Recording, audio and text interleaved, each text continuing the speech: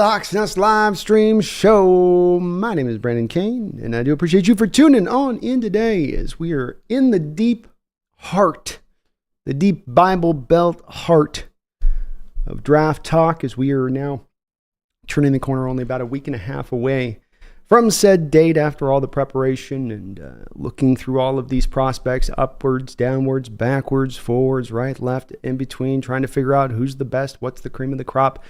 We have kind of gotten to a point, I think, that we've reached where we can start to maybe get a little bit of a better idea of the realities of this draft. And no two drafts are the same. Everyone's got a little bit of a different flavor to it, different strengths, different weaknesses, places that it's very strong, places that it's very weak, or perhaps maybe just strong throughout. There are all varieties, shapes, and sizes when it comes to NFL drafts, and this year is no different. There are a lot of little peculiarities. I can't say the word, but you know what it means.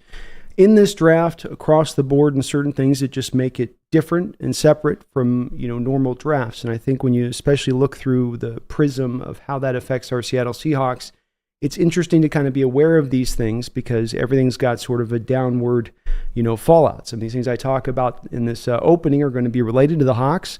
Others aren't, but it will also then kind of bring about things that could then face the Hawks as far as because teams have chosen to do this. You're now looking at this with where you're picking and what you are dealing with. As we've gotten down to the wire here, I think just from a big picture looking out part of this draft, I certainly think that this is one that is much more weightier to the offensive side of the ball. The tackles, the receiving class, of course, the quarterbacks. It's a very, very, very deep side on that ball, absent one place that we're going to talk about here in a second. And while the defense isn't as strong at the top, doesn't have some of that top-heavy nature to it, it may have a little bit more depth in this draft than the offensive side of the ball does when you look at some of the prospects that could be available to you in the 4th, 5th, 6th round who actually do have some value, even if just as rotational pieces, as some of these guys might have as an outlook on the defensive side of the ball. But let's jump into it. I've got a collection of these I want to talk to you guys about and look at this a little bit. And let's start out with a couple of these realities that I think, again, are going to help focus the draft. And you're going to understand as far as how this impacts the Seahawks right off the jump with this first point that I want to make. The quarterbacks in this year's draft uniquely rule the roost. They're sitting in a position right now where they're going to be picked really early on, which means we're going to have a lot of quarterbacks selected before Seattle picks. Now, anybody that's been watching this channel for quite a bit of time knows that I've long predicted that bare minimum we were going to have 5 quarterbacks taken before our Seattle Seahawks selected 16. And I still hold true to that. In fact, I still hold fairly strongly to the thought that we're probably going to end up seeing 6 quarterbacks taken before the Seattle Seahawks go. And this is really going to be a big driver for the Hawks in this draft. Driver to potentially maybe have a blue chip prospect player there that another team wants to trade up for and is willing to give you some prime assets in order to do that, or merely you just want to take that guy. You say, hey, we're happy to have this Brock Bowers land in our lap. We're happy to have this Fawanga land in our lap. Be it whichever kind of player that might be, there's no doubt about it. You're usually sitting at 16 like this. You're not going to have any chance for a blue chip type of cat. Not on the table. There's no option there. But because there's so many quarterbacks that are likely to be taken up ahead, it buoys everything up, right? This guy that should have gone there at 2 or 3 now goes back here. This guy at 7 or 8 goes back out here. Everything gets kind of pressed backwards a little bit because there are so many quarterbacks at the top of this draft that are going to be taken. And I do still hold true. I think it's going to be 6. 6 quarterbacks I think are going to get taken before your Seahawks. Not just merely necessarily because the team ahead of us is going to take that Bo Nix, but because then will be, I think, maybe a team that's willing to move up in the draft from the back to the front to go get that guy and ensure they're able to get him so some other team is not able to also jump up and grab it. But we'll see how that all breaks down. Of course, we're going to be getting through this whole maze of rumors and trade innuendo here very soon to where the rubber's going to meet the road, and we're going to learn very quickly the realities of where things really truly stand in this draft. But no doubt about it, you're looking 4, no doubt, 4 quarterbacks are taken for the Seahawks pick. I maintain 5 is looking pretty likely at this point, but even 6 would be my prediction. And that is only going to help the Seahawks from those 2 places. Having that guy sitting there that team's going to covet at 25, 26, 27. They're going to be going, oh my God. Oh Oh, he's there. And John likes to trade, man. John likes to trade. Oh, shit. Oh, he's there. We got to do it. I know we got to give up some stuff for it, but that guy's there. That guy shouldn't be there. Maybe a trade's drawn like that, or you just get the prime asset. Next one I want to talk about in this draft, you guys all know this. Everyone loves receivers, even the people that probably tacitly follow this draft. Look at this receiving class and go, yeah, they're really good. Duh. But there is just a wide collection of receivers in this draft. It's deep throughout to where you're going to be able to find guys, I think, even into the 6th and 7th round who might be offering some kind of maybe NFL skill set that they bring other than just being a special teams player. I fully expect there to be 4, even maybe 5 receivers taken in the first round alone, and that's going to hold true through the next couple of rounds. In fact, that number might even build every round. You might see 6 in the second round, 7 in the third round. There is just so many little fun receivers. You have your Steve Smith type in a Malik Washington, a guy that's maybe a third round guy. You get a guy kind of with a Steve Smith sort of skill set and what he brings. You got the purified route runner and Ladd McConkey. You got your freak guys, athletes from Romo Odunze, not Romo, but Malika Harrison and Marvin Harrison, Brian Thomas. Malik, as I was saying with Romo Odunze, him being basically Larry Fitzgerald, almost at times feeling like a carbon copy on the field in the way he plays. You got your speedster who ran the fastest time ever was Xavier Worthy. You've got your 6'7" gargantuan, super long ass arms Johnny Wilson out of Florida State. That receivers don't come built like that. You've got your big, just as you like them, built in a lab types like Xavier Legette. You've got your Deebo Samuel. I'm going to go out there and just give me the ball in space, and I'll go out there and I'll work it like Malachi Corley. And these guys are just peppered all the way in throughout this whole draft. And if the Seahawks come up in this draft taking a receiver, I think it's very likely that you can understand that they're doing so because they are still leaning into that value point in the draft, because that receiver they have on that board is really high, and he's lasting not because there's a medical issue or because he doesn't have talent. He has lasted to that spot because there's just so many being taken up ahead of him. And he happened to have landed in John in the front office's lap, and they're like, we just can't, this value's too much. We've got this grade on him, and he's sitting here in the 4th round, or he's sitting here in the late 3rd round. And I know that's not a pick people are anticipating, but I think it becomes a possibility when they're this good throughout the whole draft. When somebody's going to be probably, John's going to have, I think, a hard time where it's like, take the, 6th round edge here that we've got graded, or go down to the 4th round receiver, and keep going low from that point. I think he could definitely end up leaning to receiver. And I'll say this just on top, last thing with the receivers. If they do take one, these guys, you're going to have likely really a lot of fun with whoever they take because they're so uniquely gifted. These are not just guys that it's like coming off a conveyor belt. Every different one's got their own mold they were made in. And so a lot of fun skill sets if you end up taking one of these receivers too. You're not going to be unhappy with the guy that you get, I have a feeling. But I do have a little bit of a feeling too that the Seahawks might lean into picking one because that value is going to be so tough at one point or another in this draft. I don't know where. I don't know when. But I think it's going to get tough at one point or another not to jump and grab.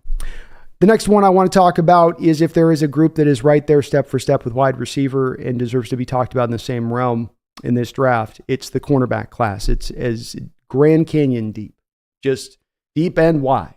Now, it is missing the sizzle, the star power. You're not getting your 5-star rating on these cornerbacks in this class necessarily. I think Quinyon Mitchell deserves to be talked about as a guy that's maybe a blue chip guy. And there's certainly a lot of people that like a couple of these other corners in this draft a tremendous amount. But there is no denying whether those folks agree or don't agree on that. It's a very deep class as far as cornerbacks go. You look through the 3rd, through the 4th, through the 5th round, you're finding guys that can run, you're finding length, you're finding size, you're finding ball skills, you're finding guys that can tackle. It is not a group that I think is all over the place in the different skill sets it brings, though. You can certainly get whatever you're looking for. You want to find your slot specialist, you can go get that guy, and he can step in and be one of the better ones maybe in the league immediately without having to pick that guy high in this draft.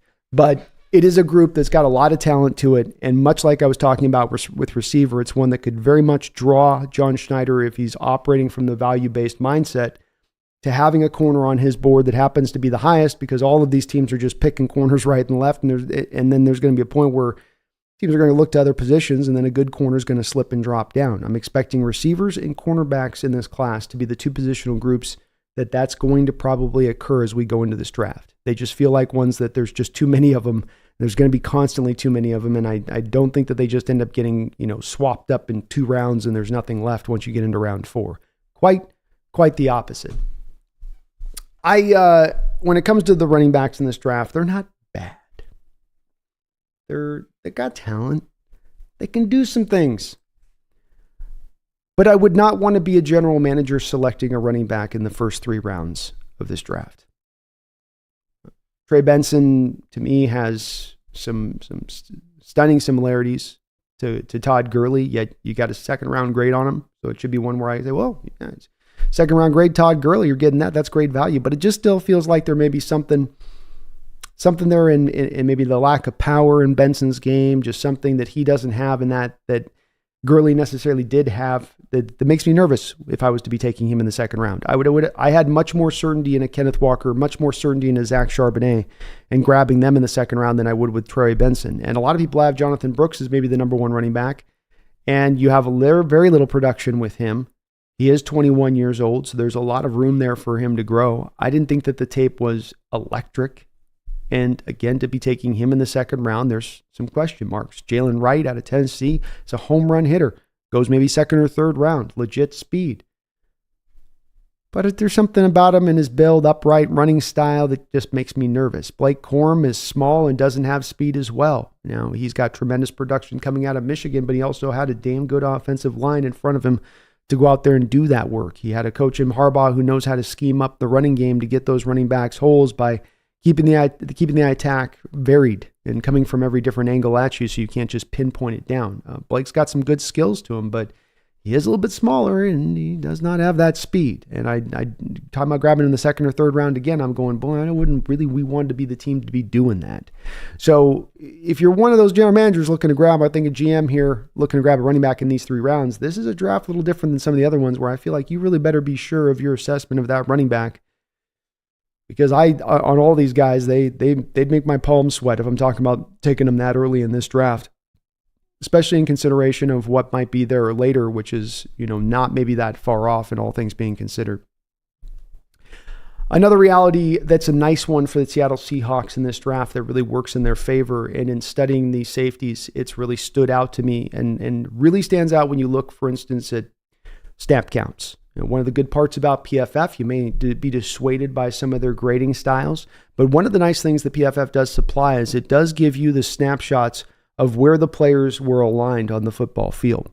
We're leaving an age with free safeties and strong safeties where they played to a role, played to a space. You'd have your cover 2 defenses where it's just 2 guys taking half a field, and that's what they would do, and that was their skill set. Or your cover 3 free safety like Earl Thomas, who's got to be out there just roaming, being sideline to sideline fast, keeping the depths clear. Then you've got your box safety, right?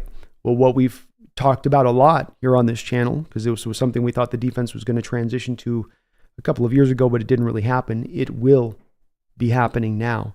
And that is the move to the cover 2 shell scheme, which is I need you to be able to do pretty much everything. I need you to act like a box safety, Mr. Free Safety. I need you to act like a free safety, Mr. Box Safety. You have to have these skills. It's now not just going to be where I can put you in a box and say, we'll protect you in what you can't do. Offenses will exploit that. That's why the need of this evolution has occurred on the defensive side of the ball. What's really nice about all of these safeties when you go through those snap counts, when you watch through the film, is that they're being asked to do a variety of different things. They're not just posted out in the center field over and over, dropping to depth. You see him here dropping down. You see him going to the flat. You see him buzzing down underneath. You see him out there playing cover 2. Then they'll play a cover 3. Then they'll come up and they'll be blitzing. There's a lot of these safeties in this draft that are going to have a lot of familiarity with the playing style by which Mike McDonald is going to want his safeties to be able to handle. It is tough stuff for those kind of guys. It's not easy being asked to do these variety of things. Much easier to be told, come down in the box and hit people. Stay back in center field and be faster than anybody else and clear away the deep balls that'll probably rarely come if you're covering it upright. Much tougher now with these safeties, a much bigger task to handle all of these duties, but it's good when they've got it as a background coming out of college because you're not starting from square one and trying to bring them aboard onto the scheme and get them up to speed fast. Really nice thing to watch in this and looking at these safeties and almost all of them have it now. That's the part that I want to really get across. It's not just a couple of them. It's almost all of these guys are being used a bit in that way at the college level. Another one that's going to come up in this draft and one that I feel about, if you talk about, Brandon, what's the player we're going to be drafting here? Well, I'm certainly left guard or guard in particular is going to be picked at some point in this draft. I would feel very strongly that is going to occur. And I would expect probably inside linebacker. I'd put a lot of money on that one being one that you're very, very likely to see the Seattle Seahawks picking. But if I was to go to perhaps maybe a third position that I think is going to be selected in this draft by the Seattle Seahawks, it's going to be the hard edge. And what I mean by that is it's going to be your big edge on that side who can root down, play that 5 tech, lock in, set the edge, overpower pretty much any tackle in the sport because they're kind of, I'm not going to call it freakishly big, but just freakishly big compared to those 255 edges that are going to try to beat you with speed, quickness, all that kind of stuff. And the borderline on that, or the model on this one is just going back to a Jadeveon Clowney, one guy that was even here in Seattle. That's the kind of model of player that you are looking for here and that I think the Hawks are going to be looking for because I think it's kind of missing on the roster. To me, Boye Mafe feels like a guy they might like a little bit more, rushing a bit for more of the left side of the football field. He can go both ways, and he's certainly good in the run game, certainly good setting down the edge. But he's not the typical kind of big, hard edge I'm talking guys that are going to be flirting with 270 pounds, immovable forces at the point of attack. And, of course, with Uchenna Nwosu, he's a little bit undersized. Derek Hall, of course, had a pretty tough rookie year. And Darrell Taylor, we all know there is no hard edge in Darrell Taylor's game. There never has been. There never will be. So we should not hope to expect it now. So I would say in looking at this draft, these guys right here over my left shoulder, I would say if you're saying, well, hard edge, what do you mean? What do you mean by hard edge? Well, I mean that if you look at these names that are over my shoulder, Darius Robinson, Marshawn Nealand, Chris Braswell, Brennan Jackson, Braden McGregor, Eric Watts, these are guys all can be picked in various spots of the NFL draft who can supply you with that hard edge, who provide you that bigger guy out there that can root down on a consistent basis when you ask him to. I'm not talking 3-down defenders here. I'm talking guys that you can just get into those tackles, manhandle them, bully them, and just make it so that those offenses can't get out around those edges. Now, Kyle Shanahan recently has been turning to a lot more of the power-based elements in his rushing attack, where he'll show it, make it look like it's a outside zone, and then just he'll have McCaffrey rock it inside and turn it into a hard A-gap power run post-snap. So make it look one thing and then have it be something else. But still, there's a lot of that within the game, especially the fly sweep game that the Niners will utilize. We're having that hard edge, and you got a Deebo Samuel coming back around on a fly sweep, and that hard edge has already walked back that tackle right into Deebo Samuel's path, and he's got to then now roll out around this way so he can carry it back and get it back upfield, right?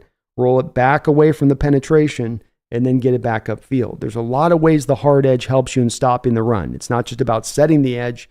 It's also about that ability he's not getting pushed. He's going to get that penetration. It's not quick penetration. It's that slow walk you back penetration, that slow burn kind of power that these guys all kind of possess in their own way. And I wouldn't be shocked, at least, if one of these names isn't a guy that the Seahawks are looking to end up taking in this draft. The other reality kind of coming up from this draft on the defensive side of the ball for me is the first 5 edges in this draft that are going to be taken, and I'm expecting there's a very good likelihood that all 5 of them are going to be taken in the first round, at least 4. But I think that there's a really good chance that 5 are going to be taken. Historically speaking, that tends to be around, we actually get usually I think around 6 or so taken in the first round. So it's usually a heavily drilled upon position in the first. And it's not one that I think is necessarily as deep as some of the other positions in this class. So I think there's going to be a little bit of a drive to kind of jump on these guys a little earlier on. And so when it comes to Dallas Turner, Jared Verse, Leetu Latu, Chop Robinson, Darius Robinson, so 2 Robinsons, a Latu, Verse, and Turner. I think all of these guys, what stands out to me, which is just kind of wild a little bit, is that they all are very different. Dallas Turner's got the twitchiness, the upside that he offers, a live kind of build that he brings where he's stronger than his size. But I do think he'll be the number one edge, but just a kind of unique in what he brings. He's got the explosiveness, the first step get off. And while Jared Verse has the first step get off and explosiveness, he's got ability to use his hands and fight in there and has some patented moves that he can go to that necessarily Dallas Turner doesn't have. He's also got some dip and bend to him naturally off of that quickness that help him out quite a bit as a rusher, and kind of unique, I think, a little bit in this first round, especially when he can kind of bend into flattening that route to the quarterback. There's might be the best in this class, or one of the best in being able to do that. You get to the third guy, Latu, a complete technician, an absolute just threshing machine with his hands. He is going to get your hands off of him, and the second he does, he dips, and he's around you, and he's to the quarterback and has a path, quick pressure, quick sacks.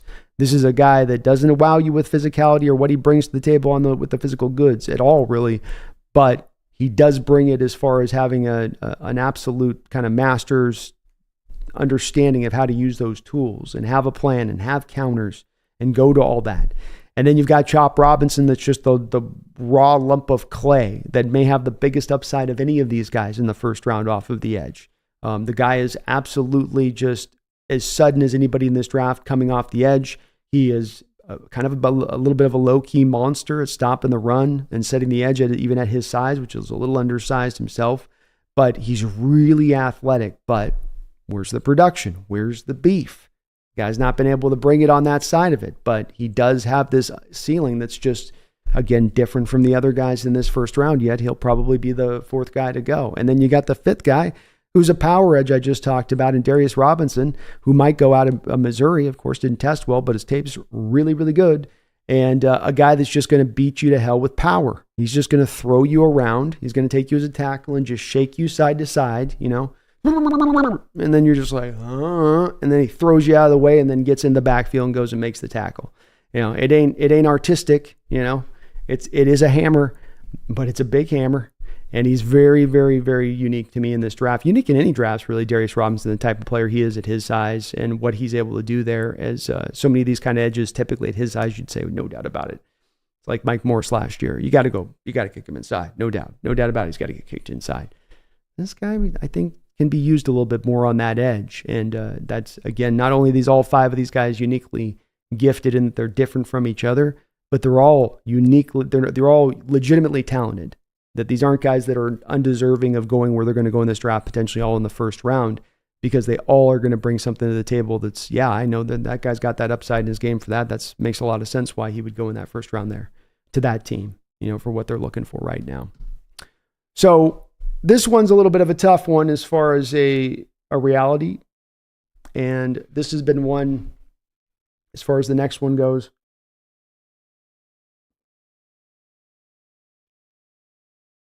that was a little bit of a tough conclusion for me to come to, quite frankly.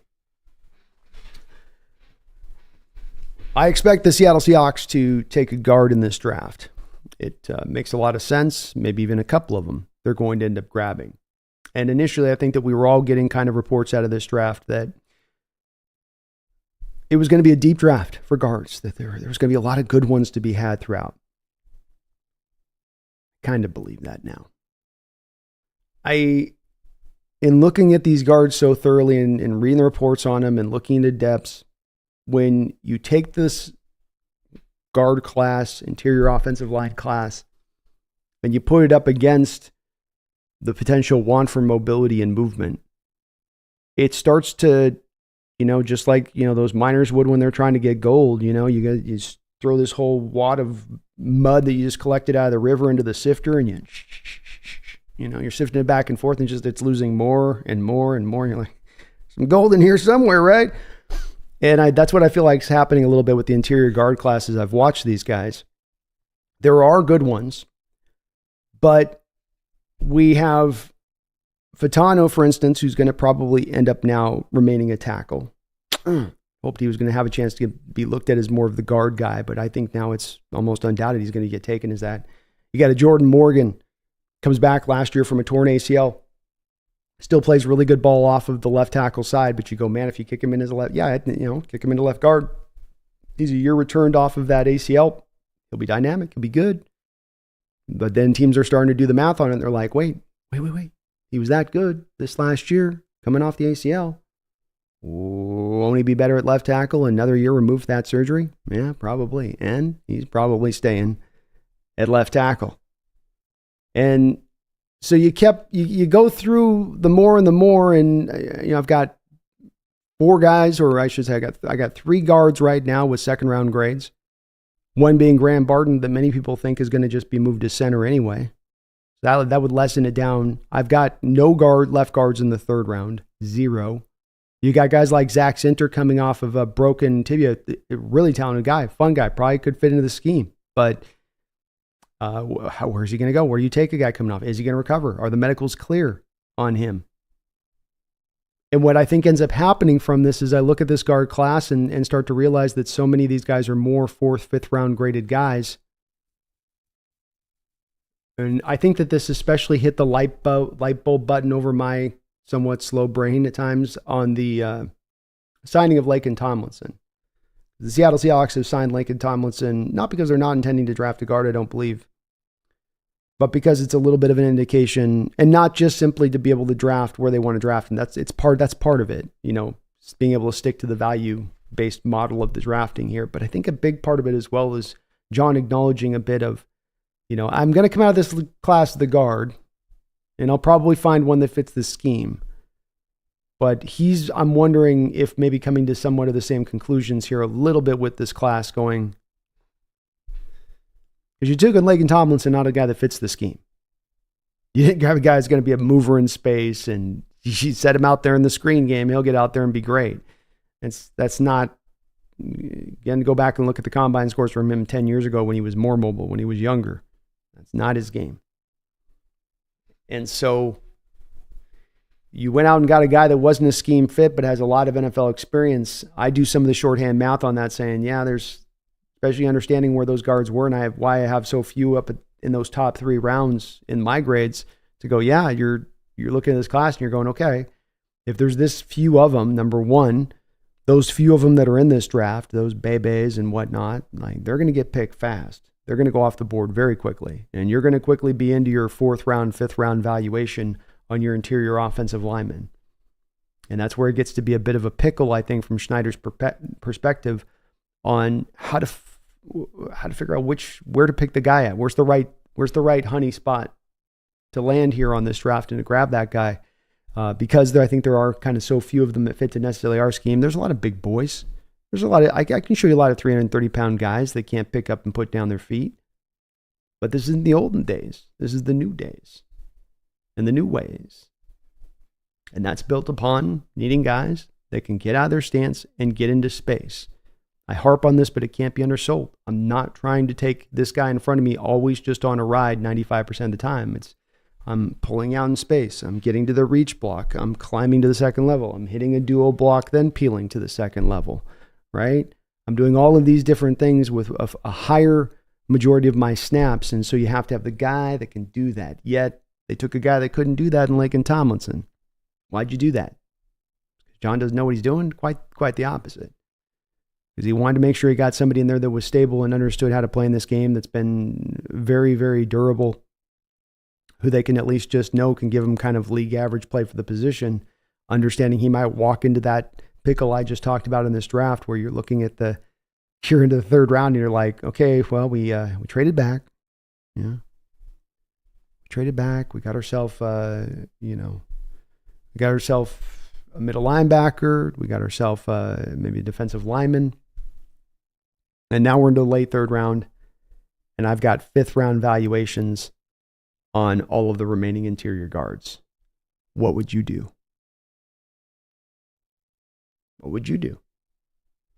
Especially if you're in John's case and your valuations on other positions are looking really good. Those risers there at that spot are looking like, well, wow, hell yeah. That's that guy compared to that 5th round guard compared to that we can get here in the late 3rd. And that's the worry I have on this. If I was John, that's the tricky part of this draft. I don't know. I think the biggest thing we all walk into it saying we want to see happen and see realized is grabbing that guy and starting to build this interior offensive lineman. And I don't want to push back on that saying I don't want to see that either. But it does come down to you got to serve 2 different things, is that is drafting for value still really the most important thing, the tried and true thing to lean into, or do you reach at that point? And that's where I think the draw in this draft can be a little bit with those guards, because it has looked weaker than it did to me, at least on first blush. I might also be a little bit off on this. I'll acknowledge that. I think there's a lot of people that might say, no, there's this guy and that guy, and there's this, Mason McCormick, and you got Tanner Bortolini, and you got your, Trente Jones and Sato Lamamune from Utah, and, here, this guy there, and you can move this. And I understand. There's definitely some guys that you could probably bring up that are, to me, kind of interesting, but just guys that did drop down for me more in that fourth round, fifth round range, and less in that second, third round range, kind of because there is some stuff that, as good as the stuff is that they show you, there's also this over here. You have a guy that moves in space, but he's got no ability to hit the strike zone, or he keeps losing his feet every time, but he moves well. You get into kind of some of these conundrums with watching the tape and some of these guys, to where you just can't elevate into a second or third round because of these kind of things that exist in the game. And that's when they're mobile. There's so many of these guys that just can't move, They're just eating sandwiches, and they're like, I'm big. I don't want to move. I'm just going to do this.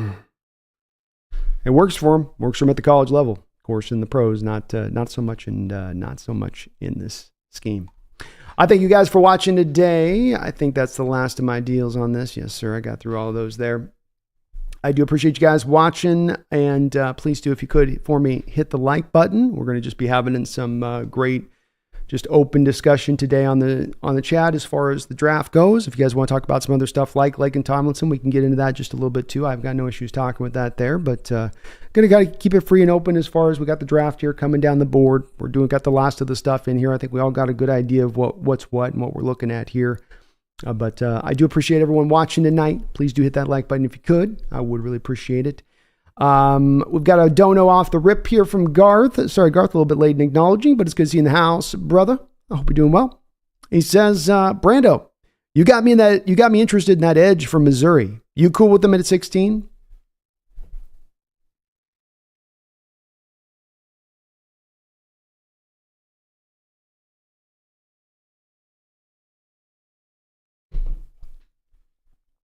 Number one, it's a fantastic question. I think it's probably a little bit early for me at 16 to take Darius Robinson. I think mainly because of the fact, Garth, you could go back, I think, 7 or 8 spots and still get Darius Robinson. I don't think he goes inside of 23, and I think you could even push it out to like 25. I think from 25 to 32, for instance, Garth, I don't think that he gets past the Baltimore Ravens. That would be, to me, that's his bare minimum ceiling spot. And I think in anything inside of that, because remember with the Ravens, they lost Jadeveon Clowney this offseason in free agency.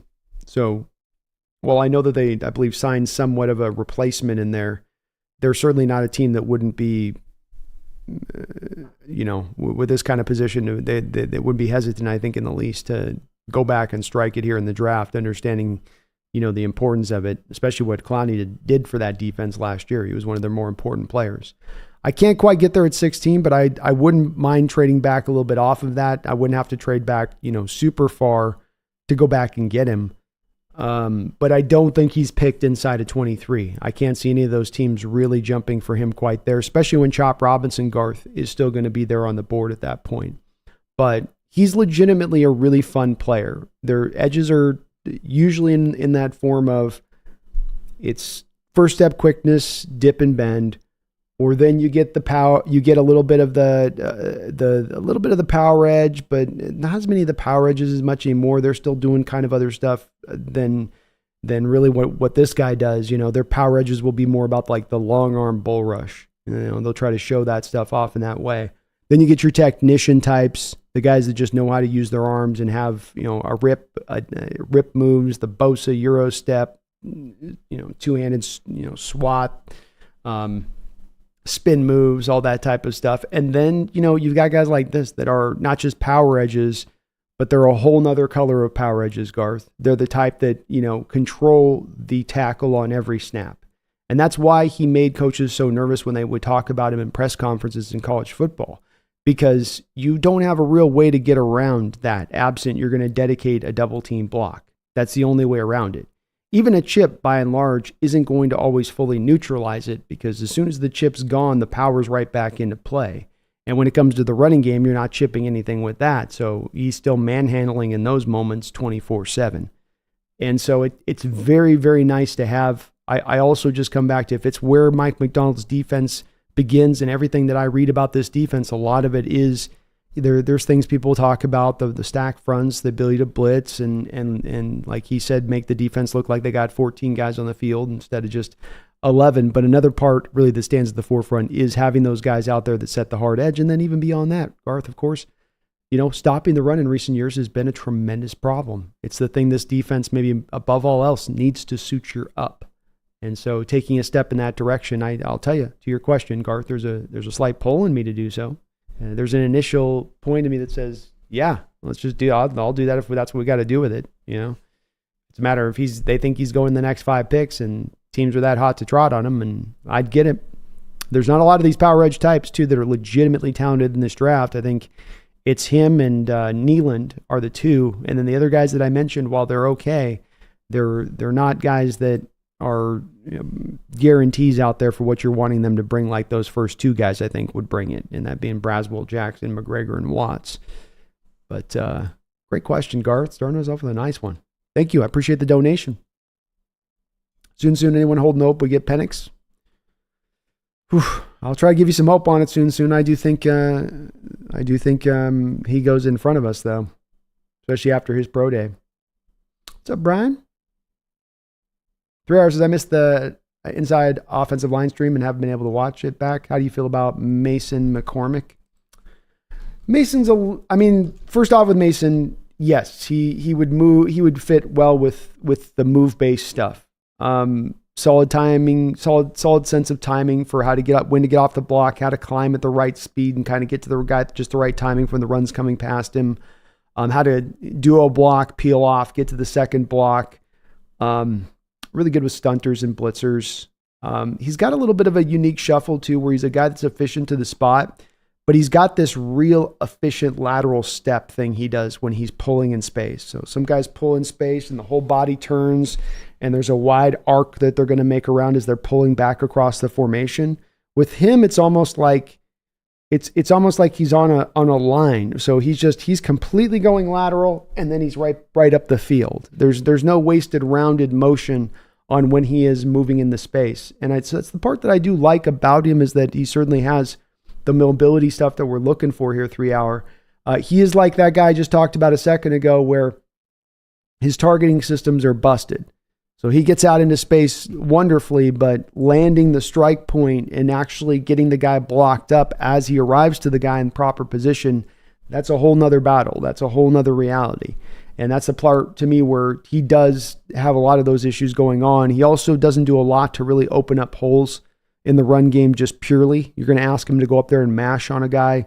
He's not really going to mash. He's kind of more of a catcher than he's a striker. So it's kind of, you come into me as a lineman, like they do this move, and the guy gets into him and they tend to lean forward with their head like this. And it's a lot of controlling the guy like this, as opposed to you got the guy locked out like this. The hands are coming out, and you've really got him controlled at that point.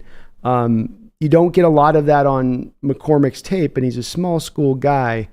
So there are some issues with him, which is this is a great guy to ask me about 3 hour, because this is exactly the type of interior lineman where on the surface of it you go, oh, mobility, tests well, good target for the Hawks. But then you look a little bit deeper into it and you go, yeah, there's some warts on this pig. There's just a couple on them. And not that I don't still like him as far as certainly a draftable guy, 4th round guy. But that's that reason I do say that those kind of guys fall into that 4th round, and you go, yeah, he's talented. But you're in that late 3rd, and you got a late 4th round grade on this guy versus, a corner you might have a 3rd round grade on, a receiver you might have a 3rd round grade on. What do you do? What do you do if you're John?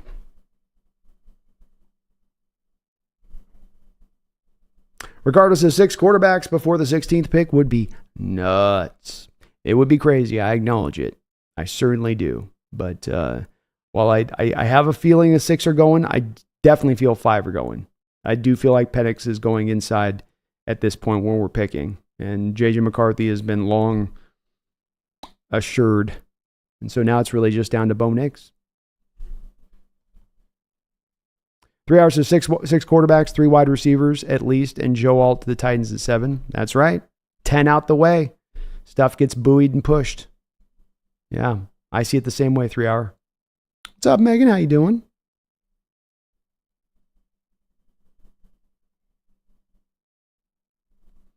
Carlos says there's always quarterbacks that get overhyped and drop. Maybe 4 quarterbacks go early, but 6 is too much.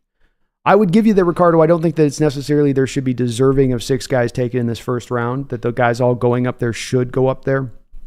It's more to me, Ricardo, of what drives this particular draft. And as I said at the top, every draft is different. There's no draft that fits to a model type that's going to be same to others. There's been 6 quarterbacks that have gone in the first round before. It's happened before. And we've certainly seen in recent years that when it comes to quarterback stock and what drives quarterbacks being selected in these drafts now is not necessarily whether they fully deserve to go in that place, but their upside. And teams are going to be much more willing to take those risks, I think, than ever before to go and see if they can realize that upside and that it's okay as far as a risk for them. Okay, we get Bo Nix at Denver Broncos, and everybody's out there going, man, he's a second round talent. But from Denver's case, they go, look, we're eating all this dead money of Russ's contract. We've got a rookie quarterback with 5 years of club control now that we can use and maximize. We got a guy that fits really well to what Peyton wants him to do in his skill set. That's, to me, what happens here. And that's more than just Nick's wowing you with the physical abilities and all that potential. Is just, it drives it. And here's the thing, we know 3 quarterbacks are going 1, 2, 3. And if we get to it being in the first 5 picks, we got 4. We got ourselves a run. Fleece says we might draft Jared Verse or trade down for O-line. It's possible. I think Verse, Fleece the Mac, to your point, I think Verse or Turner, one of those 2 will be available when the Seahawks are there at 16. How you doing, Space? It's good to see you in the house, man. John Schneider doesn't seem interested in upgrading the offensive line in the draft. He certainly has a little bit of a previous history, Fleece, of not necessarily going hard with that positional group. And I think it's a tough one to his point because it's one that when it comes to young athletes and kids becoming football players, no one's really running to the offensive line. I want to go be a guard, right? So it does end up leading kind of downwind. This is the same thing that builds the running back. Like, why are the running backs so deep? Why can you get running backs anyway? Why are there so many talented ones even in the 5th, 6th, 7th round? Because kind of partially, at least, when you trace it back, when you pull on that thread all the way back to the beginning, you got a bunch of kids in Pee Wee who all want to be running backs. So it gets the best athletes out there, have to be able to play because there's so much competition for it. Please, Mac, isn't Jonathan Brooks top running back in the draft? He is. Yeah. On a lot of boards. He's not mine. I got him as number 2, but he is on a lot. Yeah.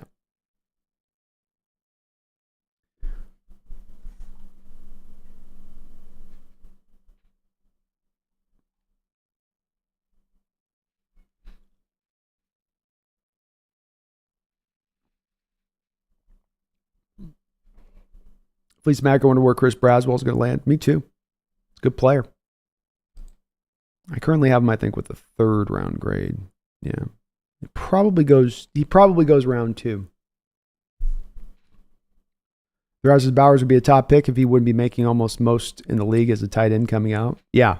Bowers and what he would be making as far as being a top paid tight end if he's picked even top 10, I'd offer 3 hour, is a big part of what might cause Bowers to slip in this draft. Not necessarily Bowers not being good, or worth it. Mr. Allo says the little McCaffrey gives me Lockett vibes. He should. I think it's a great comparison on your part because he's not small like Lockett, of course. He's got about 3-4 inches on Lock, but they both come from a background of their fathers and whatnot, or receivers. Played the position. Could teach them all those little tricks of the trade right from the jump.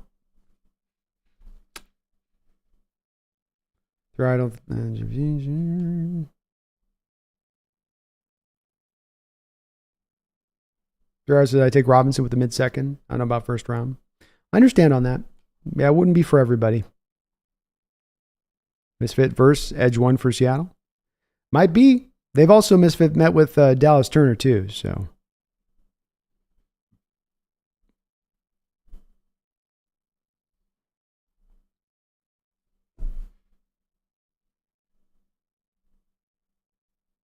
Yeah, Misfit, I want to trade down too. That's the best scenario at this point. Get us, I think, the best crop through. James Watson says, I'm fine with getting Cooper to help Mike with his defense philosophy, but Troy helps the O-line. I'd love to get Troy. I would. I'm anticipating a little bit that I think Troy gets taken off the board before Seattle's there at 16, though. I feel pretty strongly about that, too.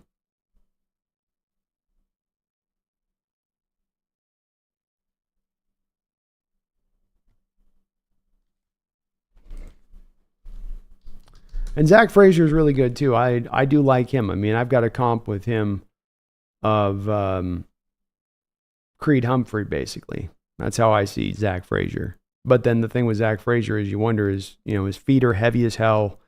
He's not really snappy in his movements. He's a really great power, heavy hands kind of guy. How will he work if you try to slide him on into a mobile-based scheme?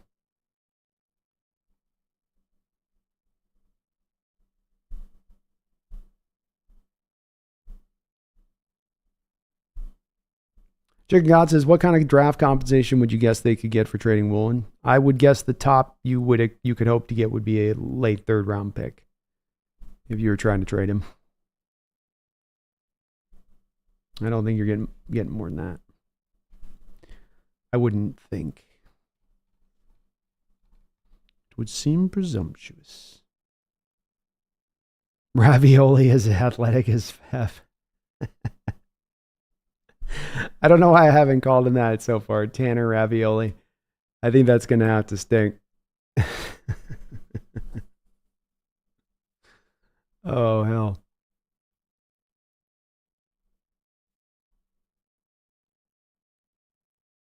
At least Max's Falcons drafting Dallas Turner. They need an edge. That's who I mocked.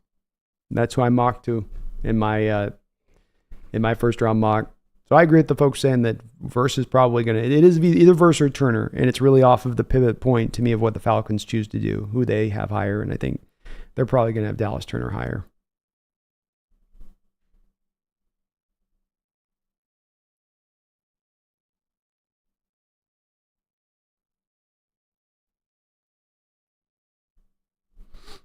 James Watson says draft 2 guards. Troy's an offensive guard and tackle. Get Zinter in the 4th.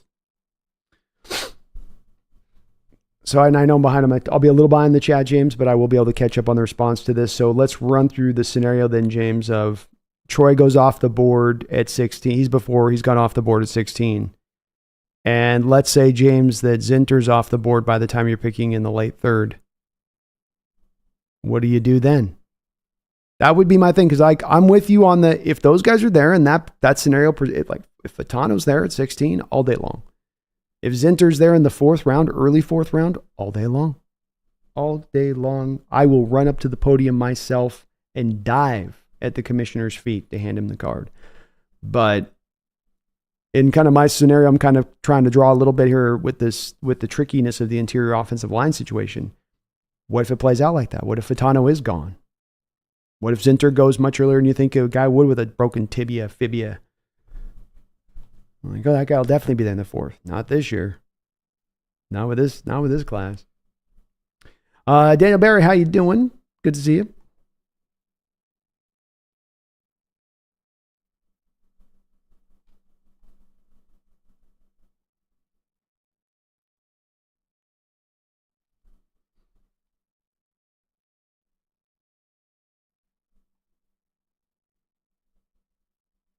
Nick says improving the offensive line can help fix 2 issues. Better play calling on both sides of the ball will also help a ton. As everyone knows on this channel, that's what I've said. I think I would have loved to see going into this offseason is the Seahawks to make building the interior offensive line a true priority. Instead, we've gotten Nick Harris and Laken Tomlinson. So they have not chosen to go this route. Quite yet. I agree though with the conclusion you've reached on it, that if you do this, if you do address this in this way, it can bring about the great results. It's a bit like Harbaugh was saying about a month ago and talking about every position on the football field is reliant on another. The offensive line is not reliant on anybody. And that's part of what should make them of more importance. Chicken God says, do you even have Darrell Taylor on the roster heading into the regular season? Means they blew it. I would hope not, Chicken God. I would hope not. But the team does sometimes have their endless fascinations with certain players that they will keep in-house till the bitter end. We'll give him another shot. We'll give him another shot. Okay, just one more time. Okay. He's definitely got it together now. Please, Mac, I understand not being a fan of Chop Robinson. It's the production has not been there, despite how nice the tools are with him.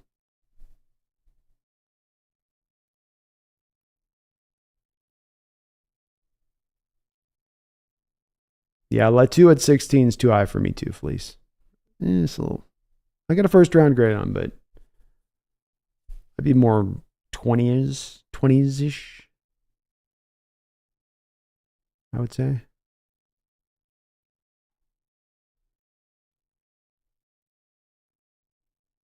God says, I think the quarterbacks will slide in the first round and into the second, maybe only 3 picked before Seattle at 16. Boy, it's everything we're hearing on this. And usually when there's more of the slides going on, when we're about a week and a half out, we're not hearing as much hot to trotness over the collection of the quarterbacks, if that's the case. The year that Desmond Ridder dropped, the year that Pickett dropped in that draft, or even Malik Harris, there was a lot of push at that time for those guys to be being considered a bit overrated.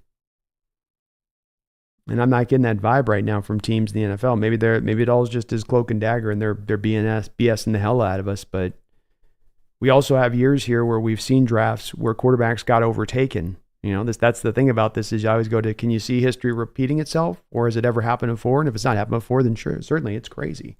But if it's happened before, if we've had a year where Trevor Lawrence win, and then Zach Wilson win, and then Trey Lance win, in retrospect, did those guys really, was the talent deserving of those guys going in that 1, 2, 3 in retrospect? The Niners giving up multiple first-round picks to go up for Lance? No, but that's the drive there is not necessarily just purely the player and how good they are, but just the utter desire of teams to say we need a quarterback and the quarterback will fix everything if we can get it. It will solve all of our worries, all of our ails. That's, I think, what really ends up driving a bit of it is, especially in this modern era of the drafting of the QBs. But we'll see. We will see.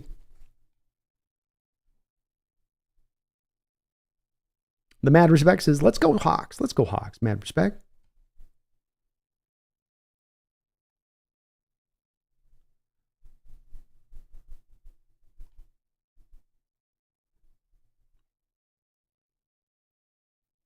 Misfit says, Parasol or Leggett as Lockett's heir. I'm not a fan of Parasol. He is young, so there's a lot of room in his game to particularly maybe grow, but this guy at 6'1" that looks like he's 5'10" on the football field. Leggett's beastly. He's kind of like a micro version of DK, or not a micro version, but he's a little bit of he'd be like DK's smaller brother, and I think he's got skills that will translate to the NFL level. And him and DK on the field, you'd have two of the bigger, more beastly outside receivers out there. 170-pound cornerbacks, knees would be a quaking. But I like Leggett better. I didn't like Purcell's tape. I thought his route running is just okay. Almost feel like he's kind of getting by on that super magic catch that he made last year.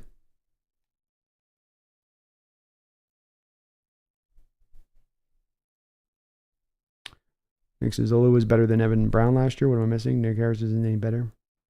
I don't know there either, Nick. They have a lot of faith in Olu. I would say the same, that it's people were asking me about, well, aren't you sure Olu's in? I like Olu, but I wouldn't be at a place of oh, we're good there. It's cinched up.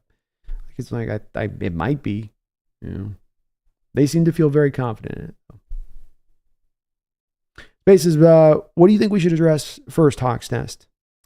I don't have a position that I think that the Seattle Seahawks should address. I have admittedly become maybe a little bit simplistic in my outlook of this, but I almost kind of feel like it's one of those things that you have to keep saying to yourself as a mantra so that you don't, it's like for the smokers who've just started quitting smoking, and there's, you don't want a cigarette, you don't want a cigarette, you don't want a cigarette.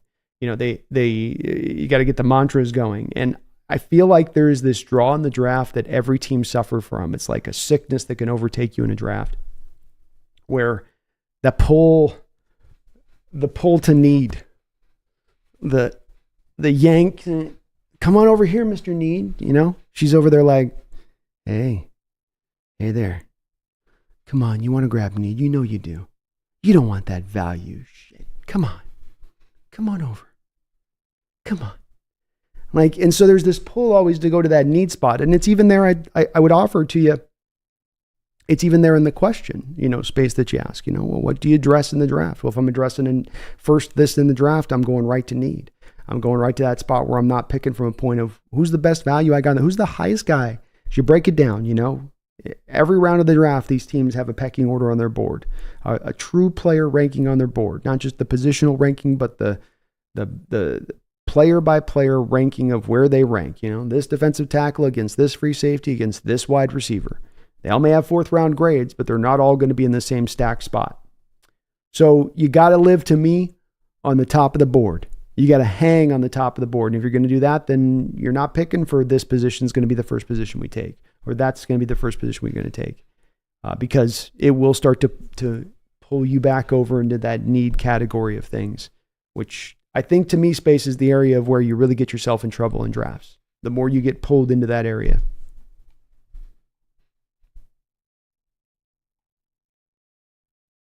Lisa Mack, Brock Bowers, 16 all day long.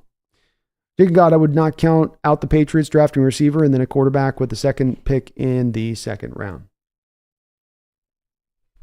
That's where it gets a bit dicey from the Patriots standpoint. It's also, I think, chicken God, part of what draws and drives the quarterbacks being taken at the top of this draft and so many being taken. Because I don't think you're going to come back to the second round and look at your board if you're the Patriots and you've got a second rounded rated quarterback sitting there looking at you, unless they really love Spencer Rattler. And if he's a 3rd round guy you got in the second round, then what do? Do you overdraft on Rattler to get your receiver at 3? I don't know. To me, on that one, chicken God, if I'm the Patriots and I'm in that place of I want to go with a receiver here, unless you have some ungodly grade on Marvin Harrison over the top of Neighbors or Romo Odunze, then you find the team that's looking for one of the top quarterbacks in this draft, and there's many of them that are hot to trot for him, and you would trade back at that point. And then it would still be 1, 2, 3 quarterbacks if that was the case. Much like the Niners did doing with Trey Lance when they moved up to 3 to go get Trey. But I would be very surprised if the Patriots didn't go QB. It would be very, very, very shocking to me.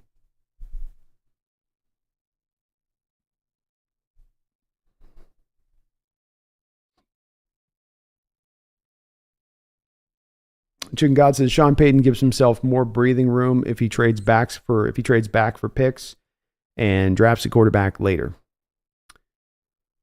I'm with you on that, but it's again that, and let me post up and show you here a little bit so we can kind of, when we're talking about this, we got the deal going here.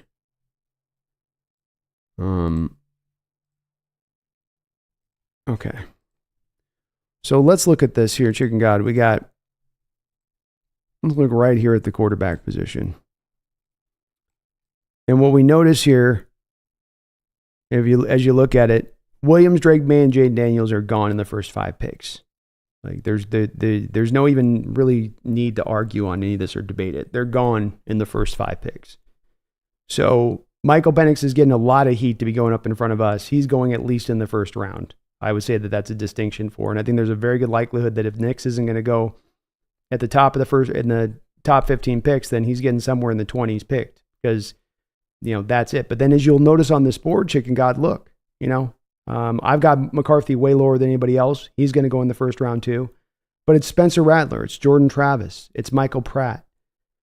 Are the Patriots, is Sean Payton going to pivot away from Russell Wilson to go with a under-talented quarterback going forward?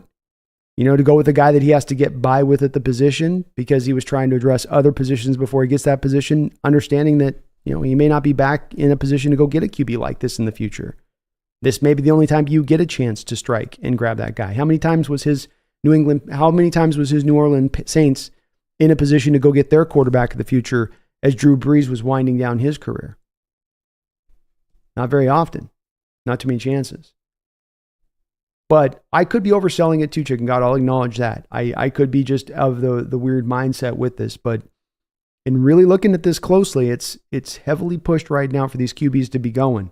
And I'm not saying 6 are going to go in necessarily all in front of us, but definitely in the first round, I think that there's a lot pushing for that. So there's just such a huge drop off to that weight game. To say, okay, we're going to wait on to the second or third round. It's one thing to say that, but then all the guys are gone. All the QBs will be out. This isn't a draft because there's so many of those guys that would have been second, third round guys like a Cam Ward, a Riley Leonard, these type of guys moving back to school ended up kind of, pulling down and lessening and thinning out that sort of second tier of quarterbacks in this draft.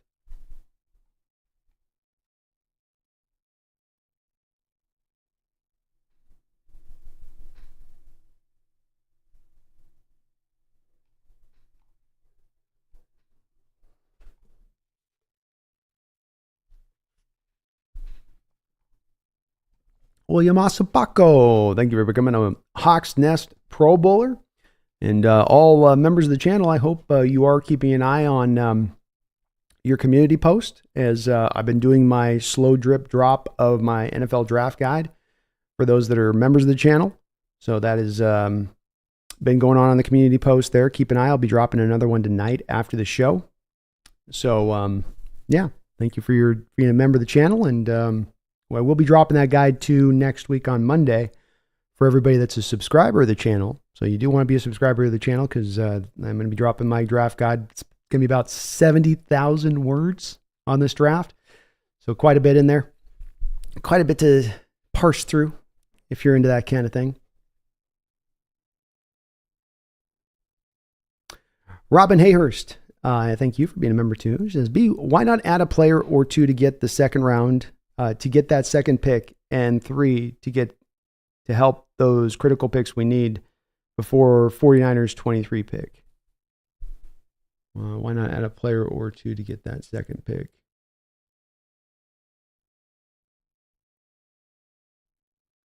I'm a little confused on the question. Sorry, Robin. Why not add a player or two to get that second pick, and 3 to help those critical picks we need before 49ers 23 pick? I think something got left out there, maybe, Robin. I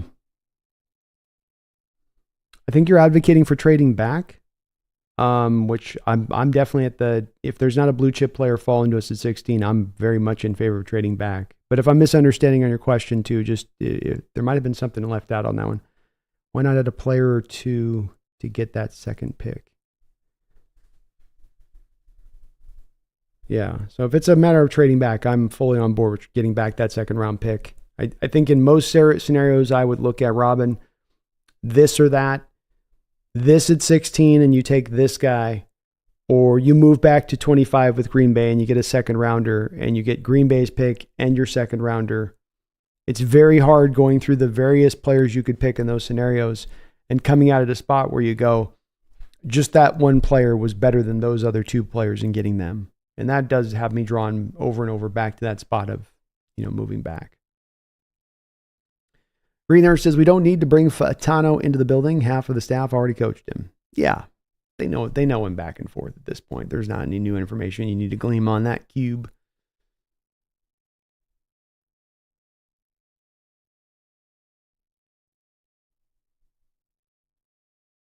Nathaniel Mari says, would you rather go offense or defense at 16? Well, I swear to God, Nathan, it's not for me a matter of trying to dodge this question. It's a little bit like what Space asked above, where it's more about my belief on this, Nathan, is that John Schneider has said over and over in interviews throughout the last 2 years when they've asked him, John, you were stinking it up in the drafts, 16, 17, 18. I mean, you sucked. Now, they didn't say it like that. I mean, I'm kind of, I'm parsing their words in the interview question. They softened it up, okay? They gave him some pillowiness to it, okay? But I'm going to go right to the heart of what they were asking. John, you were getting pantsed on a yearly basis in every single draft. And then suddenly, you started picking like a demon the past 2 years. And we're not just talking about the top of the drafts, but all throughout the drafts now. You're getting your Tariq Woolens back. We're back to those Richard Sherman days when you got him in that, 5th round. What happened? What changed? What was new?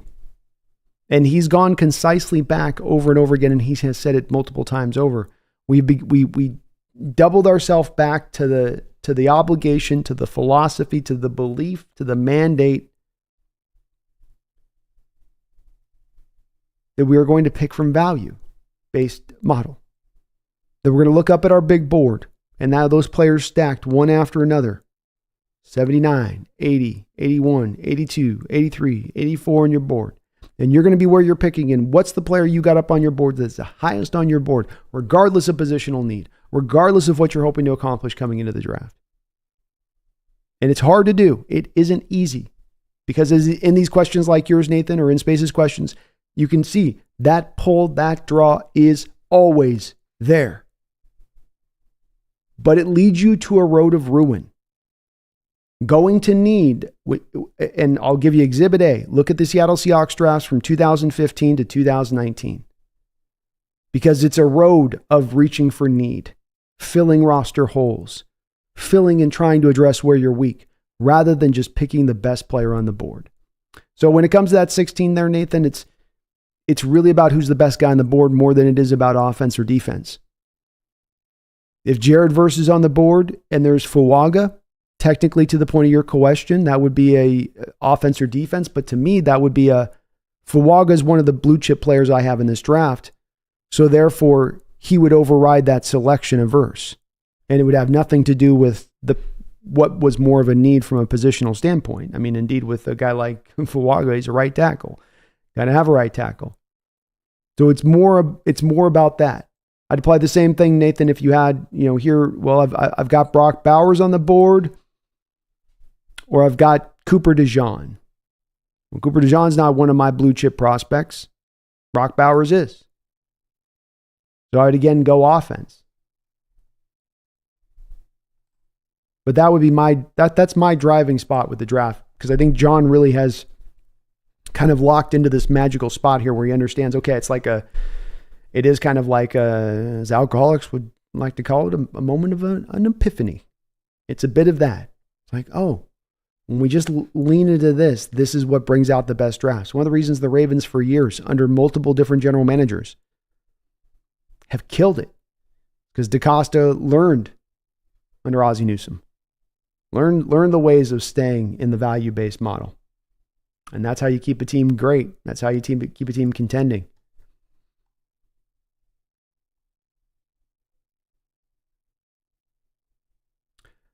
Sentai Ranger Donnie. I like the new name, Sentai. This is Hawks Nest. Hello, Brandon All. Hope everyone's well, despite Star Trek Lower Decks ending with season 5. And I don't mind that by a long shot. Nice. The Hawks Nest. Yes, I did change my YouTube name a week ago after changing my profile pic to Boone Boomer. Well, you picked a good name. I like Sentai. That works good. Why you mad, bro? My mock I have is trade back to the first round and picking up a second. And my first 2 picks is JPJ and Cooper BB. Why you mad, bro? You put a big smile on my face if that's what we pulled off. For me, I've really longed to turn the offensive line into a strength because of the reasons that Harbaugh mentioned a couple of weeks ago. It is a positional group that doesn't rely on anybody else. The quarterback, he needs his receivers to get open. He needs pass protection. The running back needs holes opened up in front of him. Corners need their defensive line to rush the passer. Pass rushers need their cornerbacks to hold up in coverage. Linebackers need their defensive linemen to operate offensive linemen so they can run in space and go make tackles. The offensive line operates unto itself. It is unreliant on anybody else. So why not build that up into a strength? Because of what that can, do for just all of the supporting parts behind it, from quarterback to receiver to running back. Isaac Draftnik says, I am all for trading down aggressively. I would personally rather have 2 dudes in the second, Junior Colson and Cooper BB, or Darius Robinson and Mike Sainristil, versus just one guy in round 1. I am of the same place there, Isaac. I think it's very hard not to drive into that direction and see yourself I see myself in the same place you are, where you can go through a couple of iterations of spinning a couple different types of guys out. It's like, well, okay, well, Robinson's not there in the second round. Okay, well, it could be this guy. I'd still do that move. That's still better than this. This is nice. That's always seemingly better at every turn. And I think it is you mentioned the word aggressive here, Isaac. I'd be aggressive too. If you got to go twice move back, I'm not opposed to twice moving back either. I would even maybe potentially go that realm with it. Chris says, I'd be fine with Cade Stover or Theo Johnson for tight end. Neither are Bowers, but yeah, they're both okay. I'm going to be unveiling a little bit of a list I've got here in a second on my underrated and overrated players in this draft. And I do have Theo as a guy that's a little bit of an overrated player as we're going through the process of this draft a little bit, but no doubt he's big. He's very, very physically talented. Production hasn't been exactly there, but there's a lot to work with.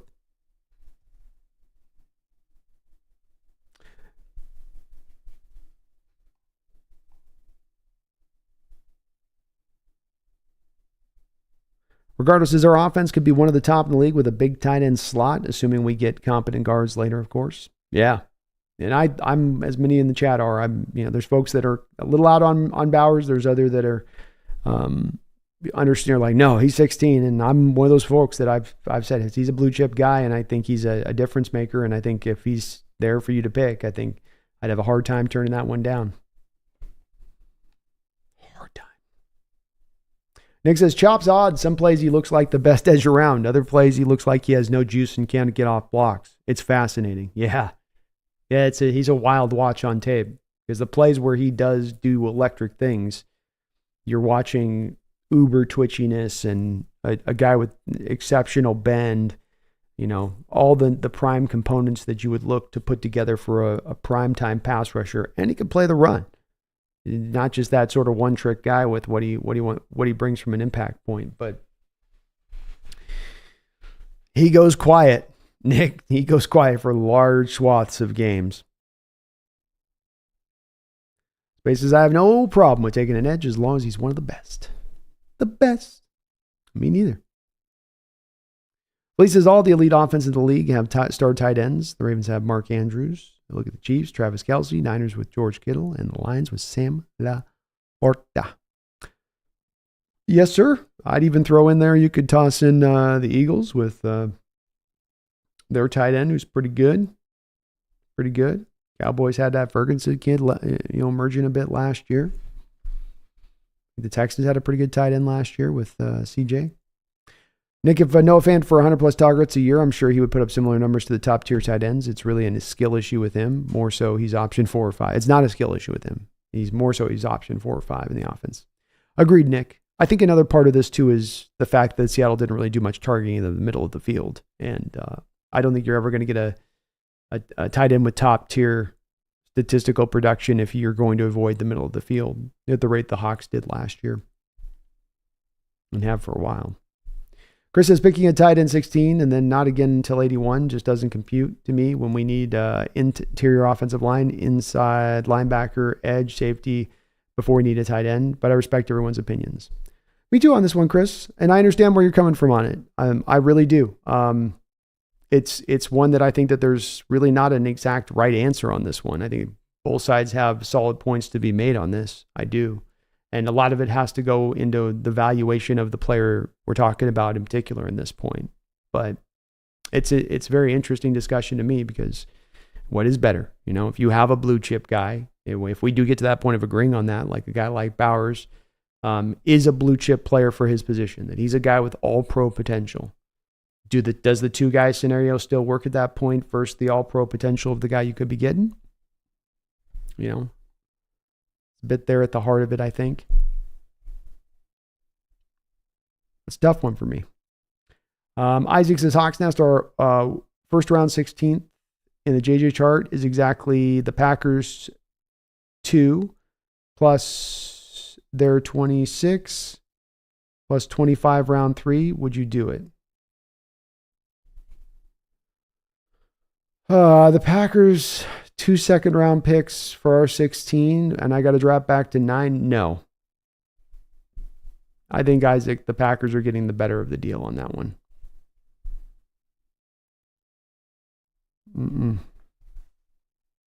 Can't do it. I want more than that.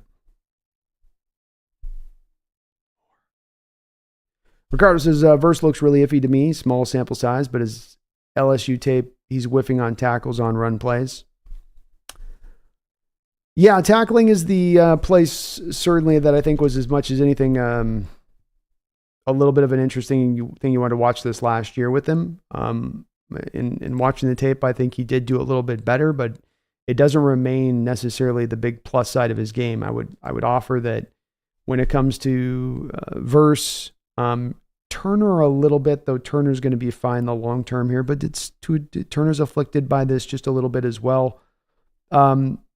With all these guys that are at the top of the first, I would say that they're all more about what they're going to do and is what they do in rushing the passer. They're just going to kind of get by as run defenders. Maybe slightly above average, with their upside there in that part of it. I don't think that they're going to be detriments for you on your defense in the run, just that they're not going to be necessarily that's not going to be a strong aspect of their game. But he is such a good rusher. The arms are legitimately pretty good there with verse. I think he'll eventually be, okay. But the tackling numbers were something I noticed, especially the previous year. The tackling was awful. And then he did clean it up a little bit, Ricardo, this past year. If you look at, for instance, his tackling grades this year versus it was a little bit, but still, again, it's not perfect. It's definitely it's a part that's worthwhile of saying this is maybe a little bit of an issue in here. Nick Guzman, I like Kamara out of Colorado State. He's also rated very highly from a pass rush win rate perspective. Nick, he's awesome. One of my favorite pound the table guys in this draft. The only thing he has working against him is size, 6'1", but he's actually got long arms for his size. I like Muhammad Kamara's game quite a bit. Very advanced as a pass rusher, knows how to use his hands. Good dip. Kid's going to be a player. I think the kid's going to be a legit player in this league. And yeah, I don't know if he'll be a guy that'll be unnecessarily on our radar as much, because I think we're looking for a little bit more of that bigger size. But he's going to be a player in this league. That's a guy that I don't think is going to bust out, that he's going to find a way to be productive. Garth Knight, thank you for the $5 donation. I appreciate you, Garth. Very nice of you. He says, Brando, if I get a shot, give us a Tim Ruskell inspired mock draft this evening. I understand if it's too ridiculous a request. Well, Garth, you should understand at this point. There's no such thing on the Hawks Nest as too ridiculous of a request. So, yes, we will absolutely, as I get caught up here, Garth, on the chat, we will do a Tim Ruskell draft, and of course, I'm going to have to explain to the youngsters what that exactly means. So I'll break it down. I'll set it up for them, Garth, before we do it, so they understand what the hell I'm doing, because it's going to blow some minds. It's gonna piss some people off, Garth. It's gonna piss some people off, But a wonderful idea, by the way. What a great idea. A Tim Ruskell special. 4-year seniors from big programs.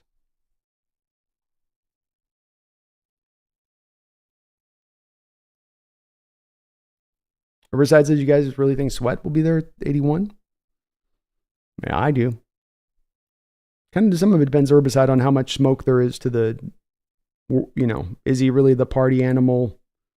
Is this guy a beastie boy, basically, from what we're hearing from some of the reports, or is that just empty chatter?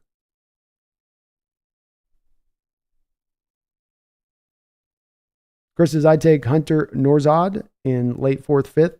We're questioning Olu. He could play guard, if not center. I like it. I haven't had a chance to take a look too closely yet at Hunter, but I'll get him on my list as a guy to take a look at, make sure I've seen him before we get the draft, because I've seen his name come up a couple times. Nick Guzman says, I don't care if Sweat is there at 81. He's like Jermaine Burton to me. Completely off my board. Never like work ethic questions, I'll tell you that. That's for sure.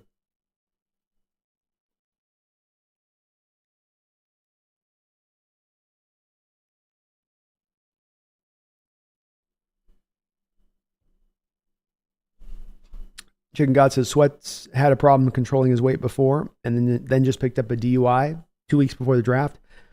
What does this message send to teams? Laziness and a lack of self-discipline.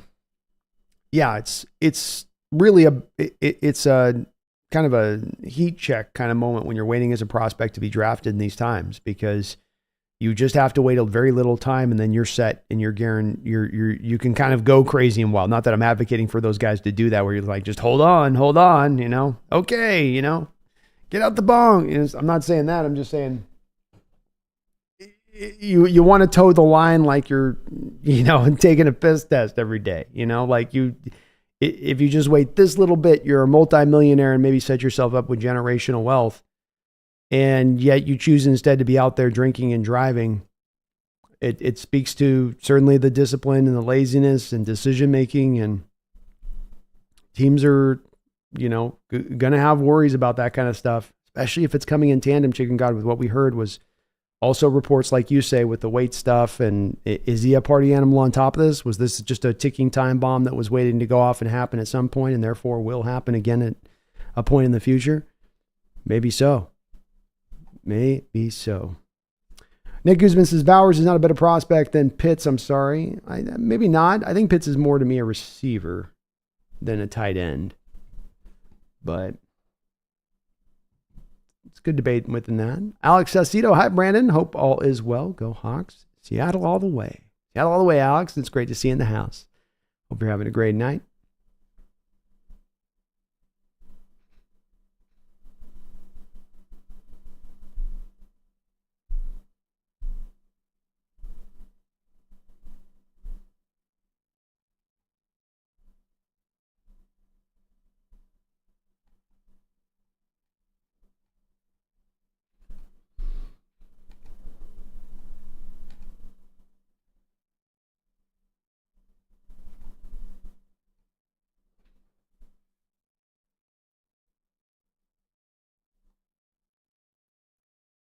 River says, I think Sam Howell didn't have a chance in Washington, set him up for failure. Yeah, I agree too. Purpose height. I certainly don't think he was set up for success. If not failure, it wasn't success. And I've said a few times, I just don't think there would be many quarterbacks in that kind of situation dealing with the environment that was there that would have gone on there and really done much of anything.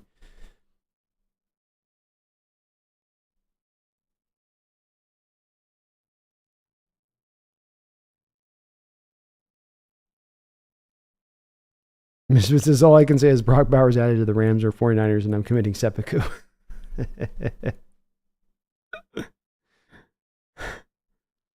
Brian says, Brandon, the draft guide's fantastic. The work is amazing and the layout is outstanding. Well, thank you, Brian. I love putting it together. I geek out on this kind of stuff as much as anything else. It's just what I'd love to do. So getting into these guys every year and really trying to understand them and all that they bring and what the potential that they could bring is just a lot of fun work to go through. So thank you for giving it a read. And if you're a member of the channel right now, draft guide is out. I'm slow leaking through just kind of position by position over the this next week. And by next Monday, we'll do the full release out to the subs on the channel so you guys can get a good chance to read through it or pick through it yourselves. So thank you though, man. Appreciate you.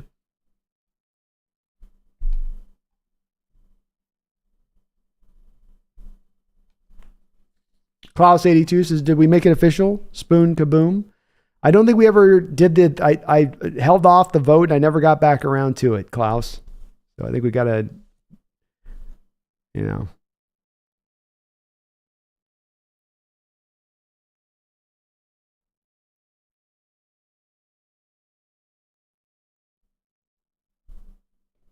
Misfit says the Rams need a left tackle pretty bad. I could see them trading up for one. Their O-line would be dominant. Could be very helpful for them, Misfit. Thing I wonder about them too, though, is maybe there's a draw on them to stand pat, see if one of the quarterbacks falls to them. If one of the quarterbacks doesn't fall to them, then maybe look to grab the top defensive tackle in this draft, Byron Murphy, Zerzan Newton, because of course now you do need a little bit of a replacement in there for Aaron Donald. Chicken God says, would you draft Roma Odunzie if he falls to 16? Yes. I believe that Larry Fitzgerald is Roma Odunzie's comp. Would I take Larry Fitzgerald at the 16th pick in the first round of this draft? Yes. And I would be so happy taking the pick. I'd take the pick, and I would still then, as the general manager, present myself to all the people in the chat that were angry that we were getting a guard until third round. Like, I don't care. I'm gonna mispronounce your name, P. So I go Malam Branch. John S. said a few months ago that he thinks guard market is overpriced, and also said that it is overdrafted. This tells me we are getting a guard in round 2. I assume we trade back to get a guy they love. It may be the case there, sir. It may be the case. The thing to consider here and remember, though, is that they have never taken a guard in the first round. They've never taken a guard in the second round. So if John Schneider takes a guard in the second round of this draft, it'll be the first time of him doing it in 15 years.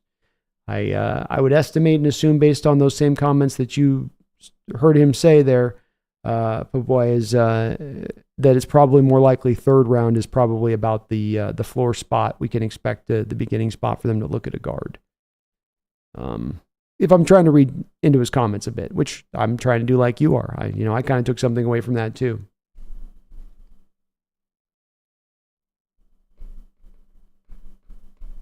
Chris says if he's a 16, I dangle Romo Odunze at Buffalo and fleece picks from them trading back. Laughing out loud. Hey, if some team's going to offer me a king's ransom, I'm not turning it down. That's for sure.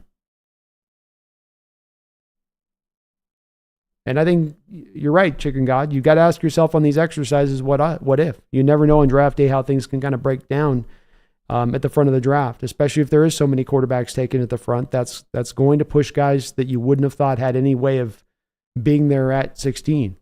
And it's kind of shocking. But I think it's worth asking. I think it's worth considering.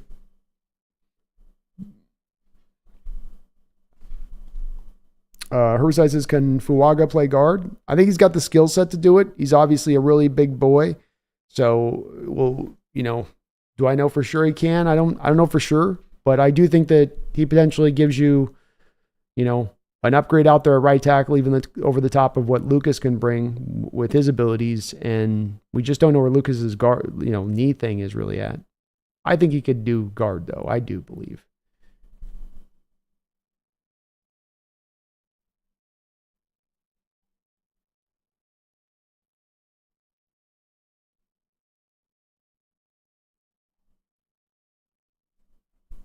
Randall McDaniel, thank you for the $5 donation, Randall. It's great to see you in the house, brother. Hope you're doing well out there. Saw on Facebook there. Your boy was out there hitting bombs on the ball yard, which is good to see.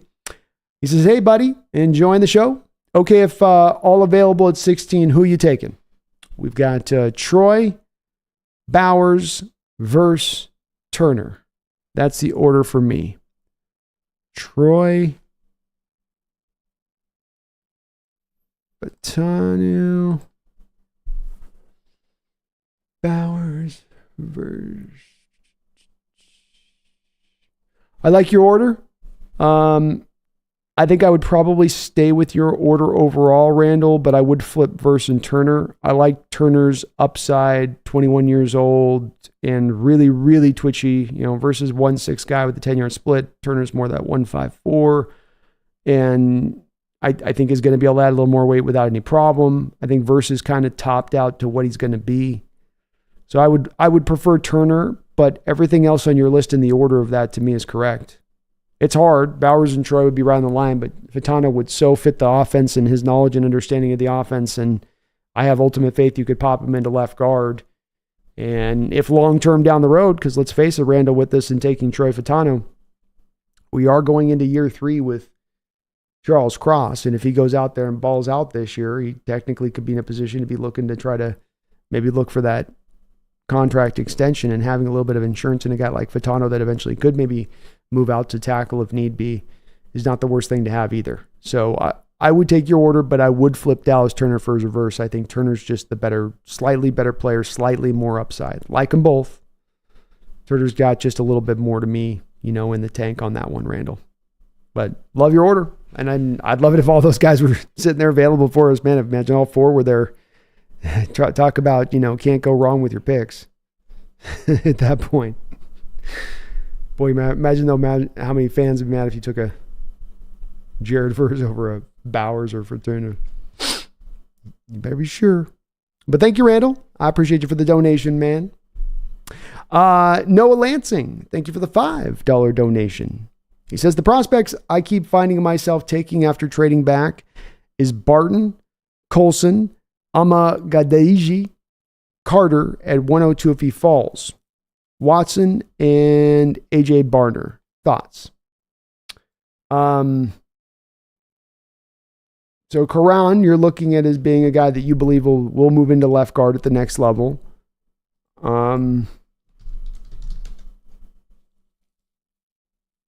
Karan's tough too because he's the Yale kid. So there wasn't a lot of tape for me to go through with him, Noah, on Karan to watch him much, but he is athletic. He's new to football. So there's a lot of thought that maybe, kicking him inside, I guess you could pull that off there with him. And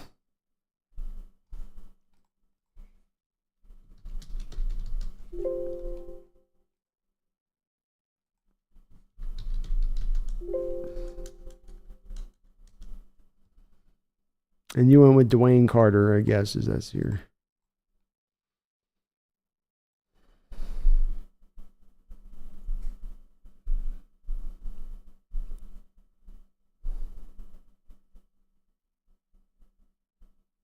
I think I would say, Noah, that unless you're looking at Colson playing Will, you've stacked up with Watson and Colson two mics. Watson ends up sitting behind Colson, or it becomes basically third in the depth chart next year. Which, if you're getting him late, that's not necessarily the worst thing. I just don't think I think Nathaniel Watson's a pure mic. I don't think he's a Will. I'm fine with Barner later, and everything you did at the front, I'm okay with. If Carter falls to 102, then the value is there to take him there. I do have a 4th round grade on him, so I think that you're not really getting him you're not getting him necessarily as a, steal there, but the value is appropriate. And you walk out of that draft having addressed center guard, your middle linebacker is good to go. I guess you would take Kieran and you put him to left guard and you'd have Barton at center. So, you're never gonna go wrong in this draft from my perspective if you hammer the interior of the offensive line. And if you come away with the best interior middle linebacker in the draft on top of it, I think that in itself makes it a kind of a successful draft. If you can pull those two things off. Because I don't think that those are going to necessarily be easy feats in this draft for how the talent is stocked. But I like your drafts, man. I like where your head's at and looking to address the line like that and try to get it actually, really dealt with. That's what I'm advocating for too. And there's no doubting with Barner. He is a hell of a blocker. You could bring out with Barner and Pharaoh Brown some heavy blocking sets out there. Throw in George Fant as your third tight end, and you're going to move some bodies off the line of scrimmage. I'll tell you that. You're going to open up some holes. Brian Meyer says Rodgers will push the pick for the Jets to Bowers, and the fans will love it. I could see it. I've got right now, Brian, of course, I've got the Jets looking at Fitano, actually, where they're picking, trying to get themselves a little bit of offensive line reinforcement, because with Tyrion Smith there, do you really rely on Smith being a guy that's going to be at his age and all the football he's played and all of his injury history? Do you rely on the fact that that guy's going to stand for a whole nother year and be healthy for a whole season? Or do you want to have some really good quality backup in there / your left tackle of the future? Because Tyrion isn't going to be long for this world. And so I went with left tackle for them because of that reason, but receiver or tight end there would completely make sense too. CR says, hello from Germany. It's early morning and nothing better than to have a Hawks Nest live stream along with getting ready. With all of our roster moves, I like the flexibility we have as long as we get a left guard, 1681. Well, thank you for watching from Germany. It always tickles me to know that we got folks watching and listening in from worldwide audience. Be it out Germany, be it out in Australia, be it out in South America. I love that. I love it, CR. And so thank you for listening and tuning in. Hopefully for what will be not too long of a work day if they're getting ready for work. I would certainly, as I'll say with this, it's kind of the two different perspectives I have with it, CR, where I really want to go get left guard. I want to address that. It's a priority for me in this draft to find ones that can, fit to what it is we're looking to do, specifically having offensive linemen that can move. But as you can see, CR, in my opening, kind of stanza that I went through and talking about some of the draft truths I think we are facing, I think finding interior offensive linemen in this draft is tricky for a bit of the reasons that you mentioned in your question. Where do you go grab them? There's not going to be a left guard worthy of selecting at 16. If you are unable to trade back and you're going back to 81 at that point, you're waiting a very long period of time to take that guard. And then I think you're then even in a further conundrum at that point, CR, where we likely see there being a little bit of a minor mini run on guards through the, not just second round, but the early part of the third round before we pick into the third round. And that then leaves you sitting there at the end of the third, and you're going, well, we need a guard. We need a left guard. But we have all this value on these other positions that are available right now that's not guard. So do you stretch? Do you need? Do you reach for need? Is that the smart move to make? It's why I said I think it's tricky. And I don't have a great answer for it on this, CR. I think it's the part that if I'm John Schneider looking at this draft, it may be one of the singular parts really kind of keeping me up a bit at night and going, where am I going to be able to kind of lock in on that, where I can hold the line to where I'm picking a guy in the right place for his talent level and I'm not reaching for need. Because I think that's what I did the long-winded approach on this, CR, but I think the drive will be a bit to reach for need to get the guard by the nature of the value of the way the board's set up where you're picking. And that's going to be the place that I start getting a little bit like, ooh, I don't know if we're the right way to go there. Good to see you in the house, though. Thank you for watching from Germany. Ja VFX says, I like Jaheim Bell more than a lot of others in this draft, it seems. I just think his athleticism pops out on the film. He's a fun player. I'll give you that, Ja. I mean, I do think that with him, and I think that there's some stuff in his skill set that he can bring that definitely allows him to be productive in the NFL, even if you're just sort of fitting him into a role. He is the best. Maybe not he's right there. Maybe not the best. He's right with Bowers as far as being the best yak tight ends in this class. I think he's a former running back. You get him the ball in his hands in space, and he can be very tricky in the open field to bring down. I think that the issues that come up with him when you watch him a little bit, Ja, are, number one, blocking is just not quite his thing. I would say almost at all. The team took lengths at times to protect him by not having him in on rundowns so he wouldn't have to run block. And then in those few times where they had him run block, he didn't do it well. And then you have a little bit of issues with him when it comes to hands. He sort of catches like a former running back convert at a tight end position. But the yak, the moves in the open field, the athleticism you talk about, I certainly agree with you. That part is definitely there. And maybe he can clean up some of those other parts of it. I just worry with the guy when he doesn't do almost anything as a blocker at the college level, that's more likely to just hold true as he transitions to the pros. He's a fun player, though. Fun player. Yeah, fun player. Fun player. Okay. Felice Mack, I think Troy Fatano's a better guard than Talise Fuanga. I do. I agree with you on that, Felice. I think, though, there might be a chance, or a very likely chance, that both of them are taken, but I think Fatano goes before Fuanga because a team will look at Troy as a left tackle, and he can hold up out there. Herbicide says, we must trade down, B. I'm with it. I'm with it, man. I'm completely on board with that. But it's going to get hard if that blue chipper's sitting there. That blue chipper's sitting there. I'm going to be sitting there on draft day like, ooh, this is tough, John. This is why you pay this is why they pay you the big bucks. This is why you were a multi-millionaire. Massfit says, imagine trading down for Barton behind Rams and the Rams draft Barton. Hey, it's possible, I guess. They're okay at center, aren't they? They got their guards, that's for sure. Space says, do you think we draft a linebacker this year? Do you have anyone in mind, Brandon?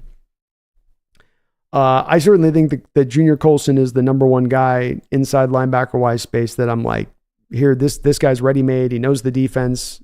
Mike McDonald's coached him. He would be, to me, a real interesting guy. There's kind of a lot of inside linebackers I sort of like, Space. I think guys to really look at and pay attention to as far as names that Seahawks have met with that I think that they've shown some interest in. And then I think that interest is true.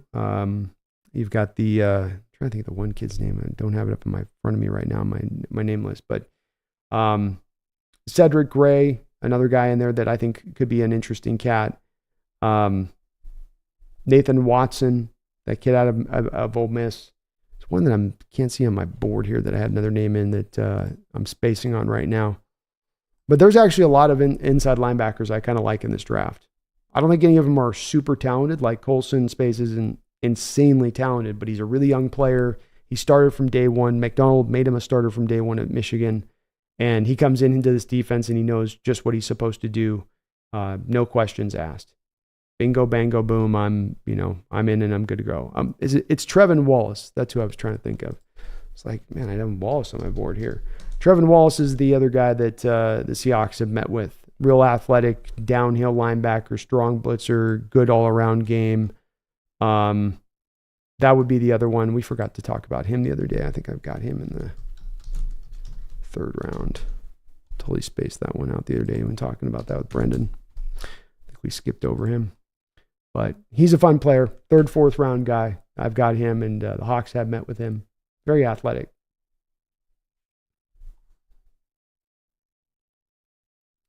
CR says, if we get Bowers, Turner, or Fatano at 16, stick. If not, trade down. It's as simple as that for me. I think that we're in the same kind of place in our outlook there, CR, in that we've got guys that we go, okay, if I've got this group of guys that I have in this target of the draft that are really good players that are worthwhile not to trade back for. You refine that list down, CR, down to here's these guys. You leave no fat. You don't leave guys in there, kinda. It's guys that know this guy's worth it, no doubt about it. And then if those guys are off the board, it's all about trading back. It's all about moving down. Even if it's to move down to get somewhat marginal draft compensation, even if it's to move down to pick up an extra third rather than the extra second we all would have liked to go get. So I'm with you. I think that that's the smart way to go in this draft and the outlook on that one.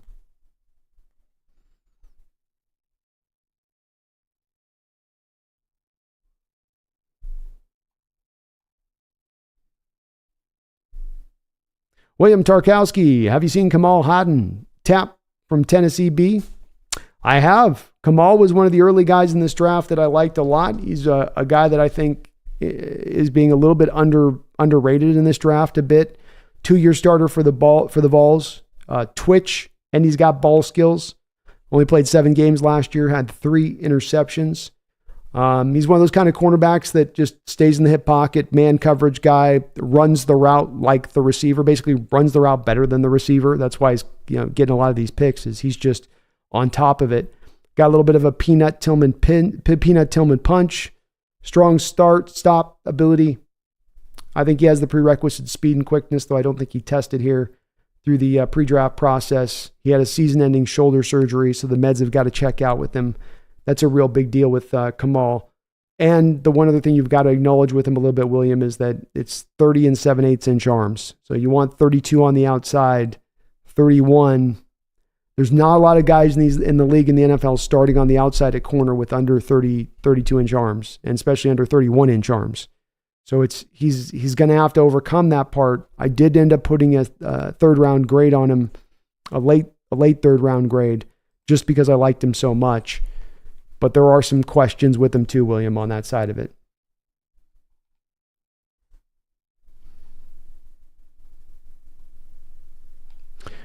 Garth Knight, thank you for the $5 donation. I appreciate you for all the support. He says, what's up with these orcas gone wild of late? Have they all seen the SeaWorld documentary?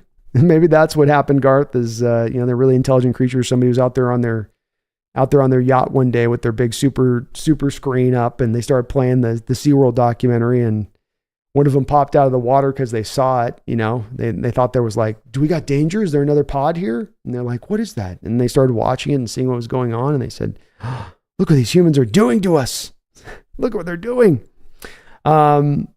Well, the one thing I always remember about orcas that I always thought was terribly frightening, Garth, I mean, just pretty incredibly scary if you think about it. There's never been an orca attack on a human being that's been registered, I guess, And the reason that scientists tell us that that's the case is because the parents teach the children what to hunt, what to eat, what to feed upon. And because the humans aren't part of the food chain for orcas in the water, the parents don't teach the children to hunt for humans. And so when humans bop in the water, it's this peculiarity, it's like, oh, what is this? It's like, it's not looked at with that sort of food quality because they've not been taught. And they're very, only what I've been taught is what I'm going to go basically eat. But it does open the door, Garth, for what happens when they learn that we're a little tasty. Because they're about 10 times smarter than a shark, right? You know what I mean? Like they're going to do some movies. They're going to do some horror movie stuff to you where it's like, it's knocking out the pillars of the, of the bay or whatever, they're smartly taking it apart, like, well, it's like having chimpanzees in the water level of intelligence with motorboat sized beasts. That's freaky. Bite power and all that stuff. So it's all it takes, Garth. All it takes is for them to just get a little taste, a little human taste, it's a little human taste. And it's over with for humans in the water. Because those orcas do not, anybody that's watched them eat knows an orca does not mess around. They'll hit a shark at 60 miles an hour just to break its ribs and knock it out. Just for fun. Just for fun, Garth. Thank you for the donation, though. Randall McDaniel with a $5 donation. Thank you, brother. Says, do you see versus upside somewhere between Chris Clemens and Frank Clark? An 8 to 12 sack guy, smaller than Frank Clark, versus snake to set edge and outhand in dirt. Randall, I would actually see versus upside as above. I would put it above Chris Clemens and Frank Clark, in my opinion. I think that Frank Clark played the run about where Verse plays the run. Chris Clemens was a little bit better than maybe both of them with his run defense, but I think Verse's his ability as a pass rusher will be beyond both of those two guys. I mean, when Clemens finally got it running kind of deep into his career, he did get it humming for like, what do you have, like 36, 39 sacks in 3 years or something like that. Like he was incredibly productive for a 3-year stretch.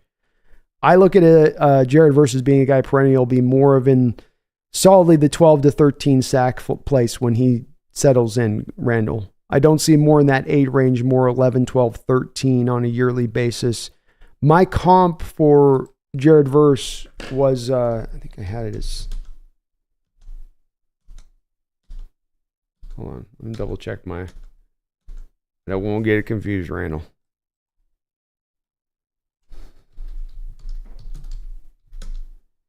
So my comp for him is Brian Burns. So if we look at Brian Burns first year, 7.5 sacks, 9 sacks, 9 sacks, 12.5, 8 last year. Bit of a down year for him. Somewhere in that neighborhood, which I guess based off Burns' production, you're kind of on it there with the spot between 8 to 12, I guess, there, Randall. I think Verse has got a little bit more in the tank to get up there a little bit higher, but not the run defender necessarily. Burns can be at times, though he wasn't this last year. And not the run defender, a better run defender than Frank Clark, certainly. But I do like his upside. I do. It's more of just that liking of Dallas Turner a bit more because I think Dallas Turner can be perennially a 14, 15 sack guy if he can get his hand usage under control and actually develop a plan of attack and how he rushes. Where, with Verse, Randall, he's already there. He's already rounded out the pass rush technique. He's optimized and maximized his twitch, his bend, his quickness. There's no more weight for Verse to add on. He's more of into that sort of just finished product set. But I like the Brian Burns comp. I think that is a fitting one for him, Randall. Thank you though, man. I appreciate all the donations. Good morning football breakdowns. Like if Terrion Arnold is there when we pick, is there a possibility John doesn't? It's a possibility. Good morning football breakdowns. I think that in my opinion, Terrion Arnold, and I've had talks with a couple of guys that I know that I specifically go to when I talk about cornerback play and that, whose assessment, without even talking to them, just kind of grouping up, and I was watching his tape, they were watching his tape, and we both kind of came back and felt the same thing. Terrion Arnold is a finished product, and he's a guy that's kind of maximized himself out to the utmost for where he's gotten. My buddy made comparisons to a little bit of like a Jeff Okudah, and I think that there's something in there within it on that where I don't know, there's a lot more room for him to grow. His skill isn't bad, and he's going to go in the first round. He gets very, very grabby, and in college football, you can get away with that, and you're not getting away with it in the pros. And I don't know if he's going to be able to be as good a player as he was in college at times when you start to take that stuff away from him. He can tackle. He does check boxes for what we need in this defense. Good Morning Football breakdowns, but I had problems with Terrion Arnold on tape. He didn't seem like the most natural corner out there. He's more of like an athlete playing cornerback and who can tackle. And that gave me some trepidation, and some other guys I know who watch the position pretty closely, some trepidation as well.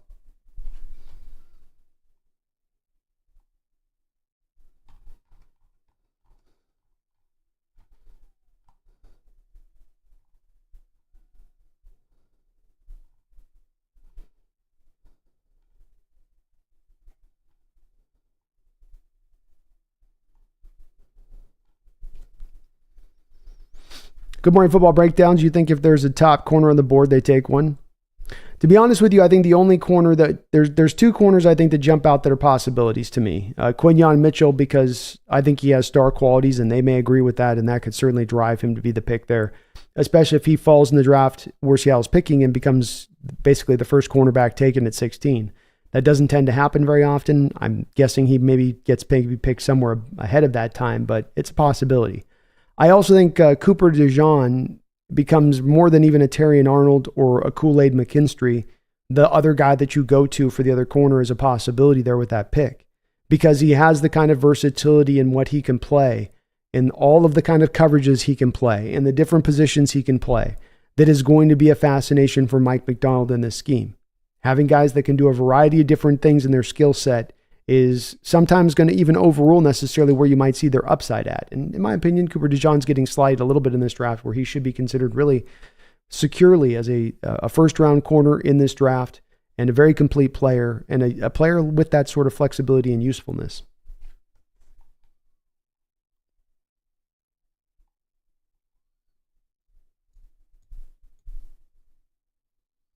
Good Morning says, I'm not saying I want them to, just like wondering if they do it. I think they certainly would be open to doing a Good Morning Football. I remember, too, we don't know necessarily where exactly the final fitting is right now with Mike Macdonald and his assessment of Tariq Woolen's tape.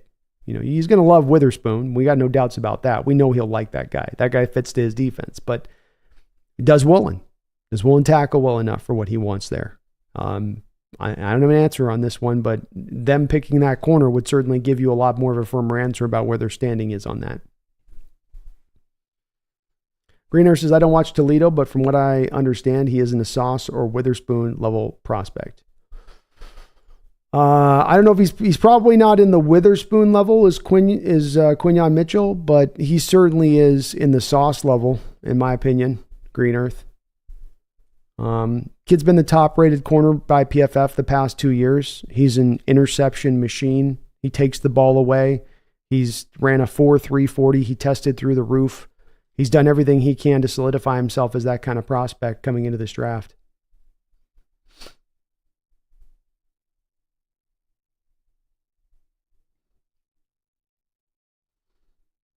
Oh, yeah, grenade.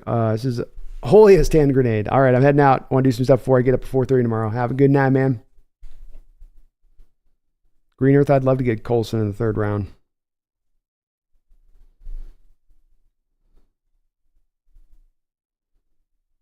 And Palestine says, woo, go Hawks. Free Palestine. Much love to my orange cat. Cappy to you and Pumpkin. Hawksnest. Well, thank you. I'll tell Pumpkin you said what's up. She's right now mowing down over there.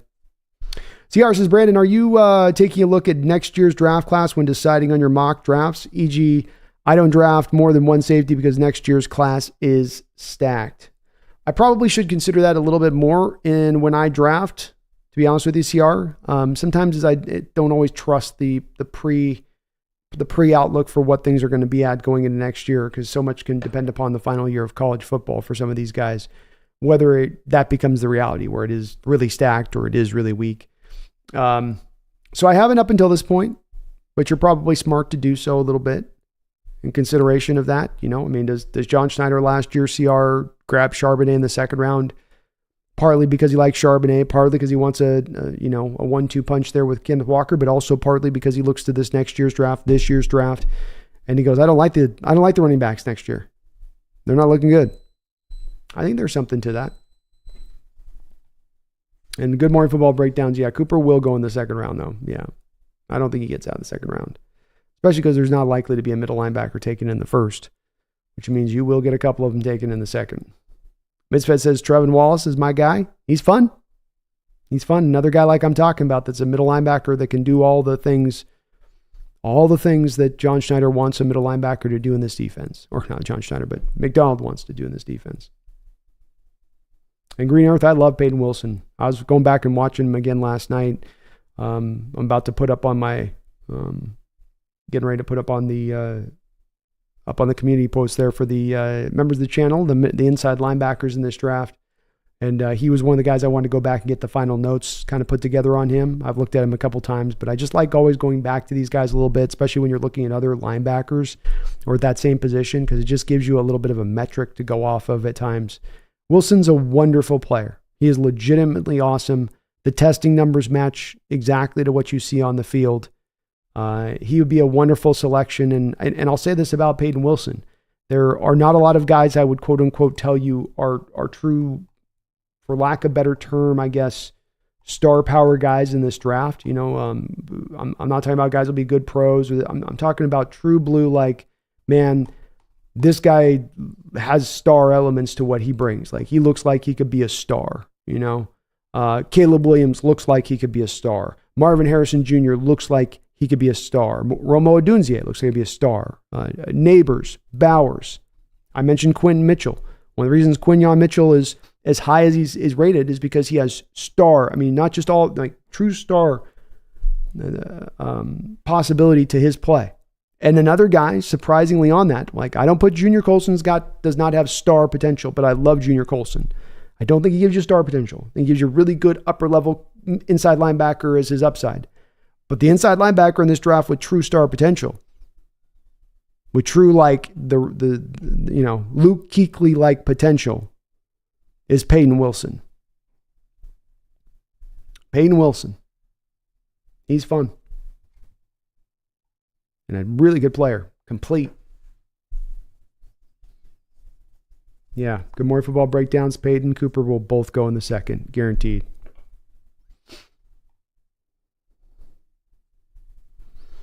Megan says, Hawks Nest, Noah wants the vote to be for Spoonosaurus Rex, right? It'll be on. I still got the names. We'll get the vote off. So I still got all those names put together. I will include that on the poll. Misfit says, why do so many of the guys I like in this draft have really short arms? Too short of arms as well? Well, it's all the Monsanto stuff, Everybody's eating food with the weed killer in it. And so it's known to shorten arms. It's known to shorten arms like the Miores used to shorten heads. This is what I've been told, at least.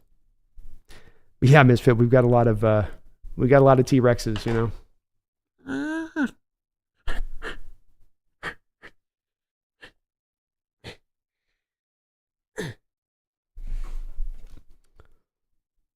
Herbazad, is James Williams still on the radar? James Williams is absolutely on my radar. It's hard to predict with him a bit because it's going to be a positional change. So when you take that guy, you're moving him to a wholly new position and hoping he can take to it and run like the wind. But he is really a fun player and a guy that is on my underrated list in this draft. Jaden Hicks in the 4th round. Sign me up, please. Sign me up. Misfit, are those Cole Bishops or Peyton Wilsons? Roman Wilson in the 5th. I don't know if he lasted the 5th.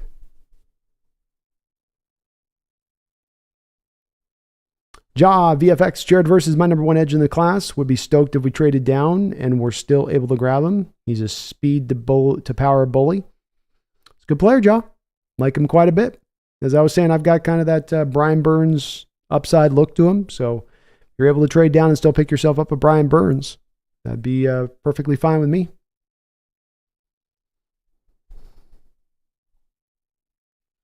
Herbicide says, so no more Spokane Hawks Nest. Why did you go there in the first place? How long were you there? When is your last day there? I am here one more week in Spokane. So by this time, well, you guys won't be talking to me by next time. Next week I'll be driving. But by next Monday, Tuesday, you guys will see me at a new location down south, warming up these old bones down there in San Diego.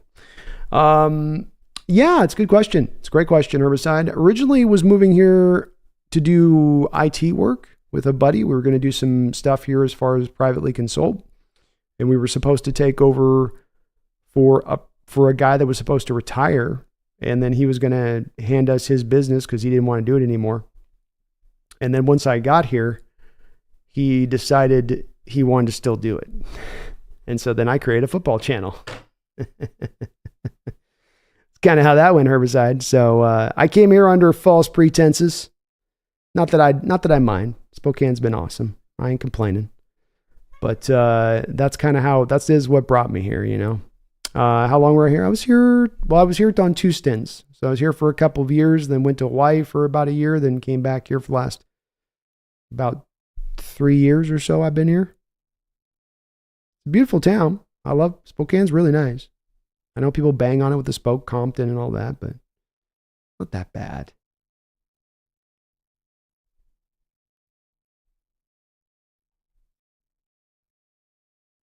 Thank you, Brian, for reminding that. Please do, if you can, folks, hit that like button for me. I would really appreciate it.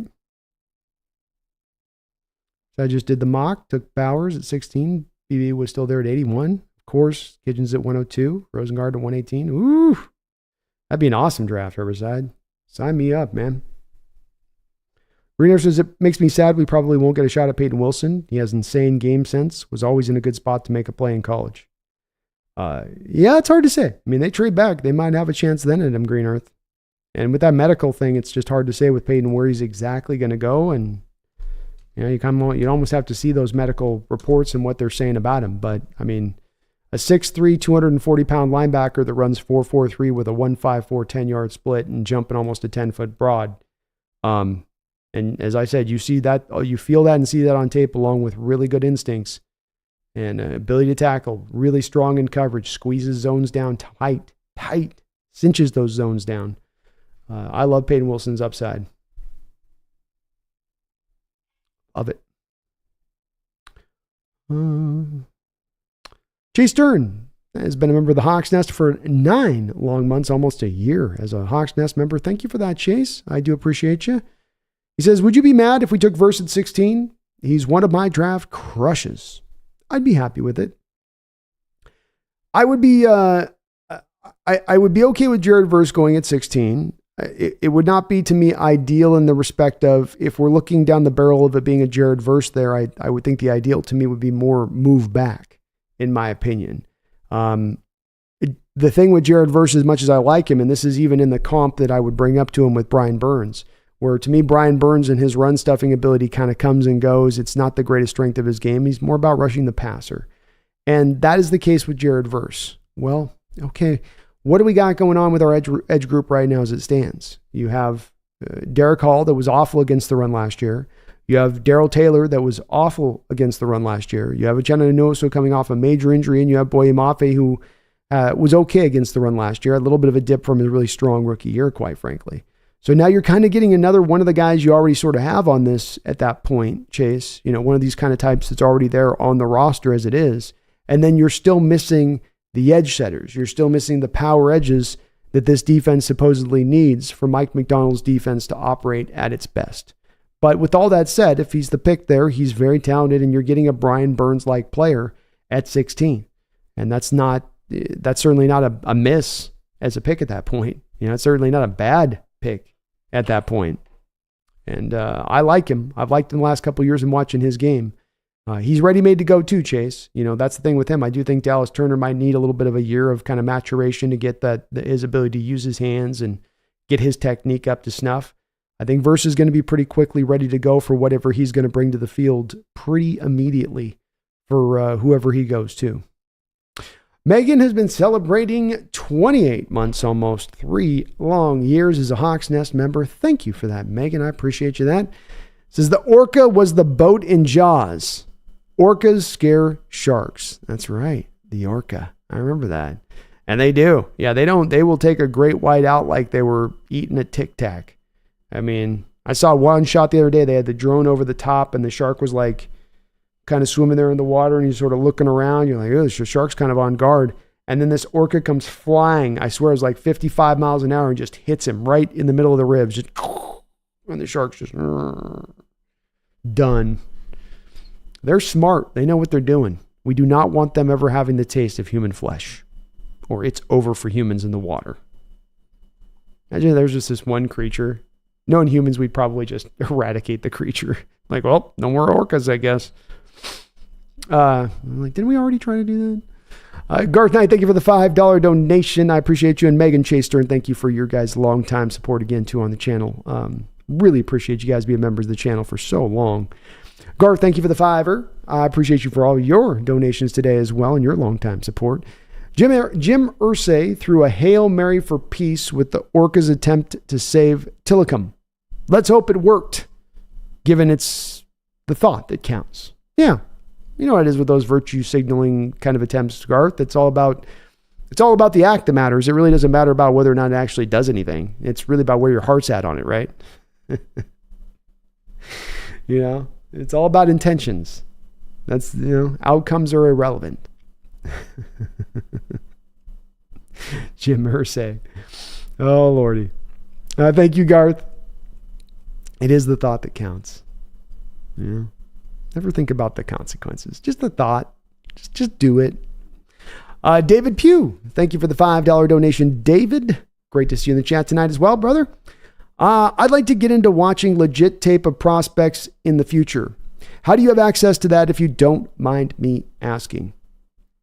I don't have anything special to go with. I certainly would love to get my hands on the All-22, David. And it's something that when me and Brendan, for instance, talk about the safety position, for instance, a lot of the evaluation on that's going to come down to things that are going to be outside of necessarily being able to look at the tape because you can't really evaluate safeties without All-22. I do maintain that you can make evaluations of other positions without it. It takes a very keen eye to what you're watching, and you've got to really sometimes rewind stuff a couple of different times on given plays to see really what happened on a given play, whereas the All-22 might show it really quickly out the jump. But it's an issue that I have too, David. A lot of the smaller school prospects in this draft, like Jalinx Hunt, for instance, I think he's out of Houston Christian or something. There's a lot of these guys out of the smaller schools where I don't have a chance to be able to watch the tape. There's a couple different ways in what I do and how I do watch it, David. I've been active last year a lot more through and watching the games that are being broadcast during Saturdays and getting those included into my notes. So that was a bit of a part of it.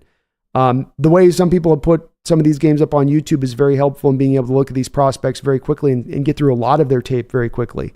Being that, you can type in Alabama defense 2023 and you're going to get a bunch of cut-ups that are basically 15 minutes of film of Alabama, Alabama against LSU for the whole game. There's 13 minutes. There's this one with it.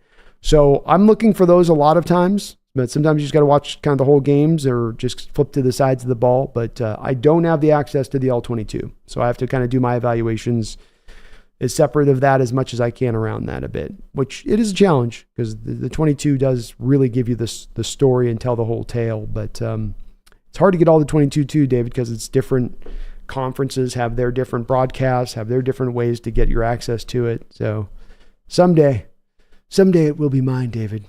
Someday. But the YouTube search on that for defense, Alabama defense 2023, Michigan offense 2023. People have posted individual games, and you can go back to 2022. Like Junior Colson, I can go back to 22 and look at his tape off that too. So you can get quite a bit of tape, and you can get through it quite fast that way. And I think get a pretty good idea of the player. Thank you though, David. Appreciate you on that. Chris, I'd take Barner in the 6. No doubt about it. No doubt about it.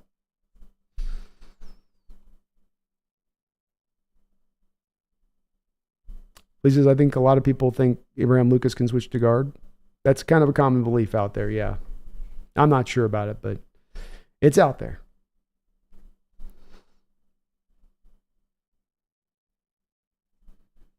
Why you mad, bro? One sleeper player I see no one talking about, would love to see the Seahawks pick in the 5th round, is James Williams. James Williams is awesome. And this is as good as time as any right now to give you guys my overrated, underrated. So I was going to do this at the top, but let's sprinkle this out throughout the show. Kind of vary it up a bit, right? So here's some of the players that I think right now, when I watch and I listen to it, and I'm doing this now, I'm sort of piggybacking off the back of you, Why You Mad Bro, because you mentioned one of my guys on my underrated list, so it's a good time as ever to look at that. These are the guys here on this list that I think are being a little bit overhyped as we come into this draft. I'm hearing about them being talked about in places I don't quite think they should go in this draft or be deserving of. J.J. McCarthy, you guys know my opinion of him. I'm not going to go back into that one. Terry and Arnold, we talked about it a second ago with him, where I just think he's a guy who's topped out. I think he's more of an athlete on the football field than he's actually really a pure corner and his feel for playing corner. I think Xavier Worthy is indeed really just a speed guy. You know, he's got the catch radius of a gnat. People don't really talk about it, but the guy can't do contested catch situations, and he's not really able to catch the ball out away from his body hardly at all. He's got a toddler's arms. Braden Fisk, I love Braden Fisk, but he's getting talked about as a guy that might even be taken here in the 1st round as we're leading up into the draft. It's gone a little bit into the overdrive session with him versus what the tape actually showed. It's the thing we always say, right? Going into the draft process, which is don't get caught up in merely the testing numbers. Make sure you're leaning at least more heavily to the tape than you are to use the testing numbers, but lean on the tape. Lean on the story it's telling you. And the Braden Fisk story is not one that I should be going in the late 1st round or high in the 2nd round. He's not that kind of player. He's an effort guy. You know, he's a high motor guy. Another guy has small arms. Tyler Guyton, right tackle. People were saying he's going in the 1st round. I don't get it. I begrudgingly gave him a 2nd round grade. Wanted to give him a 3rd round grade. A lot of whiffs on his tape. A lot of lack of fluidity. Very athletic. Certainly has got a little bit of almost kind of sub-twitchiness you get from the position in there, but boy, another guy just not much of a feel for the position. It's going to be kind of a common sentiment, I would say, about some of these guys on this overrated list. Theo Johnson's got all the physical goods you could ask for from the tight end position, and there are little flashes on tape, but it's nowhere near true blue production, and he's not the blocker of his build. There's a little bit of looks like Tarzan, sometimes plays like Jane a little bit as a blocker. Just a little bit. Max Melton, Bo Melton's brother, Rutgers kid. A lot of great cornerbacks in this draft. I don't know why he's elevated himself up above all the others into this sort of early 2nd round grade place I've heard some people talk about him at. To me, he's a mid-3rd guy all day long. Very athletic, but there are some holes in his game. There are some issues in his game. It's certainly twitchy, certainly can jump, certainly can run. But there's more to playing the cornerback position than that. And I didn't like Cole Bishop's tape at all out of Utah. I didn't like Vaki or Bishop's tape. But a guy some people are talking about again as a guy who'll be taken the first 2 rounds, which kind of blows my mind. On the underrated list, you mad, bro? One of my guys under that underrated list is indeed James Williams out of Miami. If I've got to move him to will linebacker, I've got a lot of faith he can make that move, and he can be a very good player at the will linebacker at the next level. Blake Watson, running back, not a lot of people are talking about. Tremendous production. He's just got awesome tape to watch. Same thing with Ray Davis out of Kentucky. Really, really good back. Really fun. Hard to bring down. Elusive. He's got a variety of moves. Both him and Blake and Ray are very advanced running backs. You know, they're not one-trick ponies on the moves they go to or how they run every time. They've got a variety of different ways they can kind of come after you. And both very athletic. Malik Washington, so a lot of comps there into Steve Smith, or even at least just a little bit of maybe a Brandon Cooks kind of guy that you could be getting in the 3rd round. Somebody was out on Jermaine Burton earlier in my chat, but I do love his tape, and I think he's got a lot of Doug Baldwin in his game. Tip Ryman's a guy that wasn't used a lot at Illinois, but I think he's got a lot to offer at the NFL level, including being a top-notch blocker and a guy not necessarily being talked about as much, a little bit because he had a good combine, but everybody keeps going back to, well, he only had the 19 catches in his final year there at college, but he's only targeted 24 times. Throw him the ball, he's going to catch it. He's a good player. Jordan Morgan, coming back from the ACL last year, played really well, had even good tape the prior year before the ACL tear. He's got some top-notch potential to him, but a guy you're going to maybe get in the second round here, but not being talked about as much maybe as he should, where people give him more benefit of the doubt for having that kind of year where you're coming back, trying to find your footing and still playing well while that's the case. Cooper Beebe, guy you guys know for a while here, has been my favorite guard in this draft for probably 2 years running here. I love the kid, and I don't quite understand why he doesn't get more hype.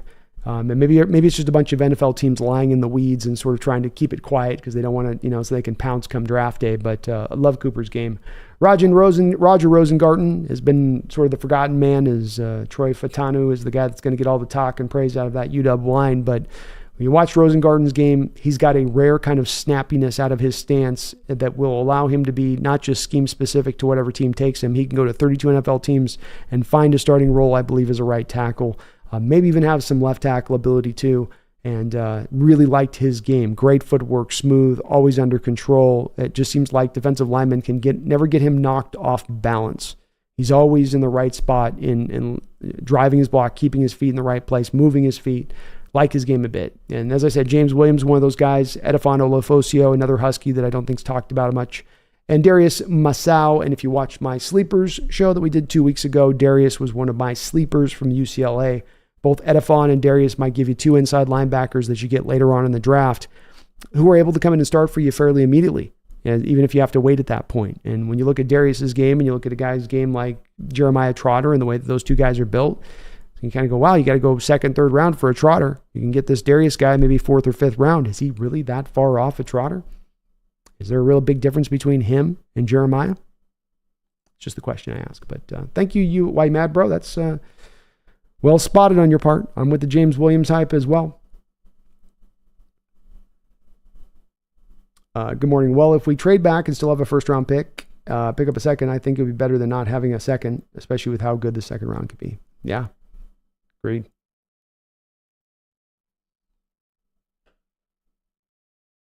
Probably the best ideal when it comes to it in the situations and the way this could go.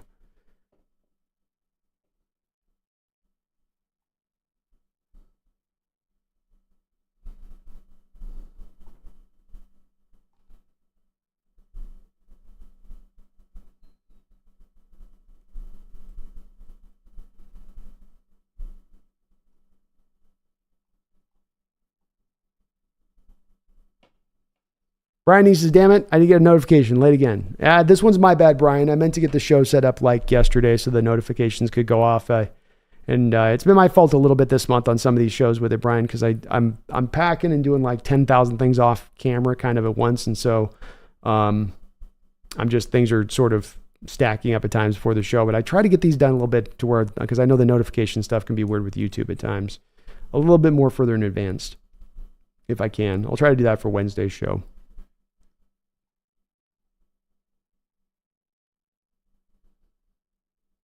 Pronounce Pobe. I'm going to try to remember it, Pobe. I swear to God. I know you told me last show how to do it. And so I was like, what he said, it was Pobe. It seems oftentimes someone falls that maybe shouldn't. Who is your guess? For me, I think it would be JPJ or Verse. I believe both of those two guys, Pobe is going to be sitting there at 16. If it's not Verse, it's going to be Turner. So it's one of those two. I get the impression Atlanta's higher on Turner, so it's probably Verse. I would also add to your list that I think one of Amarius Mims, Talise Fawanga, and J.C. Latham, one of those three guys is also likely to be there at 16. Yes. But definitely those two guys you mentioned, I think. I'd have like a 90% certainty on both those two guys. Centers just don't get taken high in the draft, and JPJ has to go to kind of a scheme-specific spot too. I don't think he fits for every NFL team.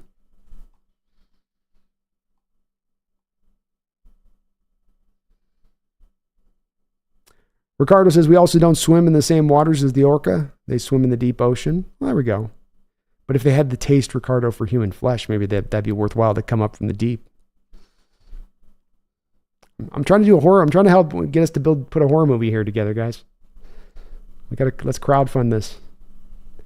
Orcas of the deep. Or we call it orcas of the shallows, because it sort of infers a little bit that they're on the attack for swimmers.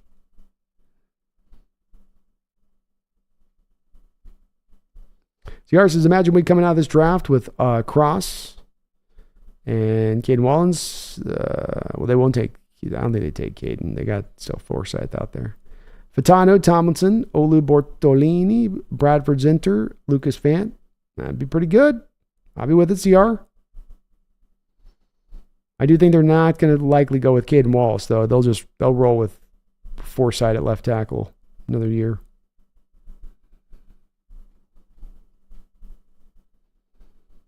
Brian Myers says, hot take, if we don't acquire a second-round pick or another third, Hawks don't pick offensive line until the fourth.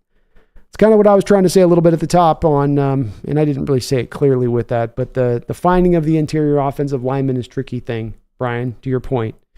I think it just gets drawn into a way where you're on the valuation of your board and there's not an interior offensive lineman there in that third round when you're picking. And if you passed out of it with that first-round pick, yeah, you're right. You end up kind of in the depths at that point before you're finally selecting it. And I kind of understand how John gets to that spot here. It is tricky. It's not as easy as just take the guard. Just take the guard. You know, it's a little bit more wonky than that.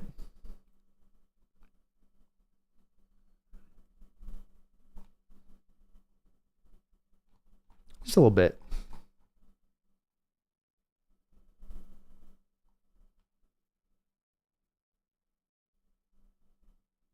V Cash Money Killer says Byron Murphy will be a Seahawk. Ooh, confident. All right, Cash Money. It's possible. The one thing they might do for at least the Mac is if they did draft a Byron Murphy, it would be probably with the intention of then post June 1st designating Draymond Jones to free the money up at that point. I'm not saying I'm betting on it, but it's possible they could go that way with it. Green Earth says Cooper John makes sense as a slot safety. Yeah, he could play on the outside too, Green. I mean, they at Iowa this year, all year, versus last year where they had him moving every which way but loose. This last year, he was just an outside corner for them and a very good one for them in that role. He's a good player. CR says, don't want to take a corner at 16 no matter what, even if it's the best in the draft. Use its value to draft down and get quality picks.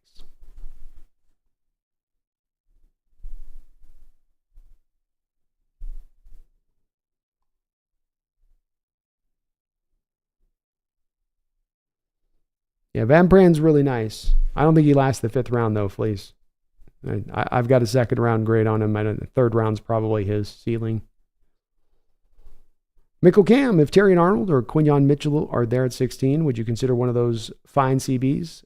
Maybe have Woolen, Witherspoon, and another excellent corner to build your Legion of Boom 2.0. Just a thought.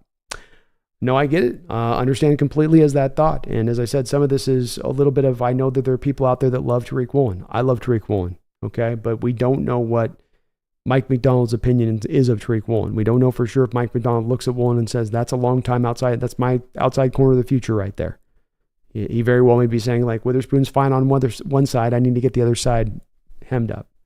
I'm not a fan of Terry and Arnold Mickelcam. I just posted my overrated list in this draft. I think he is one of the overrated players in this draft, Terry and Arnold. Quinyon Mitchell's on the other side of it. He is one of my blue chip prospects. As I have long time said, if I have a blue chip prospect available to me at 16, I'm going to take the blue chip prospect. I'm not going to trade back because I only have 10, 11 blue chip grades in this entire draft. You're getting very likely the best player at his position in this draft at 16 if you're sticking in that blue chip kind of range of things, or there's a very good possibility of that. And if that's the case, I jump on that. And Mitchell would be a guy that would fit to that column for me, Mickelcam.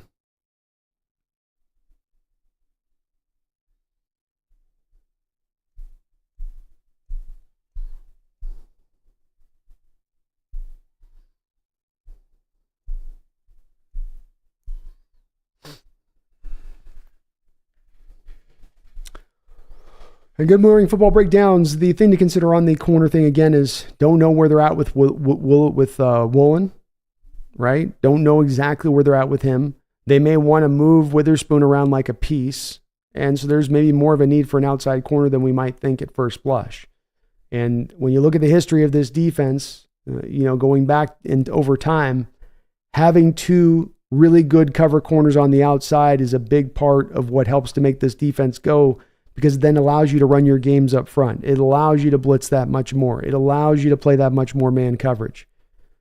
So I'm not saying they're going to go that way with it, but that could be a bit of a driver to their process if they were to go with cornerback there at 16, especially if it's the highest valued guy they have on the board. If it's the guy that's their number one player on their board when they're picking there, you can kind of see how that all starts to line up a bit. Brian Meyer says, well, I got to head out. Draft gets closer every day. Take care. See you next time. Have a good one there, Brian. Appreciate you. Steven says, we need a draft for value. Best player available. No need for an LJ Collier type of draft for need pick. Well said, Steven, and 100% I do agree. It's a bit of where I think people probably get frustrated with me, because I'll say it over and over again until I'm blue in the face, that you got to stay in the value-based mindset. That is the pathway for success in an NFL draft. And when you deviate from that, especially when you deviate from that early in a draft, you're setting yourself up to doom your draft. Reader says seed oils are responsible. Gar says Monsanto. He agrees with me. He's the Hawks Nest. The short arms come from the bombs dropping. Yeah, I've been watching him playing Fallout. Yeah, our short arms come from all these guys eating dino nuggets. Well, we all agree it's the food one way or it's either nuclear waste or food, one of the two.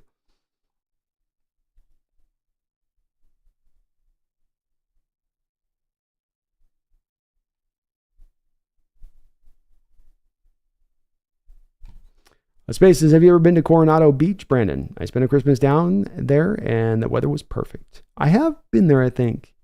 Sometimes I've been to a bunch of the beaches down there, so it's like I get them all confused. They all kind of run together. But I think I have been. Yeah. You can't go to any Southern California beaches. You can't beat them. I mean, they're pretty nice. Pretty good.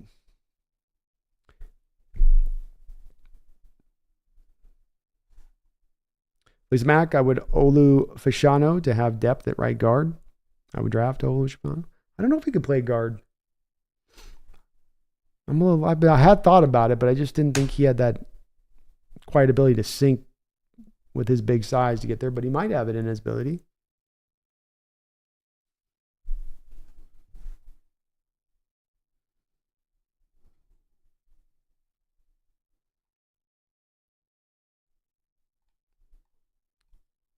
Isaac Draftnick Lipnick, thank you for another $5 donation and all your support today. He says, thank you for everything you do on this channel. So freaking excited for the draft. Hashtag team trade down all day. Go Hawks. Well, thank you very much, Isaac. I know with the draft and doing this type of season stuff, for some people in football, it's just all about the get to the year or just talk about the team currently. But I do know that there's those folks like yourself, Isaac, and that's why me and Brendan do kind of what we do on this. But it's a very specific aspect, hitting the draft coverage and getting this deep into it as we kind of do. But we do kind of know that there are the people that do like it, really like it, and really enjoyed it, and that there is a hunger for this kind of stuff out there in the market. And of course, the hope is every year, Isaac, that we all get a little bit better at this, better in our evaluations, better in understanding what we're seeing it more clearly, assigning the players into the right spaces for where they should go and where they're going to go. But thank you, man. I appreciate you. And I love what I do, which makes it very easy to do when you do, man. I get to just break down and grind on film and get putting draft guides together. And I'm happier than a pig in mud, I tell you on that, Isaac. And trade down. I think this is I've got to give my Seahawks fans and a lot of credit on this one for the folks that are trade down folks. And as I've said, this is a bit of the draw for me, even though I've said I'll take the blue chip guy if he's there. Trading down is certainly right there, neck and neck with that. If the blue chip guy's in there, I'm trading down all day. And I think the part that I've got to give credit to the Seahawks fans out there is in that in John Schneider, you've had times with him trading back and it's not worked. It's gotten the Hawks in trouble. And so a very simplistic fan might say, well, this happened, so don't do that no more. And that would drive me crazy, because different times, different circumstances, different reasons drive you to do different things. And at that time, the Seattle Seahawks were not a team that was trying to build itself up. It wasn't trying to put together the makings of a team that could contend. It was theoretically in a position to contend. Should have been trying to maximize out the players they could get in every single draft rather than trading away, trading back out of those picks and losing out on really talented players so that they could collect more and more and more when it wasn't about quantity at that point. It was more about quality. Now we find ourselves in a place, Isaac, that's more about the quantity over the quality. You have to reset this defense. You need an interior offensive line set. You have a new coaching staff coming into play. That means it's more about getting the more of the bodies in there, So it's a credit, I think, and a testament to how smart the Seahawks fans are out there that there's a lot of drive for this in the comments section that I read from when doing this show every week, that people take that stance because it's the understanding of it's the proper decision to make in this period of where we're at right now. It has nothing to do with what we did back in 18 when we traded back. It has nothing to do with what we did in 19 when we traded back. It has to do with right now where we're standing here. You got to learn your lessons. You got to learn when you make mistakes. But that lesson to learn about those trade backs that they did and how that didn't work in their favor, that lesson was when you have a contending team, you don't sit there and try to trade back to add a whole bunch of extra picks because, number one, those guys are going to have a hard time making the roster. We had a lot of those extra picks where we had guys that, the receiver that we took out of Michigan or Chris Harper that we took out of Kansas State, third, fourth round picks that never ended up even making the roster. Not even from day one. And that's a little bit of the problem you get into when you are in that place of contending, yet trading back and adding all those picks along the lines on it. So I love it, Isaac. I love the fans are kind of in that role of understanding it is the right way of doing it. And it's, Byron Murphy, where you trade back, you get a Cooper DeJean and a Colson, or a Cooper Beebe and a Junior Colson, or a Byron Murphy. Which do you go with? Which is the better choice of those two? Or I think it is where a lot of people come back to that. And I'll take the two. I'll take the 2 donuts rather than just the maple bar. But thank you, man. Appreciate you, Isaac. Very kind of you. Garth Knight, thank you for the $5 donation and all of your support today as well. Garth, he says, Pumpkin, engage your crystal ball and give Hawk fans the percentage of a trade down opportunity at 16 versus trade up. If you're overworked, don't sweat it. Let's see what she's got to say. So, Pumpkin, what would be the percentage of chance that the Seattle Seahawks trade back a week from now? 88? 88%? Percent. 88%. You sure? Okay, what's the percentage they trade down? Or trade up? None? All right. So I got Garth 88% on the trade back possibility. She said none on trading up. She said none. She even did a little paw move. She did this little paw move like this where she's like, none. None. So I guess she's feeling strongly. We're moving back. So the cat sidekick has spoken. We're going to get the extra second round pick. If Pumpkin says it, you can pretty much write that down in wet cement and not worry, because it's going to happen, Garth. It's definitely going to happen at this point. 88% from Pumpkin. That's strong, Pumpkin. 88's a good number. If you got 88% chance of surviving the cancer, like, oh, I think I'm going to kick this cancer's ass. I got this. Joshua says, I saw a mock having Dallas Turner falling to the Rams. Oof. That'd be tough, especially after what they got last year from the kid out of Tennessee.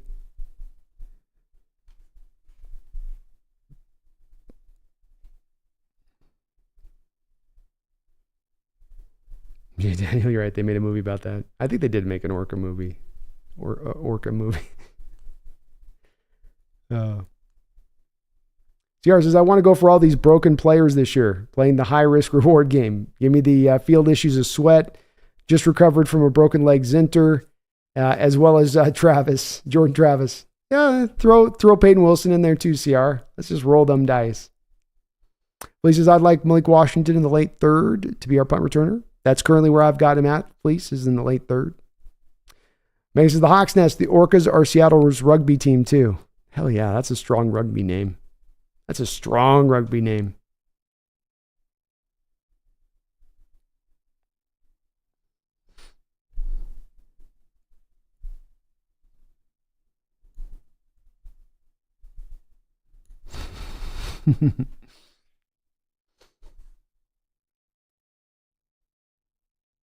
Nick Guzman, I love the overrated lost, but Max Melton, he's a favorite of a lot of folks. He is. I just felt that he was a little bit rougher on tape around the edges than he's been given credit for. He's not that pure on full Terry and Arnold, just an athlete for the position, no field. There's some field. There's some ability to get his head around. He's got some ball skills. But there's also moments of where he gets lost and grabby.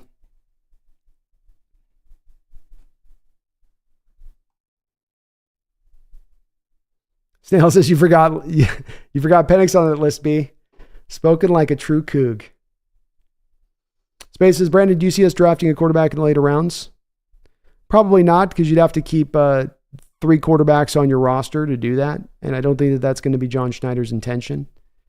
It is hard to predict a little bit because this year is going to be kind of a new year, a new situation, and a new way it could play out in regards to that. But my given instinct on this is that you would probably not this year. CR says, question, all my America fellas, why is it that in football stadiums all seats from both teams are mixed? In Europe soccer, you are separated with dedicated areas, making support even better. Well, the history on this one, CR, is that, back in the day, you would never see a fan having the balls to go into an enemy stadium and wear their uniform. And they might go in the stadium, but they're just going to wear plain clothes. So it's a thing that, this is a new thing for America to have other fans of other stadium in there and force a little bit with fans selling their tickets at times. But, I know you all take it seriously, your stuff. We take it real seriously there too, The enemy shouldn't be in my house. What are you doing in my house? Get your feet off the couch. What are you doing in my house? It's a little bit of that attitude in America. Corey Indulcios, you forgot Caleb Williams is being overrated.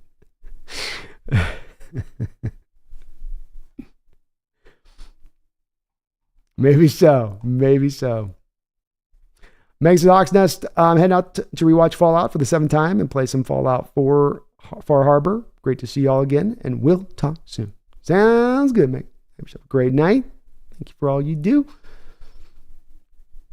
Sean asks, is orcas coming to the shallow waters as well? I thought that, Sean. I thought that there was didn't I see that video of that one woman? She's out swimming, and then the orca mother brings up her little baby, and you're just watching the woman just out there like, I remember watching the video going, man, the balls on that woman. How are you swimming with such heavy balls on you out there in the open ocean, lady? Because those things are like, she knows they're there, They're like, It's like, now you have a bite, little one. Now, little one, have a bite. If an orca appeared next to me, you'd literally watching me just walking on top of the water. I'd just be motorboating across that water with my feet. Like, I didn't know a human being could do that. I didn't know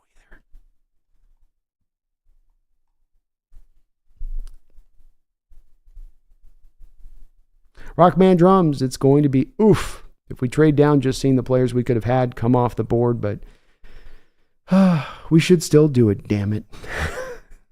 It's true, man. It's never easy, but sometimes the right thing is rarely the fun thing. David M. says, there was a Jaws ripoff in 1977 called Orca. My parents took me to see it, but I was too young to remember anything. Yeah, I was remembering that now as I was thinking about it. There was a thing on that, Makes sense you try to capitalize that. They probably didn't do it right, because if you're going to do it, you got to take advantage of we can make them smart, You start to make them you start to do that thing where you give the animal sort of a human ability to start solving stuff in the water to make them more scarier. Kind of like where Jaws takes the barrels beneath the boat to try to get the boat sink. David says Trent says Hawks are going to trade back and pick up volume with offensive line, defensive line, and linebacker in the 2nd and 3rd rounds. Makes me excited because John picks money athletic freaks in these rounds. Really, best case scenario. Well said, Trent. Well said, and I think that that's very likely to be how this does play out. I do. Corey says, I still think Penix is a wild card at 16. Last year, I know one new Seahawks were targeting Devin Witherspoon at 5. They didn't bring him in for a visit. Yeah, I think it's a possibility too, Corey, and that Grubb knows Penix. There was no need to try to show any kind of forecasting of your interest, especially with Penix being in that spot, like I think Nick's is, where you're not quite really sure of where they're going to fall into. It still is, they remain 2 quarterbacks to me where the other 4 guys are going to go in the top 10. But I'm not sure at this point with Penix and Nix where quite things kind of settle in at with them. And that could be, like you say, Corey, the Seattle sitting kind of just laying low, and then they're going to jump because Grubb's been sitting there for the last 2 months in John's ear just going, John, no, John, you don't know. John, I'm telling you, no, just John, please, do it. John, do it now. John, do. He's like, fine. Here's your effing quarterback. Why you mad, bro? I have us trading back to 26 and getting a second rounder with it. Maybe trade back again to the end and getting more picks, but picking JPJ at 26 and Cooper BB in the second round. Woo! Get me excited with that offensive line. Why you mad, bro? I likes that offensive line. I likes that kind of powder. Meg says, the Hawks Nest, those rad roaches may be good cooking and eating. Not so good after, though. Maybe not. Maybe not. Trent, do you think that Pete already knew this was his last season when they drafted Witherspoon? Seems in hindsight that Pete was in more of a win now mode and didn't trade back because of it.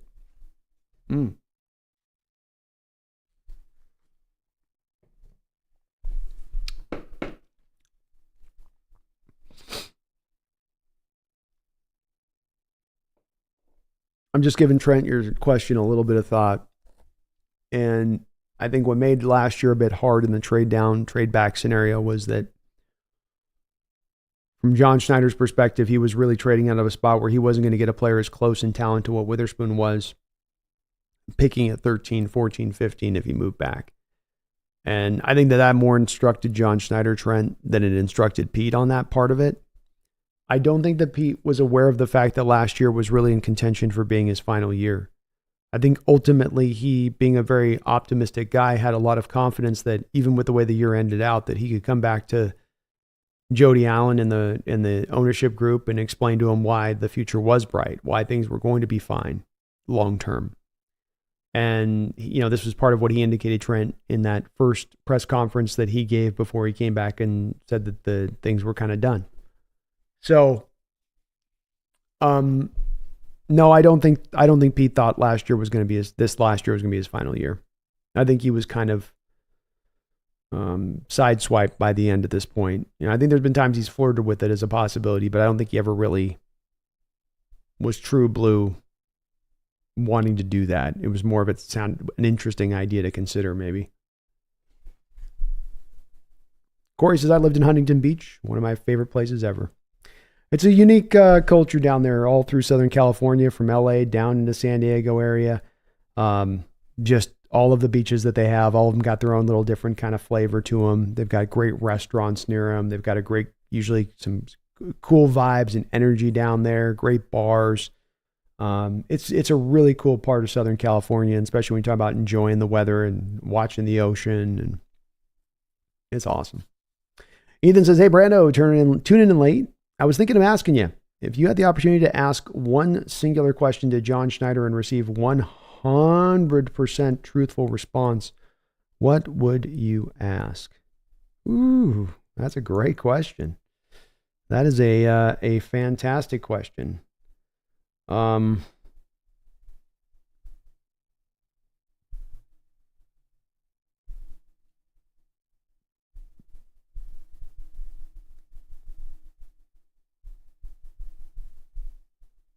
I mean, there's the one question I might have is definitely, Ethan, how much was he imparting his control over the top of you throughout your period of general managing this team, through most of your period?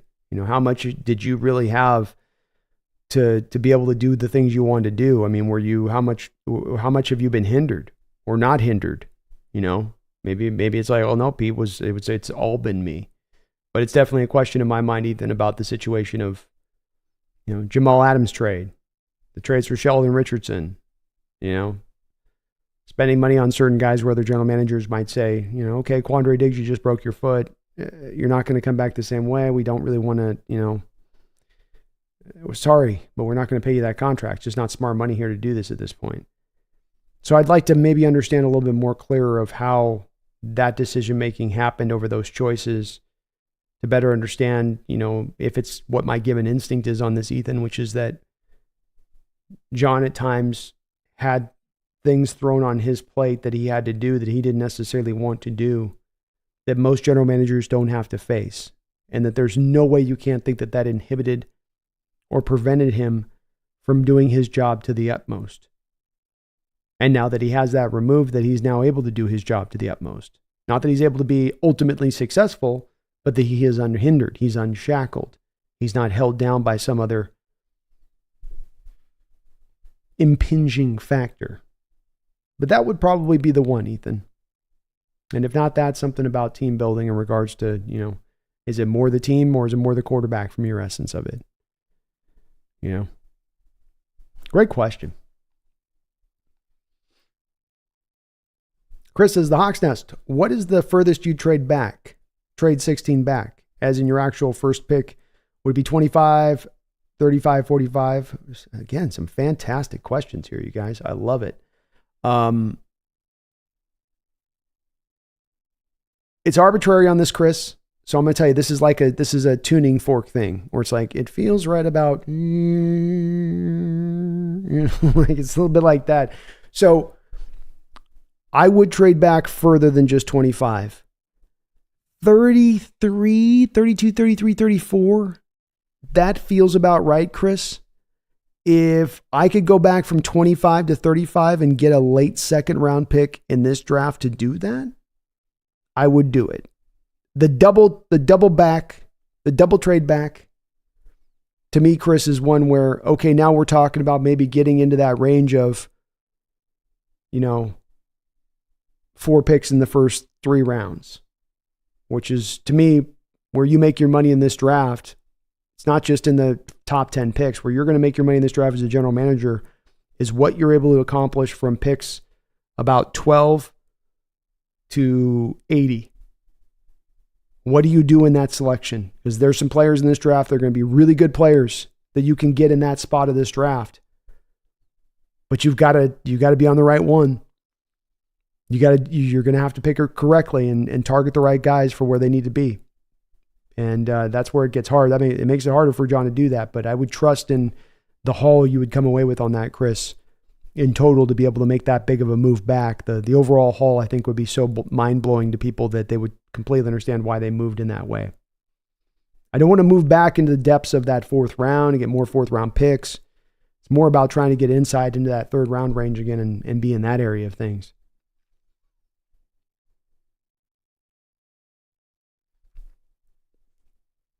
William says, hey, B, have you seen Kamal Hadden from Tennessee? Maybe a 7th rounder. I like him much more than a 7th rounder, William. I've got him very, very high on my board right now. As you can see here, I'm putting up my big board, my horizontal board here for you folks. You can see this right now. One thing to take note of is that you guys notice here on the big board, look at all of the cornerbacks here on my defense. Look at all, and I still have 6, 7 more to go before me and Brendan get to the cornerback breakdown show that we're going to do. So you can see here I've got in the late 3rd round Kamal Hadden just above Mike Sainristil. I love Kamal Hadden's game, William. He had some injuries this year, cut his season a little bit short. 3 interceptions in 7 games. Pure cover guy, hip pocket guy, twitchy, fast, change of direction, stop and start. I think he brings a lot to the table. The thing that he's really only missing is kind of length. And he's just all right in the run game. He's not great with it in the run game. But I think he'll be taken much higher than the 7th. I think 5th round would be his ceiling for as far as he would drop. Isaac says Pumpkin spot on. She's usually pretty good with it. When you go to her for the odds, she's got the odds for you. Garth says, thank you, Pumpkin. She appreciates it, Garth. We'll get her some salmon for you tonight, man. they're due some salmon tonight. I ran out of treats today, so every morning I usually give them some treats when you first get up. You're making your coffee and they know it, and I was like out of treats today, so it's pretty much committing an ultimate sin day. Trent Sybot says, who's this Jonathan Hankins guy we just got? It's kind of make it simple, Trent. You can kind of think of Jonathan Hankins a little bit like you could think of Laken Tomlinson. Really big guys that are just kind of bully players in the way that they play. They're big and they're physical. And maybe not a whole hell of a lot beyond that. They've also both, maybe Trent, seen their best days.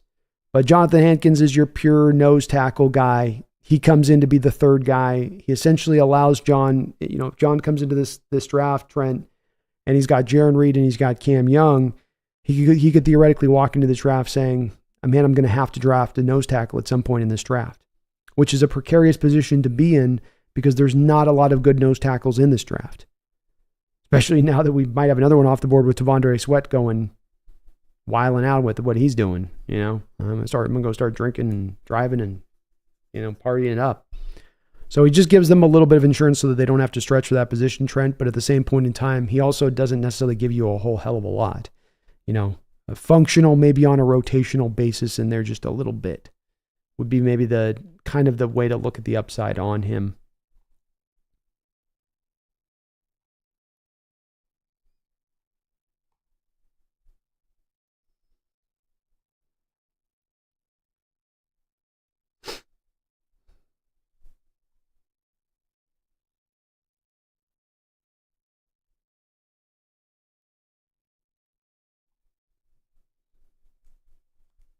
Megan says, the Hawks Nest, I'm upset, Pumpkin. You and I know no trade backs, no trade ups. She went right to sleep afterwards. Okay, Megan, she passed right out. So she wasn't happy about what she had to say, but she can't lie. She's a cat. Cats can't lie. So she has to tell the truth. And she knows the future. She's seeing the future right now. She's sleeping next to me. And when you call upon her to tell you it, she doesn't make the future, She don't make the waves, Megan. She just rides them. You know what I mean? Can't put it on her.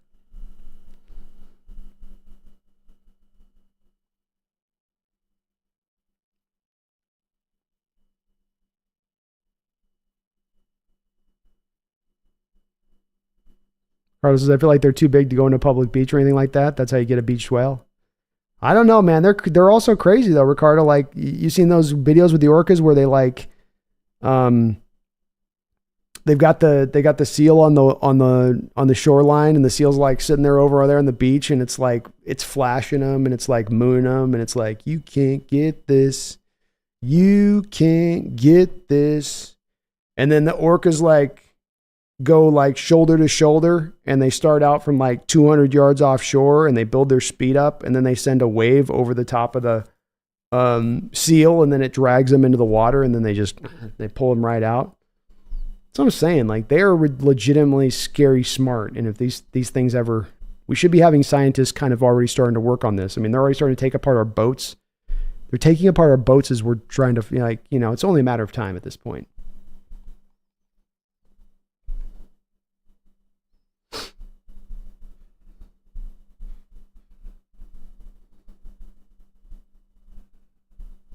Isaac says there are two different types of orcas. One that goes in the open ocean and plays with seals before eating them. The local resident orcas in the Pacific Northwest eat fish and are a lot more mellow. Laughing out loud. I'm guessing it's those ones that toss the fish that are taking out those boats, or toss the seals that are probably the ones that are knocking the boats out. Somebody was saying that maybe they're going after boats because like one of the boats, maybe like the rudders hit one of them and cut them up. And so they're like, it's vengeance or something, which again, only makes them more scary. They're capable of vengeance. Like they've knocked out multiple boats. Like, they're not satiated in their vengeance. They're going to keep it up. I think we need to be looking at this orca problem in a lot more of a real way.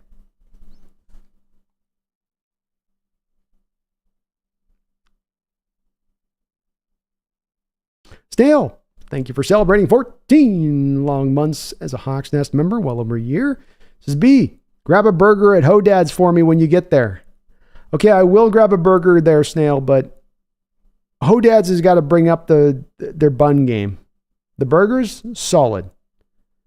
The 25-cent bun that tastes a little bit like cardboard.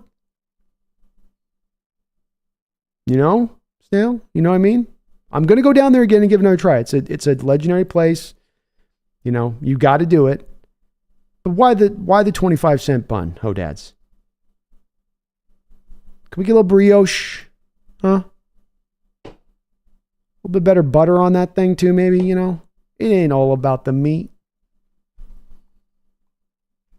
Garth Knight, thank you for the $10 donation. I appreciate you for all your donations tonight, Garth. You're kind as ever on that front of things. I usually have a go at Megan for all the horrors outside of her front door, but Brandon's got me convinced I need to move there to escape the orcas. By the way, that was an awesome question, Ethan. Yeah, that was a great question, Ethan, there in regards to Schneider, because there's so many questions you could theoretically want, but I think that would be the one because it would sort of like make the universe make sense at times where John had so many things that showed a modus operandi for how he goes about drafting, how he goes about spending money for the type of contracts he wants to give out. I mean, he's got hard and fast rules long developed by his predecessor out there at Green Bay, and yet he would have times where he would break those rules indiscriminately in a way that Green Bay doesn't. You know, they kind of to a fault. Green Bay will just stay, Garth, to who they are, hell or high water. You know, they're going to be who they are. But he showed a little bit more of a flexibility on that, and that would be that part where I'd go, was that you choosing to do that, or you being forced to do that? But yeah, Megan, we might have to go to the sanctity and the safety of your Australian great white waters to escape these killer orcas. That will be the great irony, is everyone in the world will have to flee to Australia in order to get away from the killer orcas problem that's popped up. You know, they're too smart to be found on radar. They're here, then they're there. They're eating people, and then they're gone in the middle of the night. You know, cut to the shot of like having teenagers partying on a boat. Woo! You know, orca just comes right over the top, lands on it, and sinks the boat. We got to do something. There'll be some shot with like a super orca at one point. A guy will have he'll have like the flare in his hand, you know, it's like dark, and he lifts the flare and the orca's like coming out of the water. It'll be slow motion too. It'll be the finishing shot of the trailer, you know. Pumpkin, stop messing up my camera. What are you doing? You are not a cameraman. Okay? That was not a good cameraman shot right there. I know you want more of the frame on you. I get it.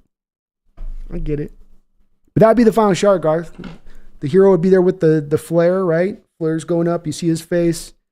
And then the camera swivels around and the orca's coming up out of he's like in a rowboat too, right? So it's like, it makes it even more freaky. The boat's already been sank. He's just out there bleeding. Big orca.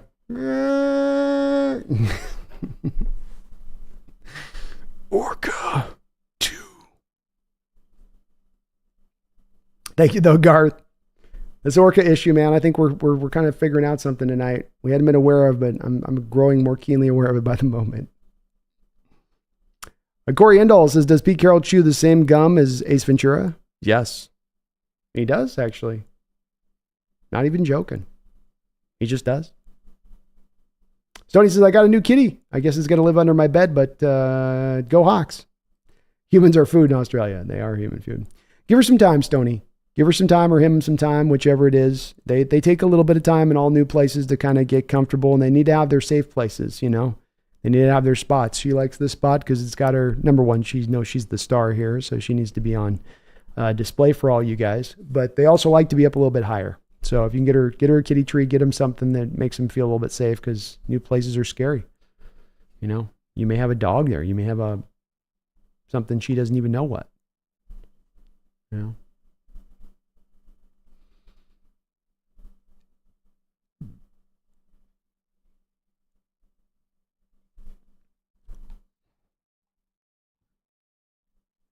Ethan says, I'm on board the Mike Sanistrell train. Out of those Michigan players, with the connection we have there, he's probably the one I'd be most excited about. I love Mike Sanistrell's game. He is a pure playmaker for the position. It's hard to take away the ball in the way that he did from the slot last year at Michigan and that he's really a playmaker. He's a guy with ball skills. I think a former receiver convert, so he's got those good hands that he provides on the inside in there, and he sometimes will be able to run that route like the receiver does. He's also a really good tackler. Love Sanders-Still's game. I do have the late, I think, 3rd round grade on him. He is a pure slot. I don't think that he has a safety future in his game, but he has, to me, top 5 slot ability in his future. He could become a top 5 slot in this sport with his upside. So great player, Ethan, and I agree with you. I think he might have been the most important player on that defense for Michigan last year. Make the argument for Colson too, but Sandstrill's right there with him.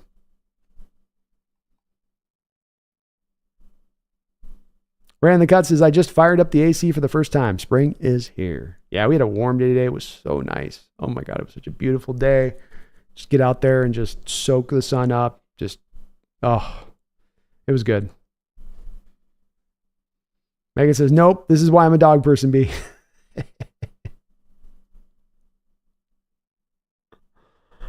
Stoney says, meow means wolf and cat. So I can't, I just did B. Space says they eat sharks too, Brandon. I know, but at least they'll go for the gray whites when we're down in Australia, they'll go for the gray whites first. So at least we've got a little bit of time to try to figure out a plan of attack. And they are brilliant. That's the part that scares me the most about them. They got the jaw power, they got the size, they got the speed. They'd be a 5-tool prospect in the ocean world.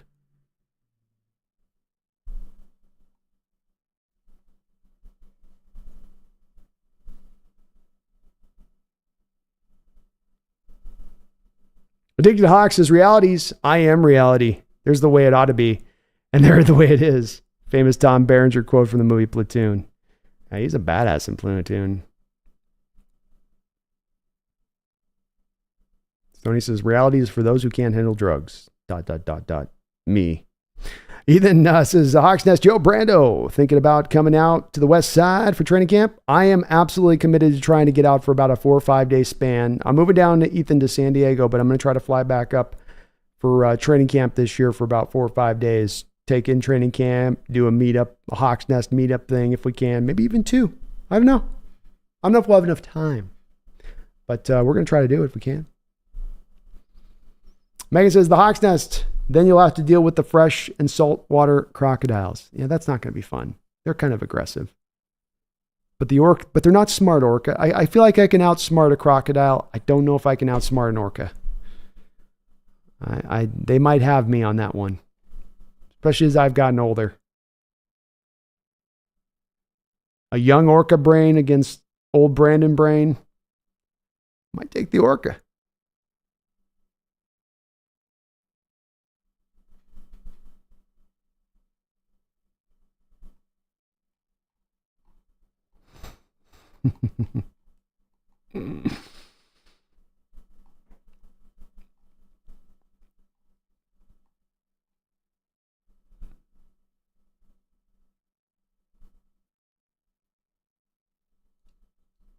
Maggie says, I'm not on camera now, Dad. Put me on now. Yeah. Well, notice how she flipped around and got her face pointed. She's looking at you guys out of the side of her eye right now. It's like, I'm a superstar. Emerald Hayes, have you had a Nashville hot chicken burger at Hangry Joe's? I haven't. I will say, Emerald, Nashville is one of those places that seems like one of the cities in America you do need to check out. It's like New Orleans, Nashville. Some of these, you got to go there at some point in your life just to get the feel for it, to see it. And I've seen a lot of the West Coast, and definitely it's the East Coast South that's been the place I haven't had much chance to see what it's all about. But I hear the food's pretty amazing out there in Nashville too. Ricardo's Hawks Nest, didn't you watch Free Willy growing up? Orcas are friends. I know, for now they are. But this all started, Ricardo, there's a weird situation going on. I think it's out there in the Atlantic, where they're having boats getting, like, orcas are taking boats apart and stopping boats, and like they're out there running, and all of a sudden you're getting bang, bang, bang, bang, bang, and all of a sudden your boat stops going. And they're like, what the hell just happened? Like, oh, we just had an orca attack. They just killed our boat. And so there's this new thing they're doing they've never done before. And so it started this whole conversation, Ricardo, with the,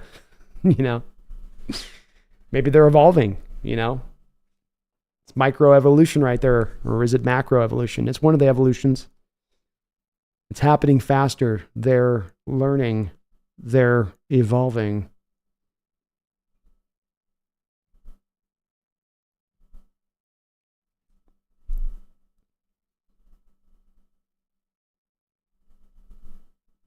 Ethan says, I'm taking this elective at UW called Music and Cinema, and it's introducing me to a couple of classics I've never seen. First time viewing of Casablanca and Vertigo. Branching out now, laughing out loud. People should go back and watch those kind of movies. They were built with a care and a quality that I think even when it comes to movies of this era and age times don't have sometimes the same kind of those aspects brought into it. In the case of Casablanca, it's considered one of the greatest screenplays ever written. But those old classics do hold up, and they're worth going back there and checking out. I just watched a couple of weeks ago, Lawrence of Arabia.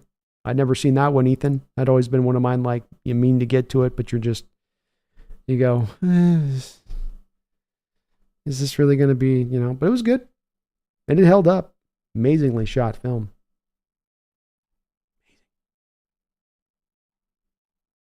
Garth Knight, thank you for another $5 donation. I appreciate you for that, Garth.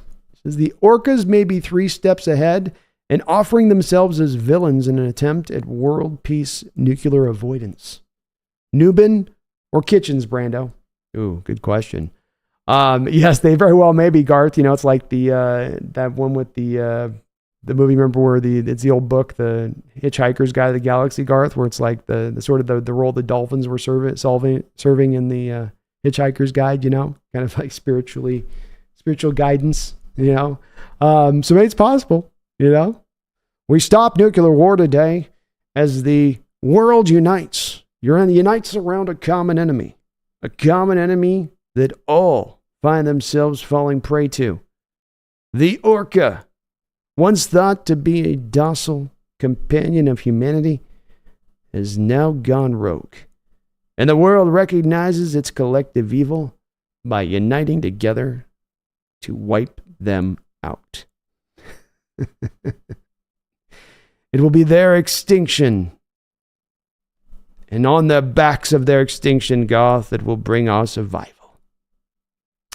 In regards to your question about Nubin or Kitchens, you trying to give me a Sophie's choice here? The boy. No, the girl. No, the boy. I'll go with Nubin. Didn't like Nubin's testing numbers, but you know what? I don't like Kitchen's testing numbers. So both have bad testing numbers. That negates each out. Who's got the better tape at the end of the day? I think Nubin's tape is overall a little bit better than Kitchen's. And I think he also gives you a little more of the pure fit of being able to truly do free safety, strong safety stuff. Kitchens can do some of that. Nubin can really do that type of stuff. I think even Nubin can give you some snaps, one-on-one, lined up on a tight end down there on the line of scrimmage. But I'll tell you, Garth, both of them didn't necessarily test as well as you would have liked to have seen from either of them. It's kind of not full on cringe. There's a minor cringe in regards to both their 2 numbers. We're going, oh God, I would have liked that to have been a little bit better. Just a little bit, But I like both, Garth. We end up with either one. Both of those guys, I think, are going to be players in the NFL.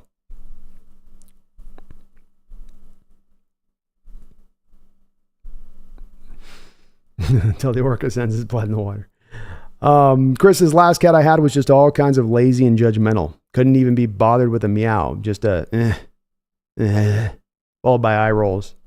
They've got unique personalities, Chris. They come in all kind of types and flavors. I mean, I think with her and with orange cats in particular, everyone I've known that's owned an orange cat will tell you that they have their own little, they're live wires a little bit, but they're not all built the same, man. They don't all have that same personality. They all very much are little individuals, So I got to go there in that shelter and like really paw through and hold one and see what they do and give it some time. Because you can be tricked like that, Chris, and then you're stuck with a lazy ass judgmental cat for 20 years. giving you basically a little pod middle finger as you're cleaning out the kitty litter. Yeah, clean it out. Clean it out. Thanks to the Hawks Nest. You better be back in Seattle summer 26 for my birthday party, B. Well, if I don't get to training camp this year, it's going to be definitely starting to be a yearly basis by next year. So it's the long-term hope on this is that every year at training camp, I get out there at least for a couple days. At least. Dale says, I grew up on Steve Irwin. I'm not as scared of crocodiles.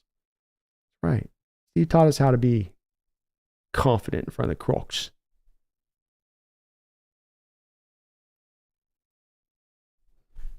He says crocs aren't smart as dinosaurs' direct relatives. Oh, okay, B. No, they're I've watched a croc sit next to another croc and just decide haphazardly to chew off his leg because he thinks it looks like food. And then the other croc just has his leg get ripped off and he just looks at him like, dude, why'd you just rip off my leg? And then just like, it just is a normal thing. Like that's not, you can't sell me on an intelligence panel with kind of his leg ripped off and it just sort of stands there and goes, what happened?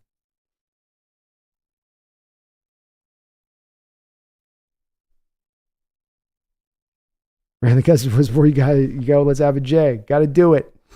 Do I got to do a spokesman meet up? Trent Zybot says, well, now that we're doing Brandon food reviews, what is your must try in Seattle? Oh, geez. I mean, Daniel's is pretty good down there. Obviously, you probably want to try to pick something in sort of a seafood light. I don't know. Last time I was in Seattle, Trent, I didn't really have the money to eat at some of those fancy places. I was a little more on the low end scale of things on the old budget at that time.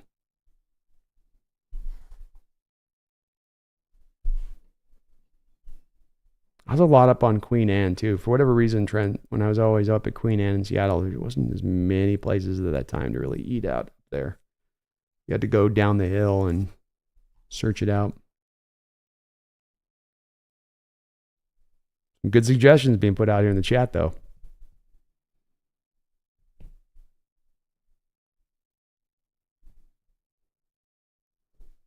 Isaac says, I'm a Chinatown as the GOAT script guy, but it's a tough call. There's a lot of scripts that are certainly in contention for being that script. I don't have one myself either, Isaac. I love screenplays so much that it'd be hard to pick just one with it. But that's definitely one that should be up there in contention and talked about in that manner. It's a good one.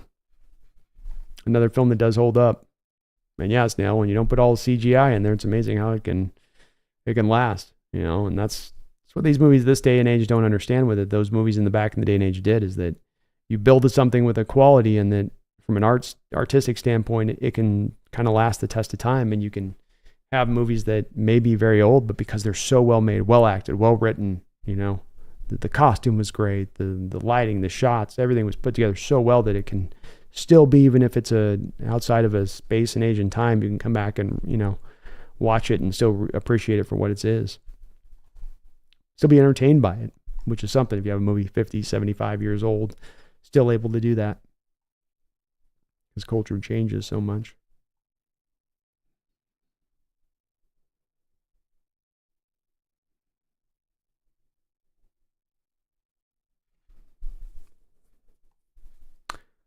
Corey Indall, I've recently watched a video of Rob Gronkowski saying the hardest hit he encountered was from Earl Thomas. I want a moment to reflect how good Earl Thomas was, and he deserves the Hall of Fame. Earl was great, Corey, no doubt about it. And he's going to be a guy I think that is going to be remembered very, very, very, very fondly in NFL history for what he brought to this defense and his part, in this defense. The Hall of Fame is going to be a tough one for him, I think. He's got 30 interceptions for his career, which is a good number, but, there's a load of guys that have 30 interceptions in their NFL career that, are not necessarily in the Hall of Fame. And he didn't quite get to 10 years played, so that could be a bit of a preventive factor there with him as well. So it's, it's going to be interesting to see on this Legion of Boom team, Corey, from Earl to Cam Chancellor. I think Sherman gets in there. I think he's pretty assured of all these three guys of getting in there, but those two guys will be interested to see how they're viewed and looked at when the potential comes in for them to be brought in. I think the one real part that'll hold back Earl a little bit, Corey, beyond whether it deserves or not, is just the way it ended. Having a team vote where they all voted in Baltimore not to have him brought back after there were some personal issues with him and the team and what was going on there. And then some of the ways it's broken down for him after that here, personally after his career, may impact that a little bit, whether it should or should not, whether that's fair or not. It very well could kind of come into play a bit there, Corey, but he's a hell of a player, man. Nobody was better in his era at running sideline to sideline in center field and keeping things clean over the top, erasing post routes than Earl Thomas. He was as good as we saw through that era, and it wasn't even close with the guy behind him. Chris says, I went full pug 2 times after the cat. Very happy with them, except you can hear them snore from 2 blocks away. That's right. They just kept making those noses more and more indented with the breeding process. I can't do the small dogs. It's got to be a legit sized dog for me. I don't like them small little. Megan says, not good enough, B. You will be in Seattle for my birthday, B. You will have disappointment with the Jay-Z video, so don't disappoint me about that. No, I'll be there, Megan. I'm sure I'll be there. I'm sure it's all good. I'm sure I'll find a way. Ethan says, whoa, Hawks Nest, San Diego. I didn't know that. So you want the nicer sun, laughing out loud, not crazy dry heat from the Eastern Washington. Ha ha ha ha ha. Yeah, I mean, I like Spokane. It's a little bit of a move thing for family too. We got our family, moms and brothers down there and nieces and nephews and all that. So it's a little bit more of a turn for family as much as anything else. But, I always got to move every couple of years. My feet go to sleep if I stay in a place for too long. I got to, I gotta be careful with it. I always got to move a little bit. Big Docs, Brandon, happy Hawks Nest, happy hour social club if you make it up for spring training. All right. Yeah. Hell yeah. Spring training in Arizona? Well, I'm down. I'm down there.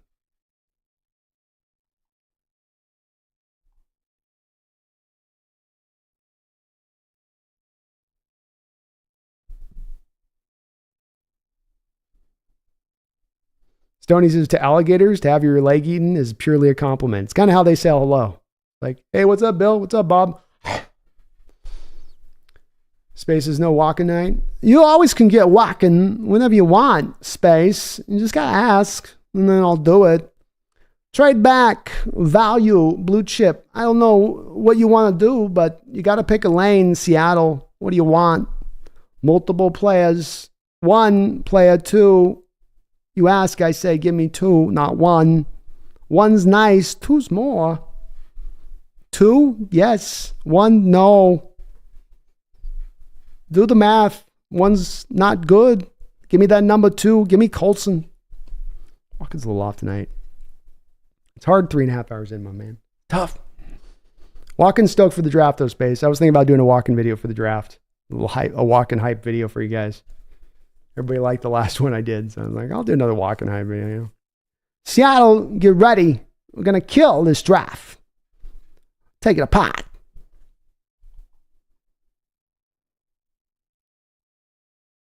Megan 2001's that movie for me, B? Yeah, well, that's another guy in Stanley Kubrick. It's again comes back to if you put quality into it, if you truly try to make something that's an artful piece, it can last.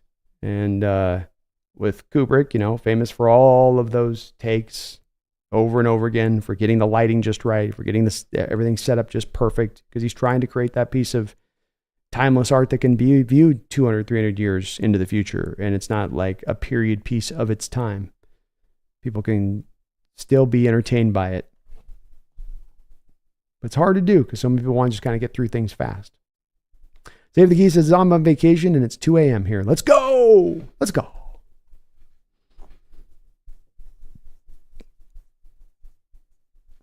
Metropolitan Grill, $25 prime rib. I bet you they don't have that no more. That sounds good, though. Chico's Pizza and Moses Lake. Save the Geese says, Earl looks just like my cousin, but just Ukrainian. Like it's freaky. Oh, wow. The Ukrainian Earl Thomas. Yeah, Snail, I think the ET off the field problems are hurt his chances. The way it ended in the NFL, it's even beyond the off the field. It's that vote that the Ravens locker room did where he had that incident on the field with the other guy, and then there was kind of a fight, and then you got the impression by that vote that there was already some things that maybe Earl was doing that was rubbing people a little bit wrong in Baltimore. And I just think some of it just, he had just kind of a unique personality too. Ricardo says, I'm not surprised Earl has issues. He was a 210-pound guy tackling 250-pound guys head first. Dude probably has CTE. Probably. Emerald Hayes, thoughts on outside linebacker Richard Jabunor? I don't know Richard Jabunor. I haven't looked at him, Emerald. I'm sorry. He hasn't come up on my names. I'll write him down. But I haven't seen him come up.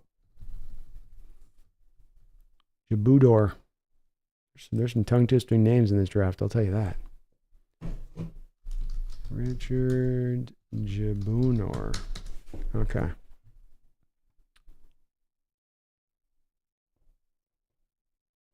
Rand says my feet are asleep too. It happens, man. I stay a couple of years at a place. I got to kind of move again. Like I become too settled, you know. Get a little bit too much dust on the shoulders.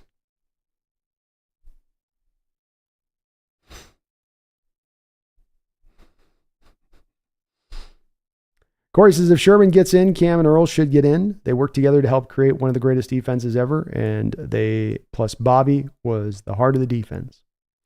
With me, Corey, I would certainly celebrate all those guys getting in. You know, more Seattle Seahawks getting into the Hall of Fame, the better from my perspective of things. And while longevity is indeed a vital part of the process and does factor in consideration, and that's the place where when it comes especially to Earl and Cam, Corey, that you go, do they have enough there? Well, there are places where the Hall of Fame does make exceptions for players to where they don't need as much of the longevity. Gale Sayers didn't need the longevity. Terrell Davis didn't need the longevity. Dick Butkus didn't need the longevity.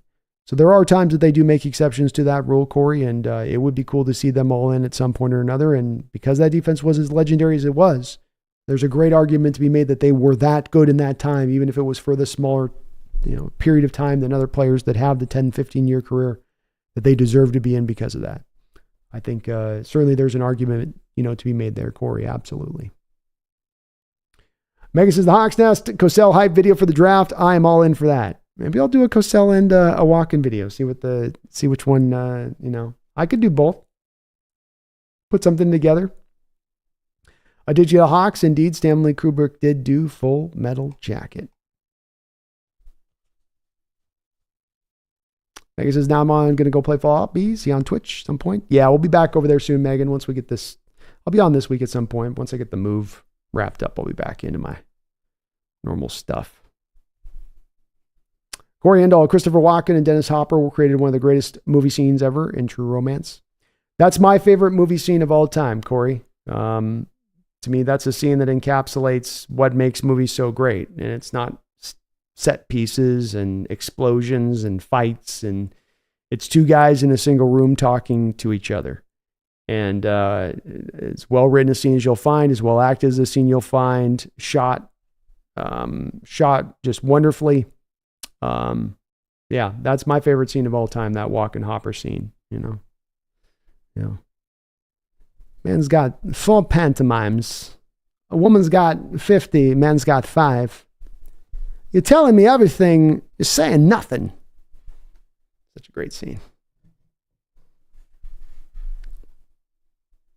Garth Knight, thank you for another $5 donation. We're going to run that Tim Ruskell mock here in a second, Garth. He says, I believe in a Ukrainian Earl Thomas because I saw a Brazilian Phil Hartman as the villain in Fast 5.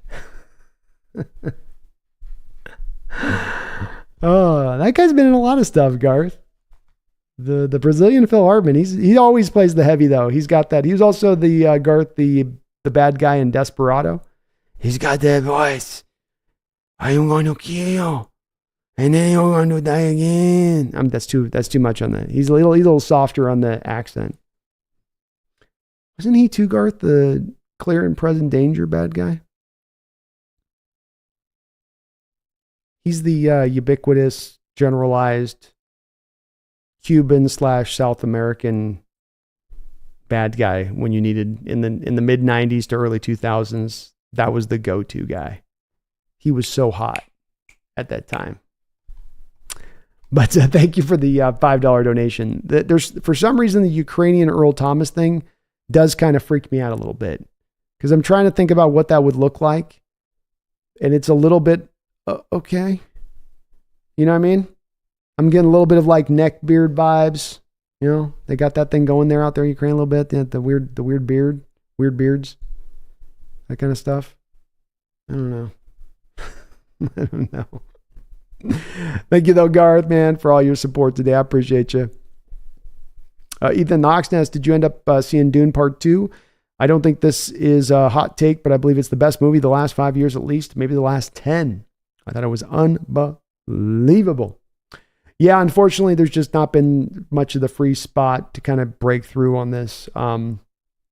It's once you get this time of year for me, Ethan, it's this draft prep is just so much to try to kind of get all these guys and watch the tape and get the everything kind of put together that it just, and then there's the move on top. So I've just been kind of running left and right, up and down, just hasn't had a chance to kind of break free. But first time it comes out on video, I'll be checking it out. You may make no mistake. I'll probably be watching it a couple times after I watch it the first. So I love I know a lot of people weren't even in on the first. They're kind of like, well, we liked the first one, but this one's awesome.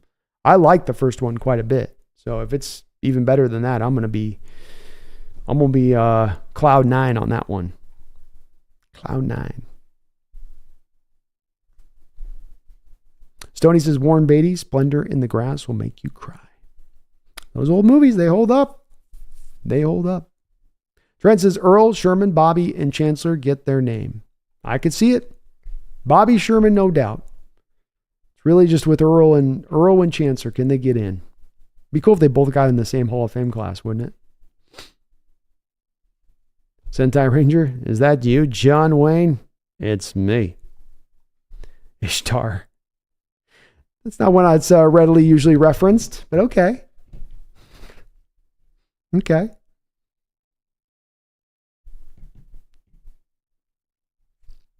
Ran the Cut, thank you for the $2 donation. I appreciate you for that, Ran. He says, K9 breakout season loading. Ding, ding, ding, ding, ding. I love it, man. And you know, Ran the Cut, I'm sure you saw the video that I dropped 2 weeks ago in regards to K9. And I think that he is just ready and waiting right now to be able to have that kind of season that he's capable of having. 14, 15, 1,600 yards. He's got to get some blocking up front. He's got to get more of a diversified scheme. He's got to be used better to the edges of the defense. If all three of these things can happen, then he can be that kind of back. But he's been held back in his production to not hit that spot because he's missed all three of those things in his prior 2 seasons.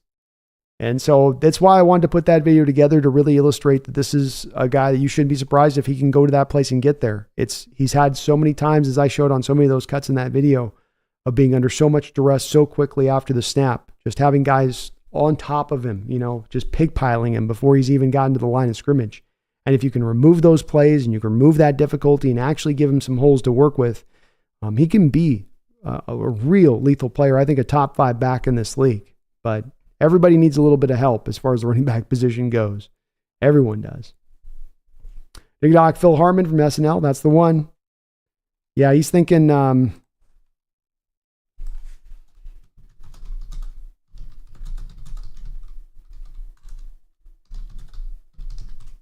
I'll show you guys who's Garth's referencing here.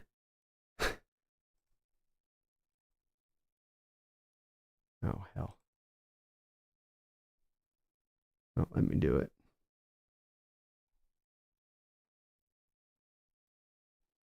Because, of course, it's a web file.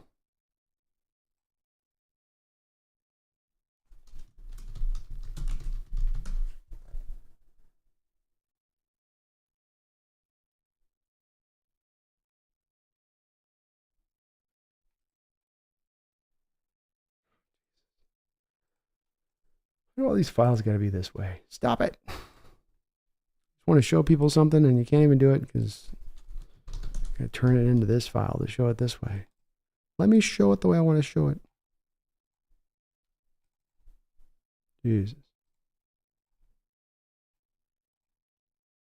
This is why I need a producer on my show here. So I can just be like, bring up that picture to show it what he's talking about.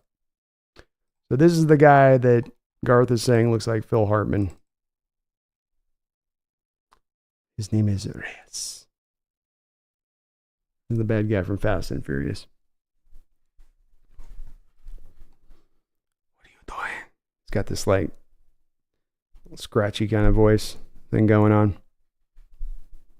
Kind of looks like Phil Hartman. A little bit. William Tarkowski, hey B, have you seen the 2025 draft yet? Is it good? I know it's early to watch. I've probably got about 20, 25 guys, William, that I've already looked at quite a bit of tape, and some of these guys that'll be in the draft, especially some of the quarterbacks, Tyler Van Dyke, KJ Jefferson, Riley Leonard. I mean, these guys, I've watched a lot of their tape with them coming out. I think it's hard to say exactly how the draft's going to shape up, William. I'm not a big believer in the fact that you can tell what a draft is going to be in a year in advance much, because really the unpredictability of the final college season of prospects is the main driver of their status. So how can we come to a conclusion that we know which guys are and are not going to pop in that final year in making that kind of prediction of whether there will be that strength or will be that weakness? You can get a general idea, I think, but I don't think that it should be considered something that's really the way it will necessarily play out, which is part of what makes it for me, William, a bit of a hesitancy to say that the draft's going to be one way or the other. There's some people who say, well, the quarterback class won't be as good next year. It won't be good. I don't know if I fall in line with believing that that's really as much going to be the case. Is it going to be maybe less strong than this upcoming year? Yeah, maybe on that. But still, there's a lot of potential where it could even potentially in full surpass this year's draft for quarterbacks. Maybe it's not weighted down with as much top heaviness and good guys at the top, but that you can find guys in the first, second, third. It doesn't just have to be you're jumping in the top of the 10 in the first round to get your QB,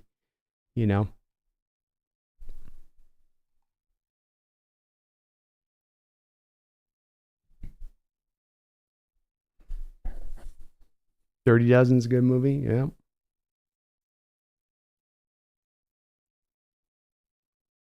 In A Dig to Hawks, you're talking about Kelly's Heroes, Donald Sutherland. Corey Indall, Drexel's a great character in True Romance, one of my favorite movies ever. Yeah, and Tarantino's one of my favorite screenwriters ever, so I think that's one of his... He's had a lot of really good scripts, but I think that's definitely one that might be one of his more underrated scripts. And Gary Oldman playing a white guy, a white guy trying to act like a British guy playing an American, acting like kind of like a thuggy guy. It shows you kind of the range that you get from Gary Oldman in that role. But Drexel was awesome. Yeah, all those kind of side characters in that movie are cool. I mean, Watkins' character comes in for like one scene. Hopper's character's in there for just a couple scenes. Gandolfini's in there for like 2 scenes.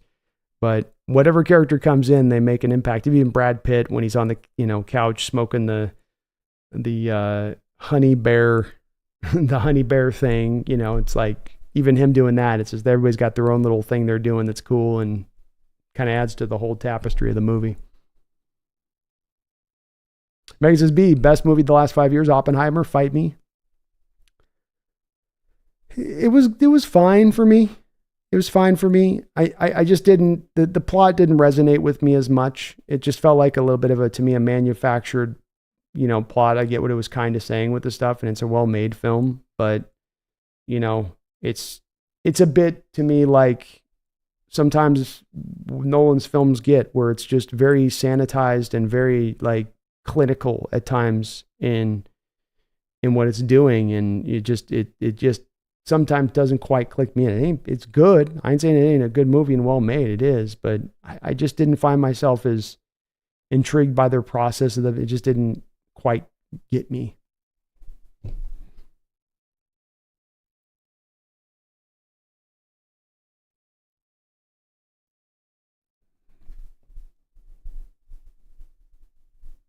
Chris says K9 can have a legit season if they don't just run him up the middle constantly. And that whole blocking creating holes thing. Yeah, it's kind of a big deal, isn't it, Chris? The big thing that stood out to me in putting that video together a couple of weeks ago, Chris, was those runs, and you can chart it with PFF, his yard per carry average going into the A gap, going into the B gap, going into the C gap. You can literally go to PFF and see exactly whether you want to give PFF the props for their rating system. You can't deny that's the yard per carry when he goes into the A gap. That's the yard per carry when he goes into the B gap. And with K9, when he's running in between those tackles, he's averaging 3 yards per carry over his career. When you get him to the edges of the defense, he's averaging 5.2 yards per carry. But for some wild ass reason, we're only having him run to the edges of the defense at about a 37% rate for his career, even though that's not where he's at his most successful. It's kind of strange.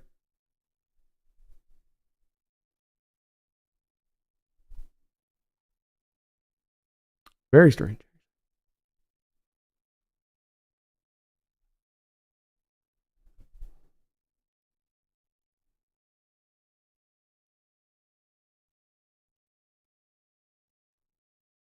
Save the Geese says, my cousin looks like a mix between Earl and Ed Westwick from Gossip Girl. He's a good looking dude, but definitely looks like he's crazy like any Ukrainian immigrant dude from the 90s. Nice. Vlad Thomas, save, is that what we'll call him? And Boris Thomas. Brandon says K9 tapes a 10-yard gain into a 60-plus house call. He's special. He is. He's got legit moves for what he does. He's a legit talent. I think these last couple of years, though, he's only averaging at that, I think first year, 4.5 yards per carry, 4.1 yard per carry. If you had almost any other back taking those carries at that time, they're going to be about 3 yards a carry on some of those runs. I think K9 will take the biggest leap, and the whole league will look at that pick favorably. Amen. Yeah, I could see it.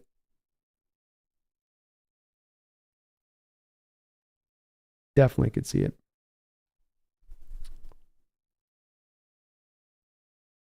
Megan says, Joaquim de Alameda is his name at the Hawks Nest, the guy Garth was referring to. Oh, okay. I was looking at maybe it was his character name they were saying. Yeah, Hernan.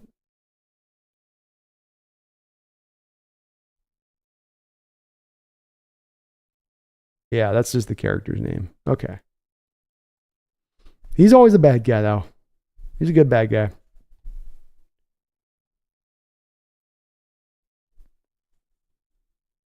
Save the Geese says, people have told me I look like Emil Hirsch. He also played in Once Upon a Time in Hollywood. Oh, yeah. He was an up-and-comer back in the day. He did a lot of stuff. He's been in some pretty good movies. Have a good night, Ethan. I appreciate you, man. Brody says, high first round for Spoon. High first round for Spoon. What do you mean by that, Brody? Yeah, True Romance is a great Tarantino film. Those flicks right in that spot. He was kind of in the zone with those screenplays. Makes it, oh wow, okay, B. I wanted to. It did have at times where I was a little bored. Just a little bit. Space, does anyone recommend a great horror movie? I'm into haunted houses and demonic possession. Well, I'll give you one, but it's also going to be a little bit space of, I might be like, scarring you a little bit, but I'll just put it out there. Since you put demonic possession and haunted houses, I'll give you one that's got both. So how about Hereditary? Here we go. You're welcome.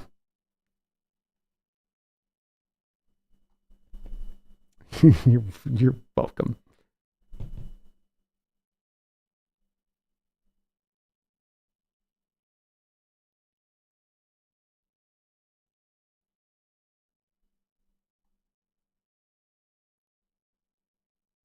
Ricardo says, but is it realistic to run a running back solely to the outside? There has to be some plays up the middle. Completely, man. My only point I'm making, Ricardo, is that you're averaging 5.2 yards per carry to the outside. So should 1/3 of those runs, if a guy's averaging 5.2 yards per carry, should 1/3 of his runs be to the outside while two-thirds of his run are then inside? especially considering that when you're making 2/3 of those runs inside, those are on the carries where he's averaging significantly less on his yard per carry average. I would offer more, Ricardo, in my opinion. Maybe you want to try to drive from a coaching standpoint to more of a, at least driving maybe 50-50 in your range of things if you can. I'm with you that you can't just run a guy to the outside 24/7. That's predictable and teams are going to edge to that. But in my opinion, Ricardo, the problem over the last couple of years has not been defenses leaning towards the edges of our offense to take away pitch plays and outside zone runs.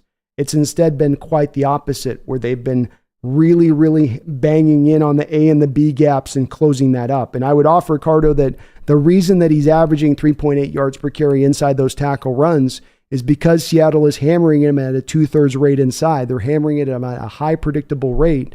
And that's part of the reason that those runs don't work. Some of it's the blocking for sure. Some of it's the lack of creative approach when it comes to the play designs. But then some of it is also the fact that you're doing too much of the inside stuff. You know, you're not just keeping them honest, you're overutilizing it. And we know that that's just part of what Carroll likes to do in general, whoever his running back is. You know, that's not dependent on it being Walker or anybody else. That's just his MO. Brandon says Walker dances around the first defender like butter. Yes, he does. Hans, how you doing, Hans? Good to see you in the house. Good to see you in the house. Pike says, I need to see Dune. I also need them to make Jardowski's Dune.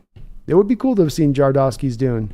Problem with Jardowski's Dune is they've taken so much of it and put it in other movies. Like Alien took some of his designs and put it in the original Alien for the model of the creature.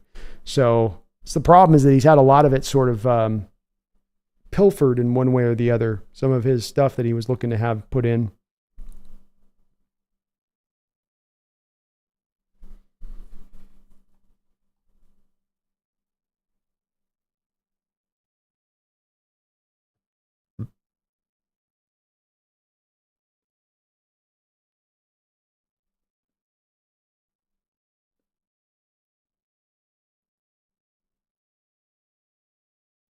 Anuj D says Hereditary made 0 sense, not going to lie. Yeah, it's a bit of a movie that keeps you off kilter a little bit with it. I don't know. I thought it made a lot of sense. It's obviously a movie that's got a horror on the surface of it, but it's also a lot about dealing with deeper things that are less horror based, like dealing with loss and family falling apart and that type of stuff too. But I thought it was a pretty haunting film. Disturbing as well. Gar says, Brando, I wouldn't watch Hereditary in another person's brain. Glad you cautioned that viewer. Well, if he wants it, you know.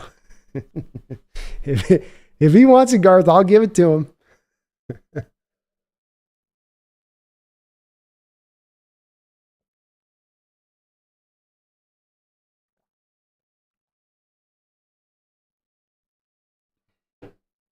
Hereditary wasn't a scary movie? I don't know. It freaked me out a little bit. Maybe just disturbing is the word. That's the right one. Garth Knight, thank you for another $5 donation. I appreciate you for that, Garth. He says, I've polled the Orca community, and by far their favorite film in the last 5 years is Top Gun Maverick. All species love Tom Cruise. He works everywhere, you know, different cultures, different species, Garth. Tom is beloved, you know, he's locked in that way, you know, and they fly in the waters. They like watching some flying out in the skies. Makes sense to me why that'd be their favorite, you know. They all think they're fighter pilots after watching that. Thank you, Garth, for the $5, man. I appreciate you. Orca's liking Top Gun. All right, I'm with it. Late Night with the Devil. That's one I'm going to check out, Garth. Did you see it? Was it good? That's one I'm definitely going to check out when it's on video. That looks really cool.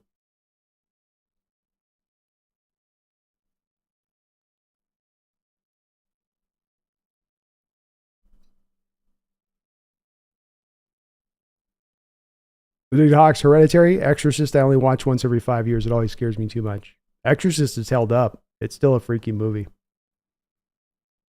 I don't know, they did a great job. He says, Hereditary is not scary, B. I hate horror movies due to my anxiety. It was freaky to me, man. It was freaky dicky. Brazil and Chinatown. Chinatown's great. I couldn't get into Brazil. That one was just a little bit too weird for me. Brody says, if we traded DK or Spoon to cards to draft a quarterback, I wouldn't be mad.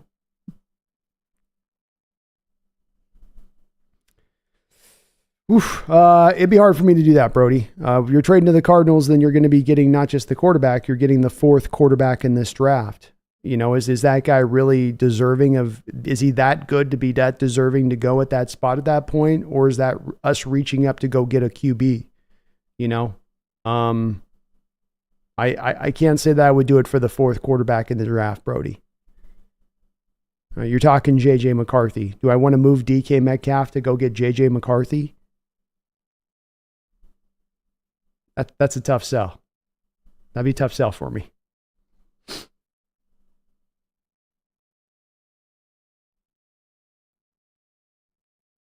Rosemary's Baby's a good one, Ricardo. Yeah, that's a good horror movie too. Megan says, and now you'll tell me you don't like the original Blade Runner, B, which means you're dead to me. I love the original Blade Runner. It was awesome. I liked it a whole hell of a lot more than the sequel. Flag says, it's like Requiem for a Dream. I watch that movie once a year and always ask myself, why the hell did I watch this movie? I watched it a couple times when it first came out because I was just so awed by some of the technical mastery of what that director did with that film, especially because it's not a big budget, and how he so well captured addiction in a unique way. But it's definitely one of those movies that once you see once, you feel like, okay.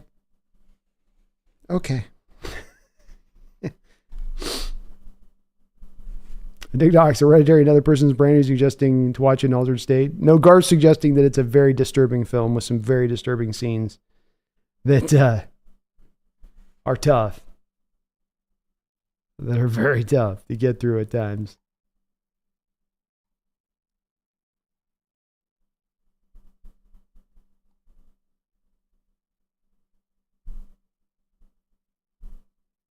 Walmart, B-grade movie every damn day.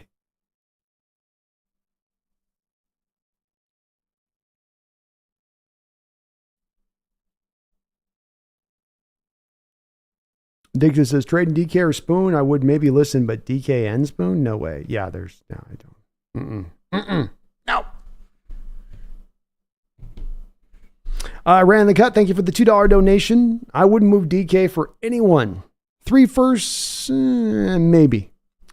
Yeah, if you come with me 3 first-round picks for DK, I'm gonna have to listen to that. You know, I would. Do I want 2 late first-round picks in back-to-back years? I don't know if that's going to do it for me, right? But yeah, the DK thing is one where hopefully he gets signed to a contract extension the next year, and we can just put this whole trade thing fully to bed, and it can just be stopped at that point, because it gets raised a lot, and it's just, he's such a good player. I don't want to move him. I don't like the idea of moving really good players going into their prime. I don't think that that's the way the teams reach into contention. But thank you, Rand. I appreciate the donation, and yeah, I'd take quite a bit. Chris says, I trade DK to get JJ. I'd protest outside. Yeah, that's a tough sell for me. That's you talk about me being an angry man during my stream on draft day. Seahawks announce a trade. DK Metcalf and their first-round pick to the Cardinals for the 4th overall selection in the draft. And the Seahawks, with the 4th overall selection, take JJ McCarthy. God, I'd be angry. I'd be so mad. Gar says, I'd not seen Late Night with the Devil, but hear good things. One of the above chatters brought up Hellraiser. That movie changed me. Yeah, that movie was disturbing too. That was a scary movie back in the day. Some of those scenes in that with the chains and the way it feels like in Hellraiser they're capturing hell in kind of a bit of an accurate way at times, don't they? In that movie, you're like, this sort of feels like this would be what maybe hell would be like. The Late Night with the Devil one looks really good though. Yeah, I'm hearing a lot of good buzz about it, and I like the concept of it. It's awesome.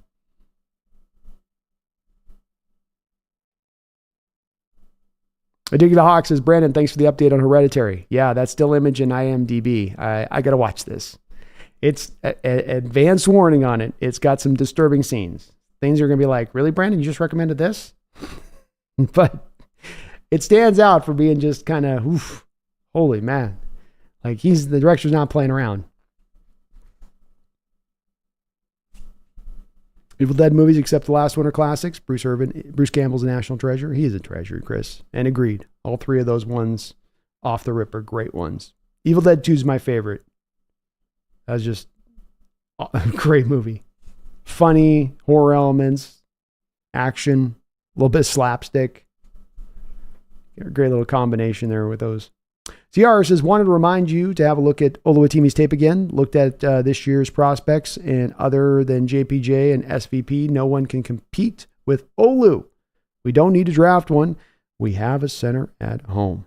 I love where you're at with the man. And yeah, I'm down to go back and take a look at some tape on Olu and what he did. I mean, it's not a lot of snaps. So I'll take a look and see where he was at with it. He didn't play badly. I'll say that. You know, my whole thing with it isn't as much of that he played badly and it showed us enough with it, CR, that he can't be that guy. It's just been that I just didn't know if we'd seen enough from the sample size of snaps from last year to feel 100% certain that he could be that guy. And that's where I come with it, where it's just I'm missing a little bit of that certainty there with him. But he is a guy that fits to this scheme very well with what he brings to the table and his ability to hit the reach blocks, block on the move, climb to the second level, things that are required within this spread scheme and what Grubb wants from his linemen. Oluwatimi can pull that off. So it wouldn't surprise me in the least, CR, if he is able to settle in to be that starter. And I do think that there's much more of a priority for myself in a pull to getting the guards. But if the opportunity is there to upgrade the center as well and get yourself a Barton guy that you like as that center guy, I think a guy like Barton would be better than Oluwatimi. I think that he would be an upgrade over the top of him. But to your point, maybe there's not a lot of guys in this draft that would be in that same place. And probably part of the reason that Nick Harris has been brought in and signed. So he says, DK, not broken, don't fix it. Amen. Chris, the original Poltergeist, another favorite. That is a good one. How creepy is it they made that actress where she's falling into the pool of all the skeletons, that those were real skeletons because it was too expensive to buy fake skeletons, so they just threw a bunch of real ones in there with her. Ugh. But yeah, it's a good one. Dick, this is Brandon Fast Times original behind the pool scene. Now that is a disturbing too. Laughing out loud, bad joke. The pool scene. Many a man with that pool scene went from boys to men. Brody says, I feel sorry for Bronco fans. Nah, they got some Super Bowl wins. They can deal with a little bit of pain over there, Brody. Remember, they're former AFC West foes, so a little bit of the old rivals having to suffer a little bit of some cuts, some slices. You know, hey, sorry guys. It is what it is. Stale says the Pope's Exorcist wasn't bad, but in general, movies aren't scary. No, they're very reliant in modern era, Snail, on the cheap tricks, right? It's the jump scares, you know. It's a lot of the, like I was watching that, where there's like that Omen with the little girl thing coming out now. That's the current horror movie, because now I guess we're having horror movies out in April. But there's the one with the girl that's currently out that they're showing, and she's doing that. They all do the move with the children. All the children go.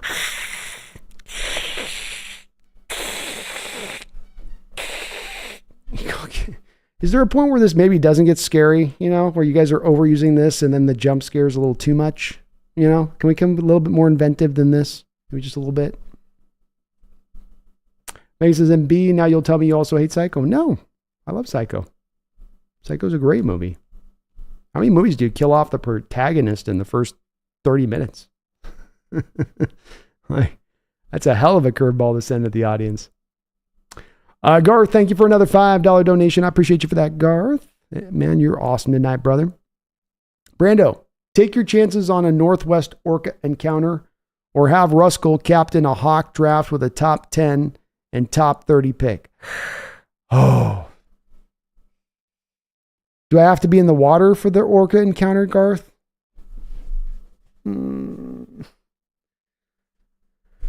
You remember, Garth, I got that sort of thing. It's from the shark thing with the ocean and being in the water and having something feed on you in the ocean as you're floating there.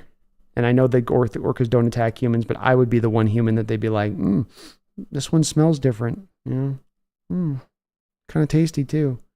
I don't know if I'd want to be out there just float, because you'd probably make me like float out there for 15 minutes with them, like going around me in circles. And it's like, What good is it if they don't attack me, but I end up having a heart attack? Ruskell with 10 and 30 would be painful, but at least it'd only be one draft, Garth. You know? And I will say this, Garth, his first draft in was okay. It was pretty solid on the first one. The first go around, it just got dropped off a cliff quickly after that first one. Megan says, Hellraiser's my jam. Have a glow-in-the-dark pinhead Funko on my desk. Yeah. Great visuals in that movie. And like I said, it really did kind of capture what you would think sort of a little bit of what hell might be like. I haven't gone back and watched Hellraiser in a while, Megan. They made a lot of them too. Jeez, they made like 7, 8 of those things. Ray on the Cut says, DK is our beast. Taking a 12-yard slant route to the house. We'll take that all day. All day, every day, man. Corey says, Wes Craven was a national treasure. Original Last House on the left. Nightmare on Elm Street and Scream. Yeah, indeed. He had a lot of horror classics he made. Had a great mind, great writer. Director, too, I believe. So really a full vision kind of guy and what he brought to this table. But yeah, he's got a lot of some classics on his books. He knew how to do it. He knew how to do it, no doubt about that.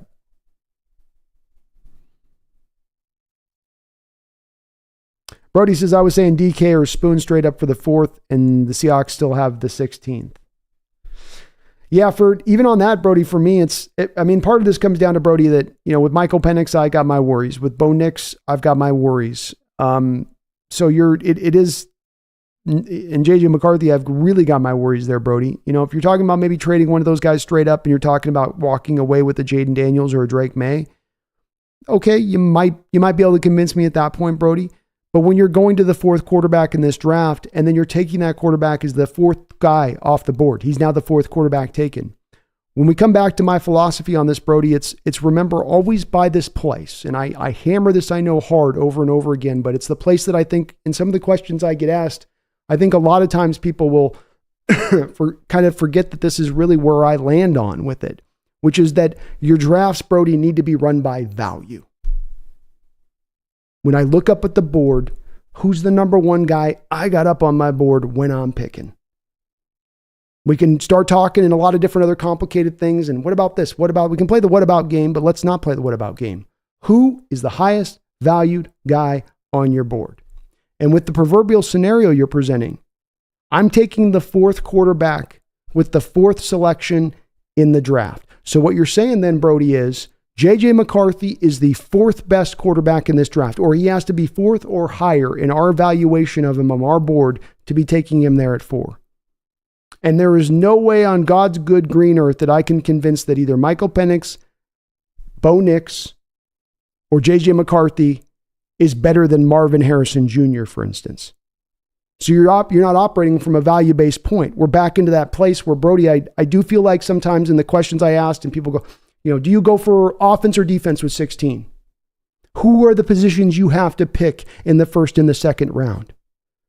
I'll be asked these questions that are really in the heart of these questions. What's housed in the heart that I'd like to try to make this available to you guys, because it's the place that I'm not blowing smoke up your butts on this one. When you think about the draft and you're thinking in need, when you're putting this at the forefront of your brain, you are setting the stage, if you operate that way as a general manager, to failing at drafting. That is not the way you get your magical quarterback who takes you to the Super Bowl. That is not the way that the team becomes great and contends.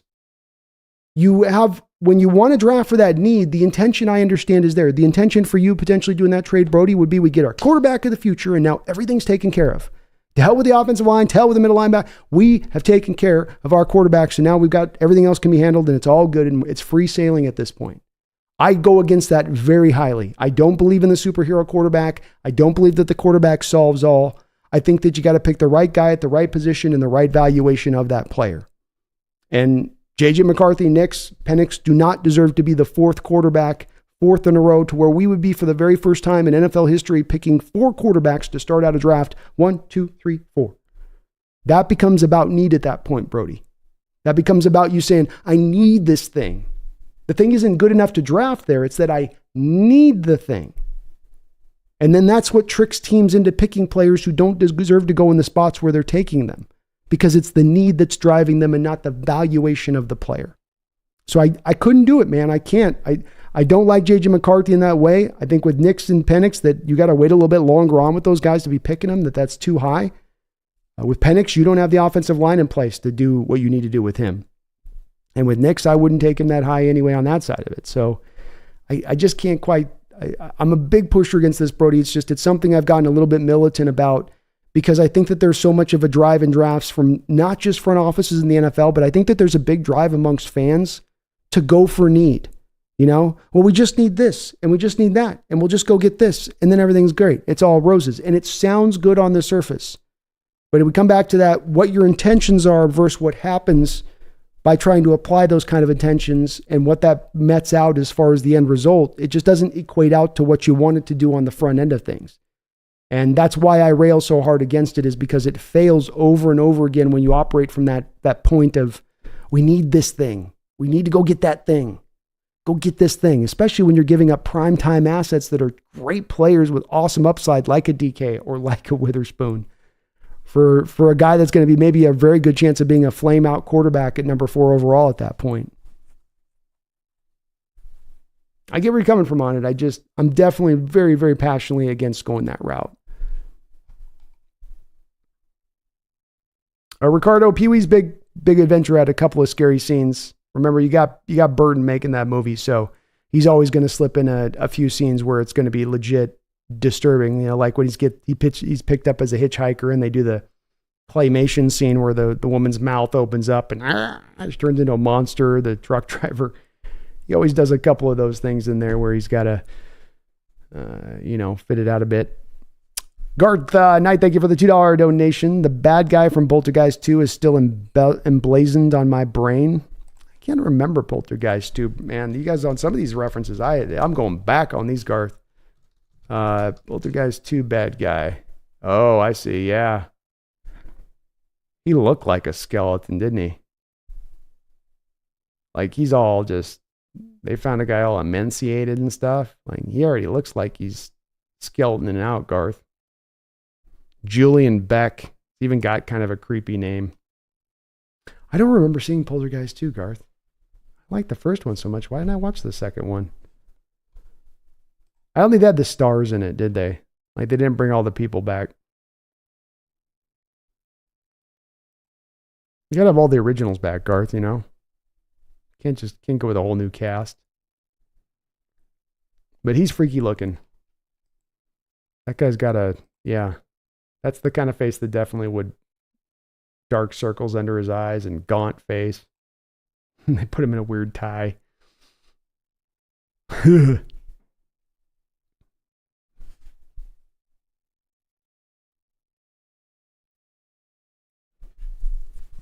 Megan the Fly, I saw when I was 6 with Goldblum. It was disturbing.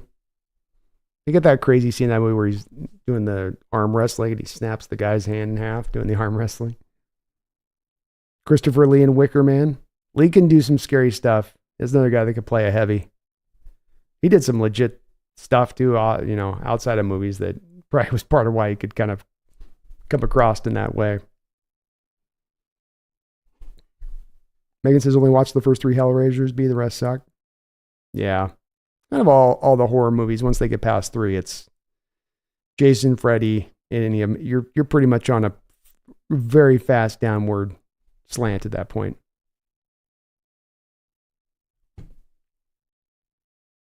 Megan says, met Norman Bates at Universal Studios when he brushed my shoulder with his knife while standing in front of the Bates house. Ooh, jeez.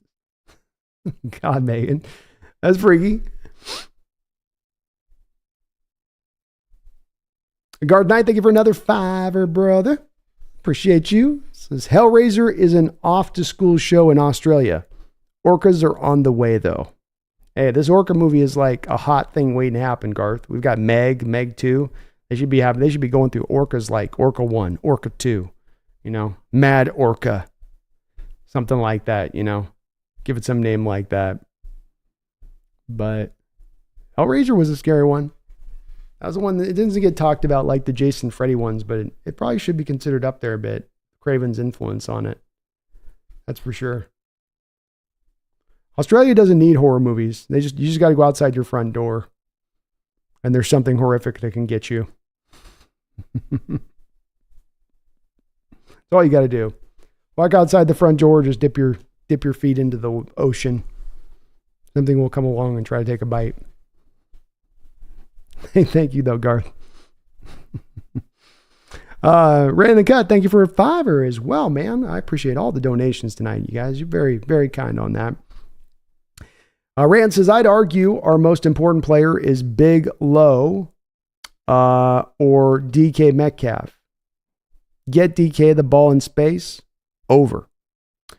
Yeah, I think DK Metcalf is still got a lot of, he's a little bit like, that's why I did kind of the 2 videos on both those guys this offseason, being K9 Ran in the Cut and DK, is that my outlook on both of the 2 guys is that they both have much more meat on the bone to supply. They have much more upside to bring than even what they've brought so far. And they've been good, capable players up until this point. In DK's case, even a little bit beyond that.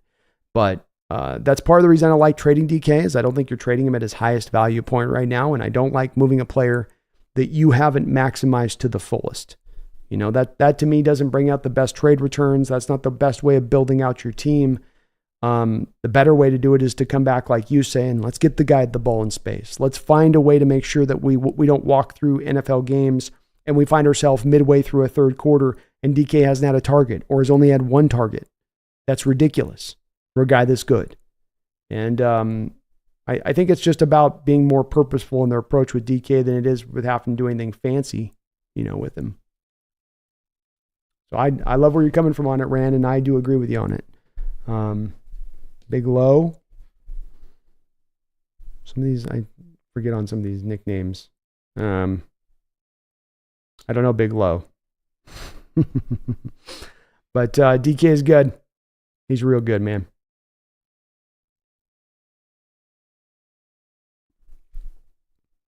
Jesse Lund, what about drafting Troy Fautanu? Jesse, I do believe that Troy Fautanu is going to be off the board by this time the Seattle Seahawks pick. I do believe that there's a potential with Troy Fautanu that he has overtaken Olu Fashanu on a lot of the draft boards in the top 13 picks. I know Olu Fashanu is no doubt from a lot of fans' standpoint, Jesse, well, that's got to be the best left tackle, or that's got to be the second best tackle off the draft. But I think that there's some NFL departments that are going to look at Fautanu is raising up over Fashanu. Specifically, the fact where I see Fashanu going at number 9 to the New York Jets. Jets signed Tyrion Smith, a guy who's had a heavy injury history coming out of the Dallas Cowboys. He is very old. You have Aaron Rodgers right now. You're trying to go for it. Does it really make a lot of sense for the Jets to just sit there and go, let's just ride with Tyron Smith and say he'll hold it all through? Tyron Smith will be fine. Or you go get Fautanu. You get not only now some insurance for the left tackle spot, but also for your left guard position, which has been problematic there with Elijah Vera Tucker. Also, along with Mekhi Becton having his share of injury issues. You have some insurance now for maybe kicking Fautanu out to the right tackle if you have to. What was the big issue with the Jets last year? Even beyond not having skill position players out there, they didn't have the linemen that could block, could pass protect. That's part of how Rodgers ended up getting injured. I don't think Fautanu's there at 16. Jesse, I just don't at this point. I don't know about trading up and going for Roger Rosengarten as well, Jesse. He's a right tackle. You're coming into this draft set at your tackle. You've got your starters. You've got your 2 backups. I don't see a reason to go get Roger Rosengarten at this point. I love Roger. He's a great player, Jesse, but he's a right tackle. You don't really have a need for him. He's not moving to guard unless that's something Grubb thinks he can do. Dig Docs, why am I the only person in the chat who thinks Michael Penix is way underrated? Injury history, I understand, but that arm, I don't understand his draft position. Sorry. Yeah, he's a complicated prospect, man. It's not an easy evaluation on Penix because I think there's a lot of factors that come into play. It's ideal, I think, Addicted to Hawks when you're able to have a player who, is straightforward in their evaluation. You have what they do bad, you have what they do good, they have this, they have that. It's all straightforward. A guy like Drake May, is good, is bad. You have an understanding of what he needs to refine and you think he can get there.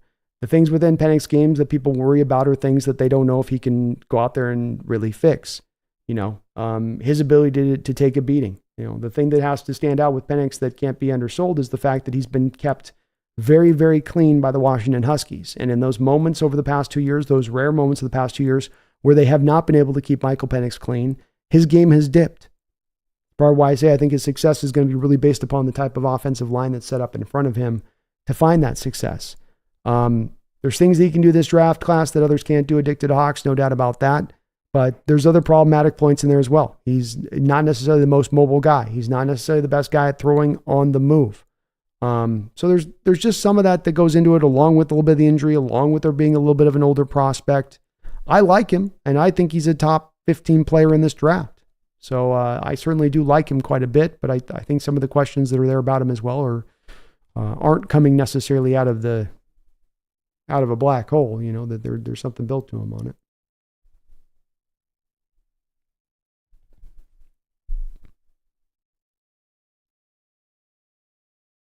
Oh, Big Leo ran the cut. Sorry. Okay. You went Big Lay, Big Low, Big Leo. Okay.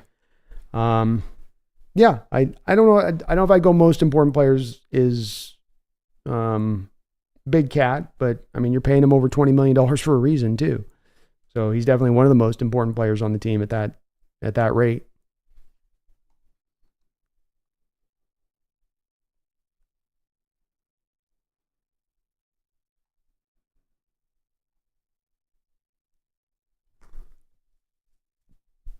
Hans says, I think the only quarterback I would draft is Drake May.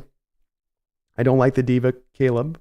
Jaden's going to hit a brick wall and be in pieces in the NFL. Penix always went for the deep ball and not great at going true progressions. So only May in this draft if they trade the house to move up. I've long thought there's a good possibility, in my opinion, Hans, that John, looking at the draft and knowing his predilection for the type of quarterback that he tends to drift towards, could be looking at Drake May as his number one quarterback in this class. I could certainly see it, Hans. I could.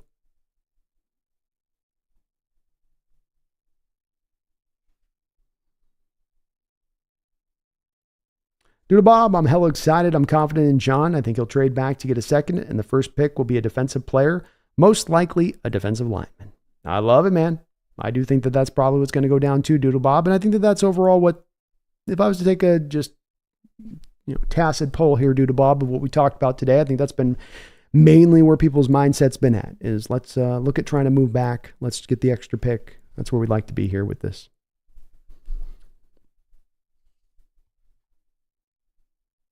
All the original people were in the second one too, Sean? I got to go check it out then, man.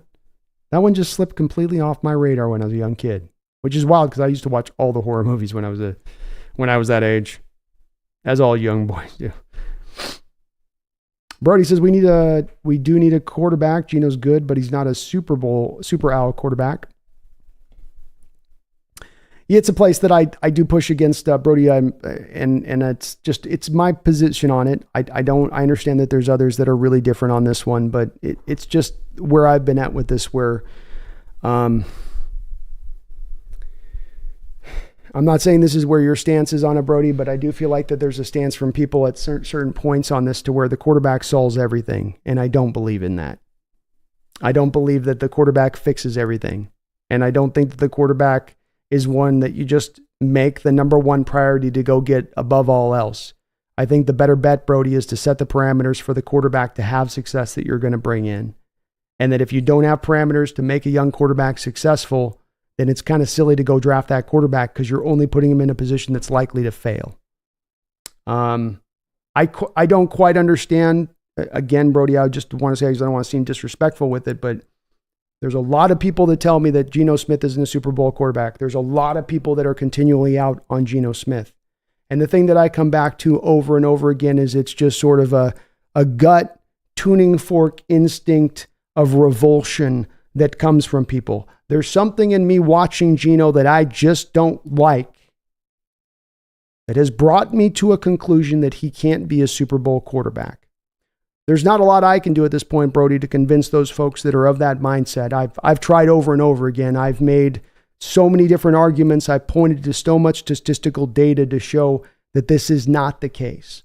And I'm not even a guy that's sitting here necessarily saying Geno should be the guy to the future. Geno should be the guy to be the Super Bowl quarterback. It's that the conclusion that I see reached about him a lot of times feels very unfair to me, Brody. It feels very much like people had their opinion of Geno and that there's nothing that he's done the past 2 years that he could do anything outside of him turning up MVP seasons to move them off that spot with him. He had the 28th worst pass protection rate last year in the NFL, the 28th best offensive line at protecting the quarterback in the pocket. As I've said to many different people on this, Brody, any of these quarterbacks you go up and draft, your Michael Penix, you think you put him behind the 28th best pass protecting offensive line and he's going to perform like Geno did last year? Or JJ McCarthy, if you put him behind last year's offensive line, do you think he's going to perform at the level that Geno Smith has the past 2 years? Because they won't. And that's why I really rail against this hard, is that it's getting the cart before the horse. It's, yes, the most important position in all of football, the quarterback. I get that. But it's not the only position.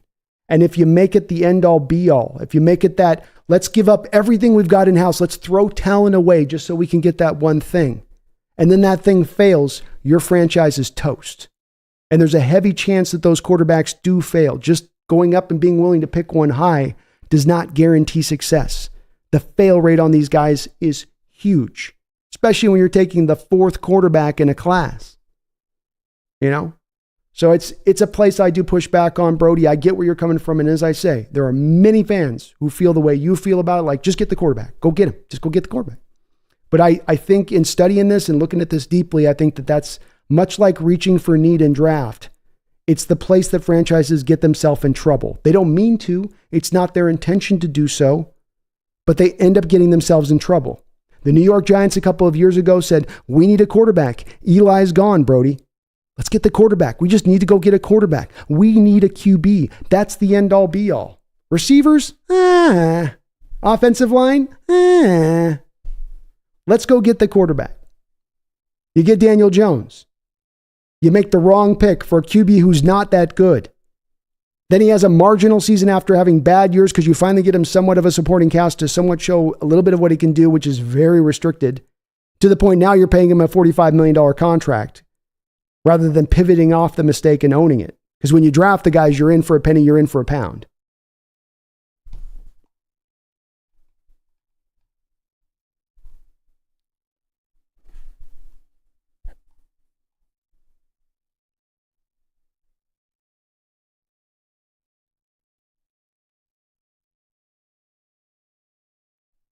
Dig Dogs, Brandon, do you really draft Fatano as a left tackle? I thought his arms were making him a guard now. 34-inch long arms on Troy Fatano, Addicted Hawks. So you want a minimum of the position at left tackle to be 33 inches as far as the arm length. He came in at 34 inches. We thought it was going to be shorter. We thought it was going to be like a 32-inch guy, and that would be the kick to the guard. He came in at 34 long-inch arms so he can play left tackle. That's actually, rather than being just average for the position, that's a well above average for the position. That's probably like 90 percentile for the position as far as arm length is concerned. Jesse Lund says, thanks, Brand. Thank you, Jesse.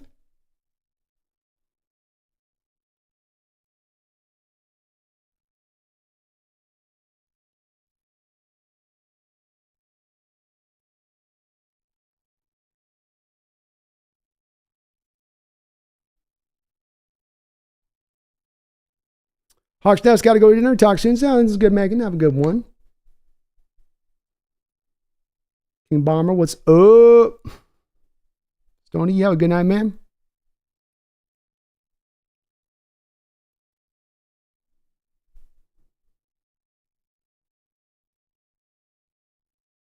Francis, we need a big cap, but if you argue DK is far more important, yeah, I probably would.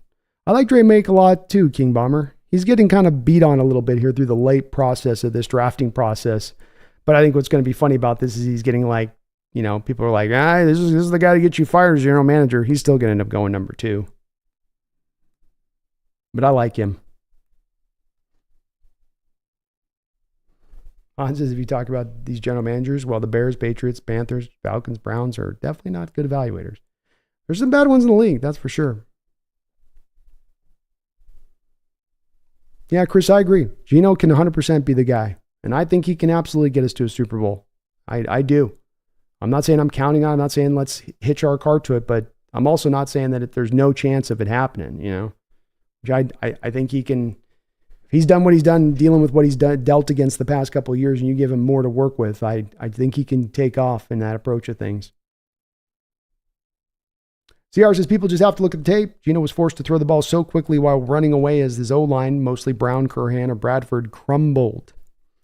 comes back to me. I just don't think quarterbacks can have success in those kind of offenses and behind those kind of lines. And the fact that he was able to hold up, the fact that he was able to give you 5 comeback from behind victories, the fact that he was able to still play well through injury he sustained because your offensive line pass protects like crap and gets him beat to hell, but still played really well through it. It's as much as I don't want people to necessarily have to be on board to say, well, Gino's the guy. That's certainly, he should be considered that dude, but just as much as just to realize and appreciate how good he has been and what he's done the past 2 years, not necessarily dealing with a lot of things all working in his favor at once, like some other quarterbacks get to deal with and have in their back pocket. Dig Docs, Brandon, is it fair to say that Penix against Wolverines was similar to Gino against the Ravens? Quarterbacks didn't handle intense pressure, but isn't that kind of normal too for pocket passers? Well, I think there's a stark difference between the two scenarios. Geno Smith on a weekly basis was dealing with pressure rates that, while maybe not as bad as that Ravens game, were certainly still bad. That they're more often than not throughout last year, you were having games where you had over a 50% pressure rate across the board on dropbacks, which was just ridiculous.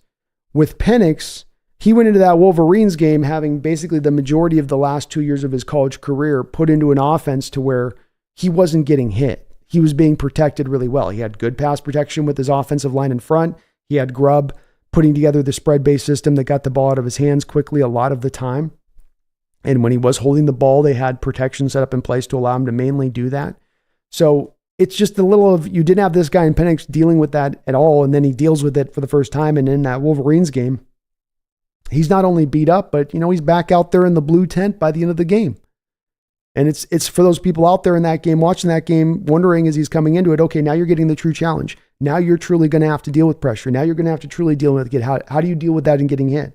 Well, the naysayers on Penix, and I'm not a naysayer, go, well, look, he's in the blue tent there at the end of the game. See, you blow on him, and he's going to get injured. The Huskies were able to keep him from getting blown on for a year and a half before that game, which is why it hasn't been more on display. And I'm not saying I believe that this is what it is at TikTok, but just that this is, I think, the thinking that goes into some of the Penix evaluation there with that. King Bomber says, I don't think Geno can win a Super Bowl here, but he can put you in a deep playoff contention. Brody says, Penix is the second best quarterback in this draft. Love the take, Brody. I love the take, man. King Bomber says, sorry, Brandon, but I got to disagree with you on the quarterback thing. Purdy had a super team and failed to beat Mahomes when it mattered most. Geno, I lost it there. Sorry, 1 second. Sometimes the chat updates on it as I'm reading your deal there. It says, Geno can put you into deep playoff contention. Yeah, so and again, definitely there's going to be a disagreement on this. And I know that there's going to be people that are going to be on the other side of it, like yourself, is there, King Bomber. When I watched the Super Bowl game that was played, maybe we saw the game in two different ways. I didn't look at that Niner team and say, you lost that game because of the limitations of Brock Purdy. I looked at that game and I said, you lost that game because you had the horrible special teams snafu, and you had your coach stop working your most important offensive player, specifically stopping running the ball with Christian McCaffrey and trying to go to this sort of pass happy, manner, which was outside of really what their identity was throughout the whole year. 10 years ago, we went to a Super Bowl and won it. So, you can disagree with me, but we went there and we won it without the quarterback being a guy in Russell Wilson that was a guy that could go win you a Super Bowl. Russell Wilson in his second year was much less of a player than what Geno Smith is right now. Let me say that again. Russell Wilson in his second year was much less of a player than what Geno Smith is right now. But you won a Super Bowl. So it's an argument to me, King Bomber, that just doesn't hold a lot of weight to it, because I can prove to you 10 years ago with the very same team we both root for that you can go win a Super Bowl without having to go find the superhero quarterback. And, when it comes to being certain that Geno can only get you into a deep playoff contention but can't get you into the Super Bowl, by what arbitrary conclusion are we reaching on that? By what proof are we reaching on that? I can present to you, King Bomber, statistic after statistic, showing what Geno was dealing with, showing how he was really more persevering in that than anything else. But then the other side of it, for the folks that'll tell me that he's not a Super Bowl quarterback or he doesn't have that ability to take you to that promised land, it does kind of come back to a bit of a gut instinct part on your folks' standpoint of it. Because like I say, and I've raised this question many times over, and I can always tell when I ask a certain question that I'm right on top of the button with, because I don't see answers to the chat for the folks that do disagree with me on it. What quarterback over the last 2 years was going to take you to a Super Bowl with this team as it was constructed, with this offense as it was constructed, with this defense as it was constructed? Who was going to, with the 28th best pass protecting unit, going to go out there and put up the statistical production that Geno did this last year? Because I can show you all those guys that are behind you. You want to look at all those teams that are at 29, 30, 31, and 32, and you want to look at their quarterbacks play? It's a shit show. It is a horror fest. Because when quarterbacks tend to be inundated with that type of pressure, they tend to suck. When quarterbacks tend to have to be so efficient with their offense because their defense is living on the football field so that when they get on, they need to go out there and score. He brought you a top 10 efficiency with that offense while the pass protection was at the rate it was. He was able to keep himself under a 6 sack rate, 6% 6 in the league in his sack rate, despite the 28th pass protection, which is a direct representation on Geno Smith. I went back this last week. I mean, for me, King Bomber, it's kind of like a weekly basis thing that I keep presenting, data and stuff to try to keep showing this. And I feel like for the anti-Geno folks, there's like no stat I can present. There's nothing I can show you because you have your gut instinct. Here's the stat I showed just on the last show. This was from a week ago. Here's another whole nother stat that's separate of what I was just talking about. And I mean, you've probably seen this one, King Bomber, but this is responsibility of the quarterback. How many of the sacks are on your shoulders for when you're sacked? What's on you for doing that? You go through the league, Josh Allen, 20%. It's the column here, the second column from the right. 20%. These are the percentage of those sacks that are on those QBs. 20% to Allen, 20% to Mahomes, 13% to Purdy, 23% to Jalen Hurts. And then we have Geno Smith at 6%. While dealing with the 28th worst pass protection. What am I missing? I see perseverance where others see failure. And that's the part I guess I'm trying to understand from your perspective, King Bomb, and the folks in that standpoint of it is I put these things together and I go, wow, he's doing a hell of a job. Others look at those statistics and go, see, that shows you the limitations. I think we just reach different conclusions on it. And I respect where you're coming from. And as I say, maybe I'm alone a little bit on this one on the island of it. But like all things, for an argument to be put together to convince me, I've got to have something tangible that's there. And more often than not, when I come back to this Geno thing, for the folks that tell me he's not a Super Bowl quarterback. And it's frustrating in years of doing this because so much comes back to these sort of statements that are magnanimous statements where people have ultimate conclusions that have been reached. He is what he is. That was the popular one from 2 years ago. It's very similar to he's not a Super Bowl quarterback. He is what he is. Another one there, he can't bring you from behind. It becomes these like arbitrary things that is told that he can't do, but then he shows he does, and then there's no, change to the spot. But it's a place I think there'll be some pretty fervent disagreement on this one. Han says if Geno has an MVP season, he wouldn't get the votes because he's Geno. The hate to Geno runs deep, sadly, and the disrespect to the Hawks as well. Geno's awesome. Grubb will set him free. I hope so. King, and I'm with you on that, Hans. I am totally with you. King says, I don't get this obsession with Fatano in the first round. He's a tackle, not a guard. Yes, he's absolutely a tackle at this point. The obsession with him in the first round. I think a little bit of the King Bomber that thought initially that he was going to go to guard and that with the arm length and all of that stuff, it's been more of a, I still think there's even people that think, well, if he does dip to 16, that we would still, even if he could play tackle, we would just slide him then into guard at that point. Grubb would like him so much. Grubb would have so much familiarity with him that he'd be willing to do that. But I agree with you. I think that the likelihood now that he is out at tackle puts him kind of out of Seattle's, range. And that's why I also think he gets picked before we're picking. Nick the Hawks, Brandon, do you feel Geno's arm is better than Penix? Geno did well with the Hawks' poor O-line, but was Geno as accurate with balls all over the field as Penix seems to be? Well, if I'm not mistaken, Geno last season in 2023 led the league in big-time throws. I don't know if they're very close to having very similar arm talent, I would say, addicted to Hawks. I think Geno throws better moving on the run to his right. But I think that there's some similarities to their game. There's more similarities than there are differences to their games, I would say. But I think, very close to very similar on the arm strength side of it. But Geno can make the big time throws. He's shown that.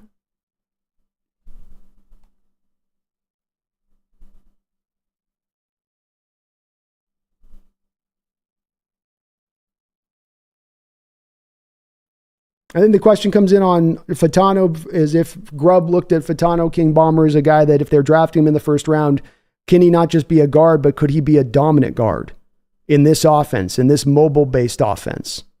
You know, part of it could be a little bit too here. King Bomber is a decision a little bit in the long term and looking at it of Charles Cross is going through his third season after this year. He is going to be eligible potentially for a contract extension if he plays really well. Does John Schneider want to be held over the barrel of having to give $20-25 million a year to a Charles Cross at that point? Or have a guy in a Fatano that can maybe get kicked out to that tackle? I agree with you. It's not a likely thing to happen. I think he's off the board by the time we pick. But if he is there when we're selecting, I don't think that it's necessarily bananas Seattle could potentially look at him in that kind of realm, you know, especially if they don't have a lot of confidence in Abraham Lucas's health holding up out there right tackle to where you go, well, we can also then kick him out to right tackle if Lucas can't hold up by there as well. So he provides you a lot of insurance across the board a little bit with that. Chris, great talent, but that also made Penix look good at UW. I'd argue even more so than his own talent. Killer O-line, scheme, weapons. Yeah. Part of the part you got to build in with him, that's for sure. King Bomber, unbelievable to me that people are projecting this guy to Seattle when he's played tackle his entire career, but built like a tackle and has shown elite tackle traits as a guard. I love, I get it. I don't want to seem like I'm disagreeing with you on this because again, I think he goes to the Jets at number 9. So I think, and that's to play left tackle for them long term. But you know, there's obviously, we'll see where it goes. We'll see where it goes on that. I think at 16, there's certainly a way Grubb could be pounding the table there, King Bomber, where he goes, look, yes, he is a tackle. We put him here to guard, left guard. He's a super dominant guard, left guard. And the one thing in standing out to me is in looking at this draft and looking at recent drafts, King Bomber, is that it's really hard to find good left guards. It's really hard to find really good left guards that can move in space on top of it. It sounds maybe easy and straightforward, but it's much more of these heavy-footed, plodding kind of guys that you're dealing with down there. King Bomber, I love May. People hating on him for some of the bad stuff last year. Imagine if he has a Will Levis-like fall. That'd be pretty crazy. I can't see it because I think Levis, it was a little bit harder to explain than it was with May where, you know, he's just a young guy. I think Levis was a little bit older. But I think that this is one of those two King Bomber, you know, smoke things where there's no real fire with it. People are trying to like act like they're going to pass on him and they're really not going to.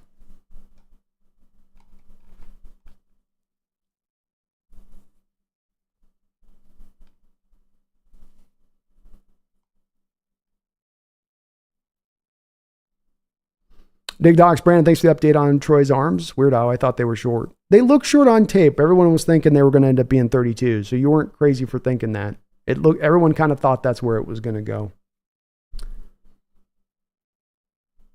David M says, I'd be shocked if we took a guard in the first. Yeah, I don't think it's likely to happen with that either.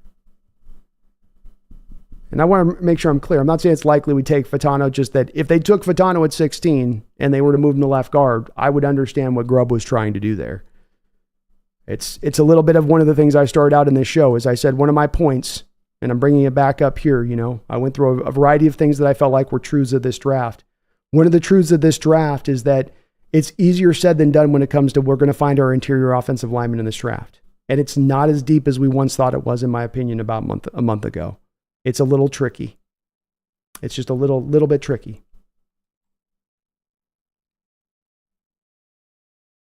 I think there's a very likely place here to the point, you know, King Bomber, do you on this one too, where it's that they end up, you know, going to the 4th round before actually taking an interior offensive lineman. But there's another way I could see too, where it goes to the other side of it as well.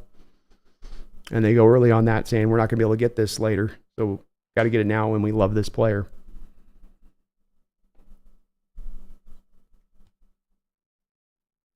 Spaces George Fant play left guard? Nope, he's a right tackle. Right tackle, they can play left tackle, they can play some tight end. Dig the Hawks, Brandon, the team's in position 29 to 31 is a shit show. That's an insult to shit show. Laughing out loud, agreed. Geno's success with a weak O-line is pretty incredible. That's my feeling on it.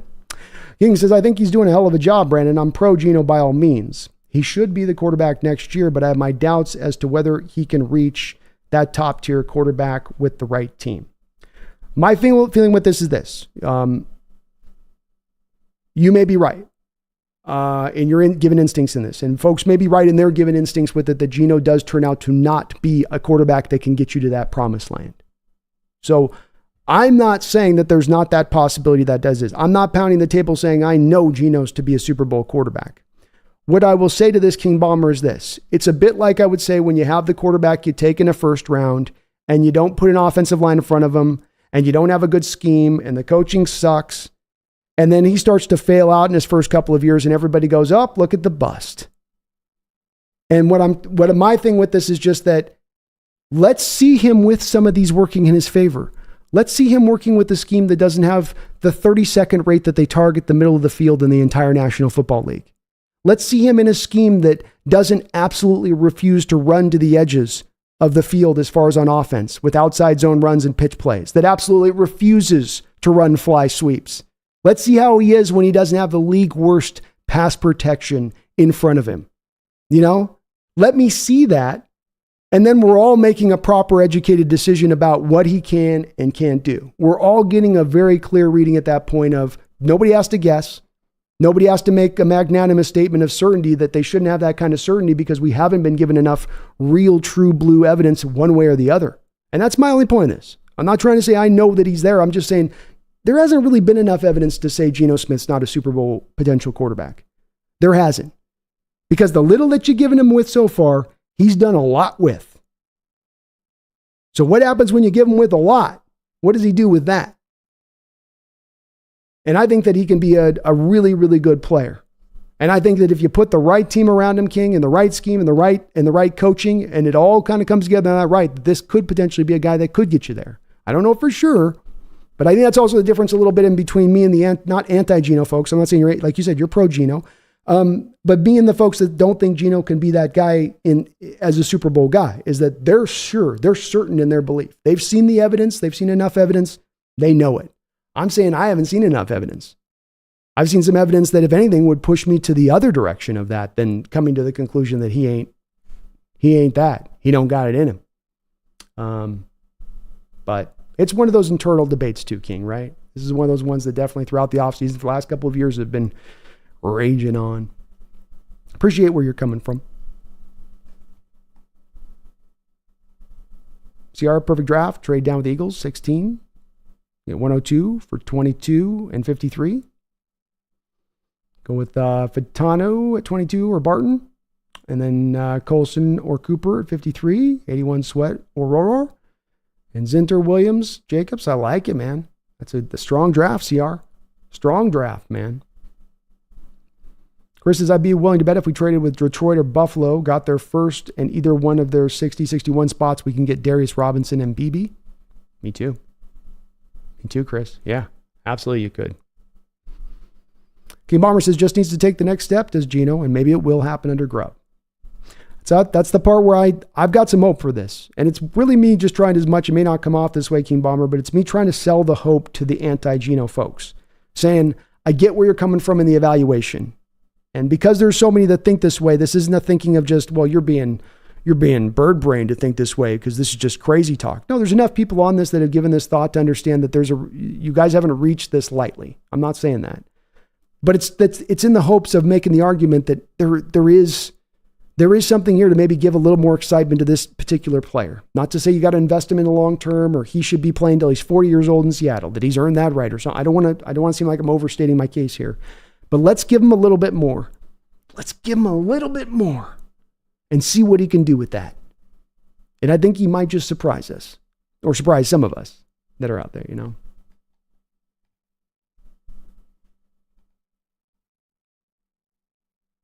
Brody says, Geno isn't as good as prime Wilson, and Wilson didn't have to go up against prime Allen, Mahomes, or Jackson.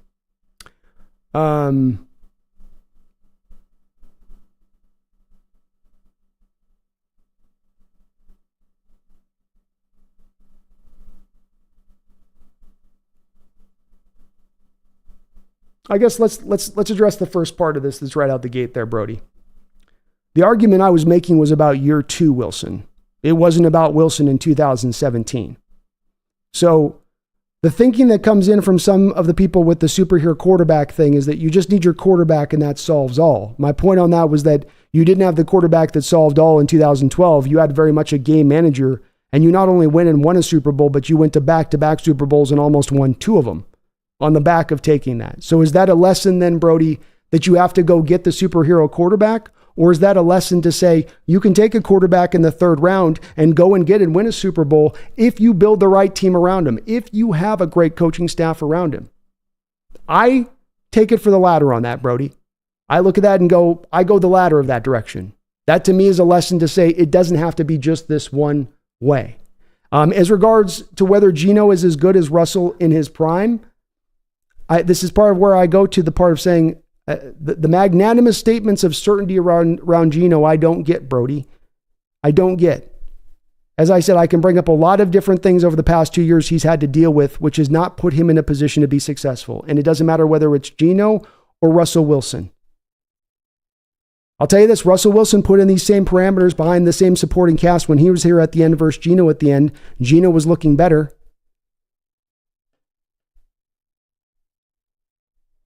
Geno's going to be playing much better as a player deeper into his career than Russell Wilson is. I'll say that as well. So I don't know about that. Different teams, different times, different type of quarterbacks. But what I do know about Geno Smith over the past 2 years, Brody, is he hasn't had a defense that's done diddly squat. He hasn't an offensive line that's done diddly squat. He has an offensive line that not only doesn't do diddly squat in pass protection, but it can't open up any holes in the run game. They have an offensive system that is as rudimentary and as archaic as you will find in the NFL over the past 2 years. Very little pre-snap motion, no utilization of hitting the edges of the defense, 30-second rate at targeting the middle of the field. As I've said it once, and I'll say it a million times on this, Brody, show me the quarterback that was going to deal with those parameters that would find success. There's maybe 1 or 2 in this league. There's a lot of really good quarterbacks in this league, guys that you all would tell me is far better than Geno Smith, who would be sucking hind tit if they were having to play behind this team over the past year in this offense. It's an offense that was set up for failure. Think about it, man. 32nd rate in the NFL targeting the middle of the field. Do not use fly sweeps. Do not run to the edges of the defense, hammering the A and the B gap runs over and over again to a highly predictable level. And a defense that will live on the football field to the point that collectively by the end of the season, they have played another game and a half worth of snaps because they can't get their happy ass off the field on 3rd down. All of this stuff affects the quarterback play. And that's been my thing to it. And I don't get the answer back. As I say, I present this over and over again. Tell me the quarterback. Tell me the one that comes into that situation. Tell me the one with the 2 rookie tackles in 2022 that goes out and wins comeback player of the year. Show me that one. Because I think I'd be showing you a liar on that, I think. Because there's very few that could do it, if any. And that to me becomes a representation of how good he is, not how bad he is. But this is the way we may be just seeing this data differently, and I'll accept that.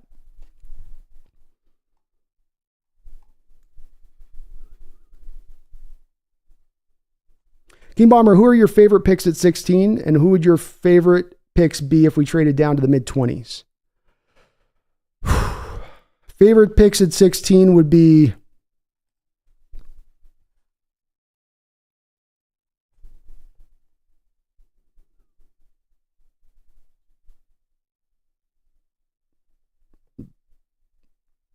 I think it would be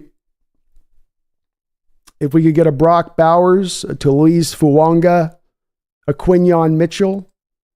If one of those guys dropped to 16, I'd feel pretty good about it. I'd feel really good about any of those guys because I think you're getting a blue chip prospect at that point. And in this draft, I only got 11 blue chip guys, King. So if you're getting one of the blue chip guys at 16, I would consider that a really, really big coup for Seattle as far as the return goes. If we traded down to the mid-20s, I think if you're getting a Jared Verse, a Cooper DeJean,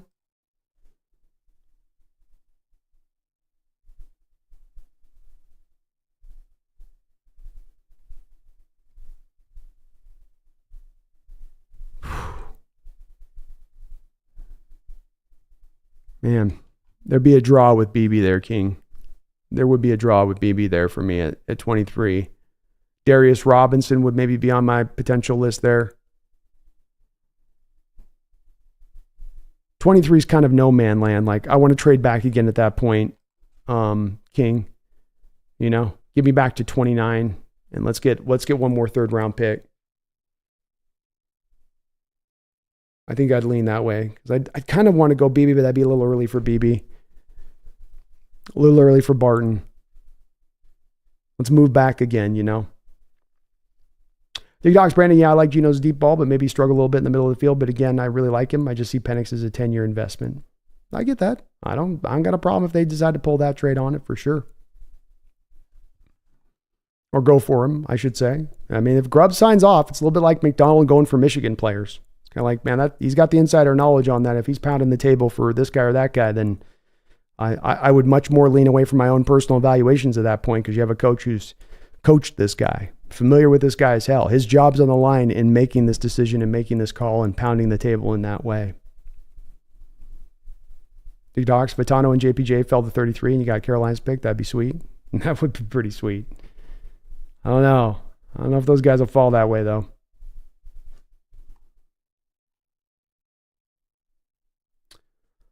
King Bomber Murphy's the guy who falls pretty often. Yeah, he's a guy that definitely could end up drifting a little bit. I had him in my current mock, King, with going to the Rams and being the guy that they choose to pick to sort of take over for Donald out there. Chris says, look what Detroit did with Goff, Niners with Purdy, support. That's been my thing with it too, Chris. Is not just going back 10 years ago with our situation here. It's also going across the league and looking at those situations where those guys do get that support and what that means for them and what they're able to do with that support. With Goff, I think he's a great case study because here's a guy that went out there and threw for 4,600 yards with the Rams when he was at that place that he had that kind of supporting cast. He had them knocking on the door to winning a Super Bowl. And then Rams aren't quite as talented offensively. He dips down a little bit, goes to Detroit initially. They're not ready there with their supporting cast and having a point. They build up the offensive line, draft Penny Sewell, get him a little bit more playmakers. Bam, he's right back up to 4,600 yards. It's that part to me that with this channel through the years, things grow that I start to try to understand better and start to really raise in my mind as things that I'm seeing as a general trend. And the big general trend that I see throughout the NFL, and it's not just within the fans, it's within pundits, it's within even NFL teams making that mistake of truly understanding how supporting cast factors into building the team versus looking for that Michael Jordan that can just go handle the rock and do a one-on-one out there off the wing. And to me, I really harshly find myself snapping back against the let's go find the Michael Jordan out on the wing to one-on-one the guy to the hole. And instead, let's go find the team and try to go to that range of this. But I think there's a lot of ways to do it too. And it's not just has to be my way for sure. Space says, Brandon, where do you have Devondre Sweat? I've got to dip him down in the late third round at this point. I certainly would love to be able to get him at that first fourth round pick that we have, that early fourth round pick we now have after we traded with Washington. I don't think he probably gets out of the third round. But the work ethic stuff is now a legit major question with him. Legitimate.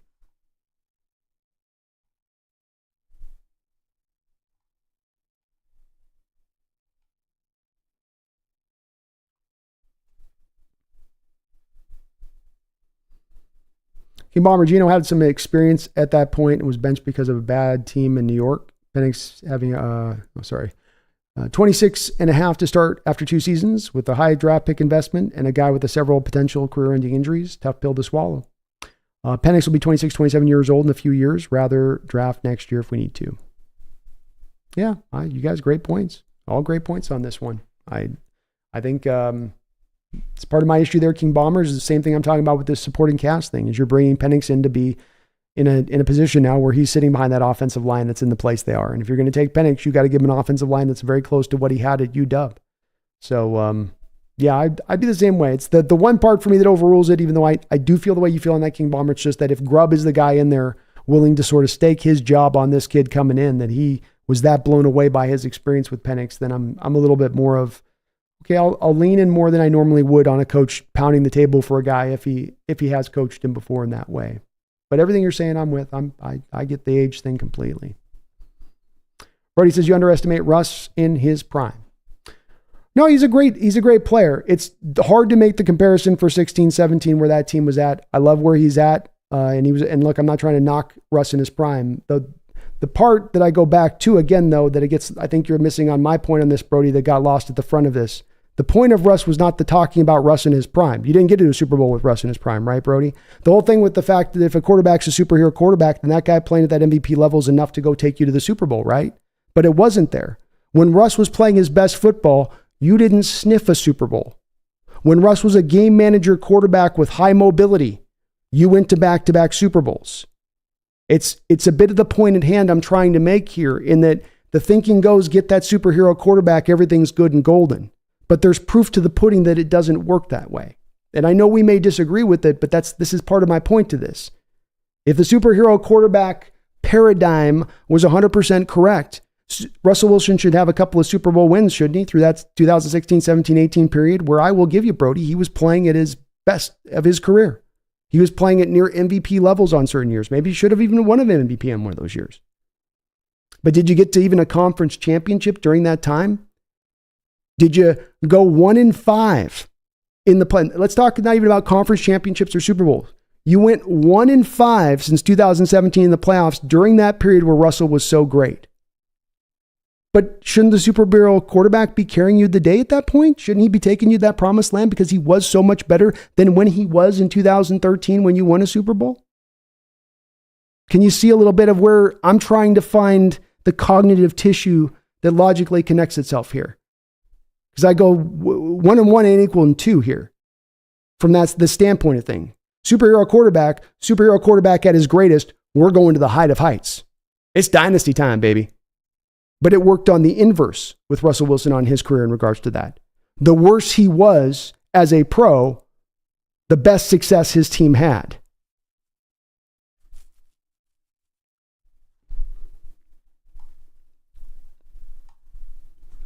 Hans, well, the draft will shock me again. They did last year with Spoon, Hall, and Charbonnet picks. You know they will. Rand the Cut, thank you for the $2 donation. And Rand, thank you, man, for all of your donations today. I appreciate you. You were very, very kind on that front of things. He says, Geno will ball this year. I believe he will. I think he's going to come in hungry. He's going to know his job's on the line. I think he's training like mad this offseason. And I think he's going to come in with as good a supporting cast as he's had here the past 3 years. And if my argument holds to be true, which I do believe it will, you will see then the best version of Geno. You will see a Geno that can throw for 45, 4,600 yards and 33, 34, 35 touchdowns. I really believe it.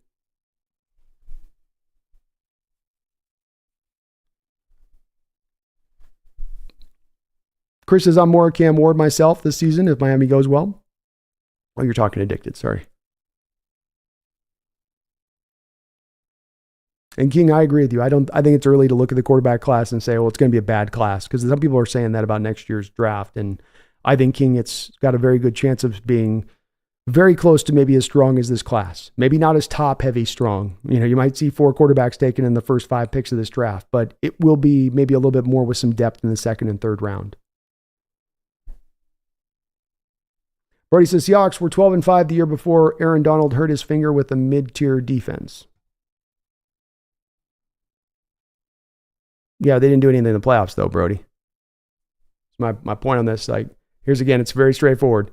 If the superhero quarterback concept's the truth, which is that, look, get the rest of the team as well as you can, but at the end of the day, make the number one priority getting that quarterback and getting that young quarterback, because that will fix everything. Or having the quarterback playing at the superhero level will fix and solve everything. And my point is that it doesn't, number one. That's number one. It doesn't. And Russ in the situation is a direct proving of this. We can bring up a lot of other different examples, but Russ being at his greatest, playing at MVP level, and you not getting to even sniffing really playoff wins past 2017, one playoff win. One. That's all he could get you. But then when you had him in that game manager role, where you were limiting his volume, the amount of volume of attempts, when you're just running the ball, when you're playing a team-based concept, you won a Super Bowl. The hard part I don't understand, Brody, a little bit on this for Hawk fans on this is we just 10 years ago took the track that I'm advocating for and got to the promised land and won it. This isn't something where I'm asking you to come up with an imagination of like, just picture this in your mind. I know you've never seen this before, but think of this and think of that. This has happened. We've done this. We've taken this road and we've had this fantastic success on the back of it. Why can't we do it again?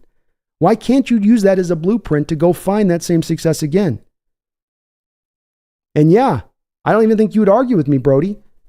Geno Smith is better as a player than Russell Wilson was in 2013. Geno Smith right now is a far better player than Russell Wilson was in 2013, his second year in the league. And it wasn't that Russell was bad, but he couldn't do the things Geno can do. He could maybe do a little bit more of some of that stuff in 17, 18 after he'd been in the league for many years. But that's not what you're getting from young quarterbacks out the gate, is that refinement that you get from a player that's been in the league for 10 years, that's seen and done it all and is prepared. Have a good night, Sentai Ranger Donnie. I appreciate you, man, for that. Garthai, thank you for another $5 donation as well, man. You and Rand have been awesome tonight on the dono tip. Appreciate you guys for that. Brando, this Charles Cross situation is the perfect time to bring up the falsehood that is the fifth-year option. I hate the fifth-year option. Yeah, Charles, Garth, it's something that is brought up a lot by fans, and especially when they talk about quarterbacks and having that fifth-year option. So you can it's like, it just doesn't work that way. You know, the fifth-year option is really only there for when the player has underperformed or been injury-prone. And you just have a little bit of enough hope that that final year you're going to be able to squeeze back some of that value you have not been able to realize through the first couple of years of the contract. And then if he does play up to performance through those first 3 years, you're paying him after the third year because the CBA, Garth, to your point, opens it up for those guys to request that money.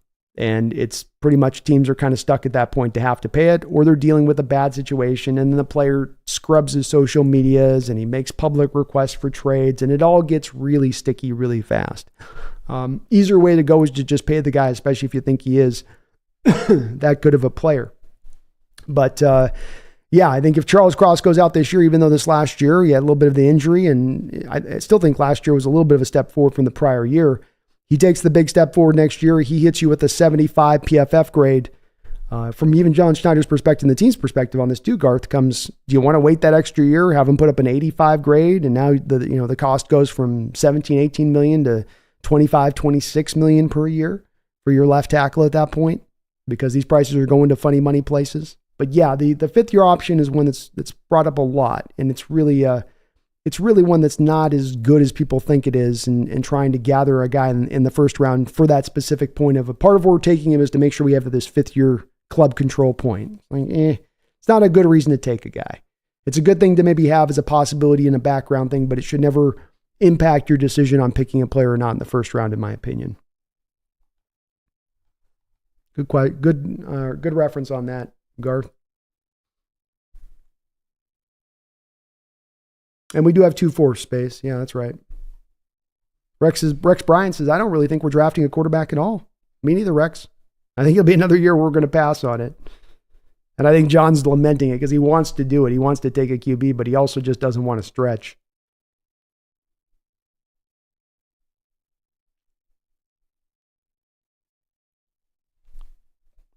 King Bomber says Drake May's either going to be Zach Wilson version 2 or he's the next Josh Allen.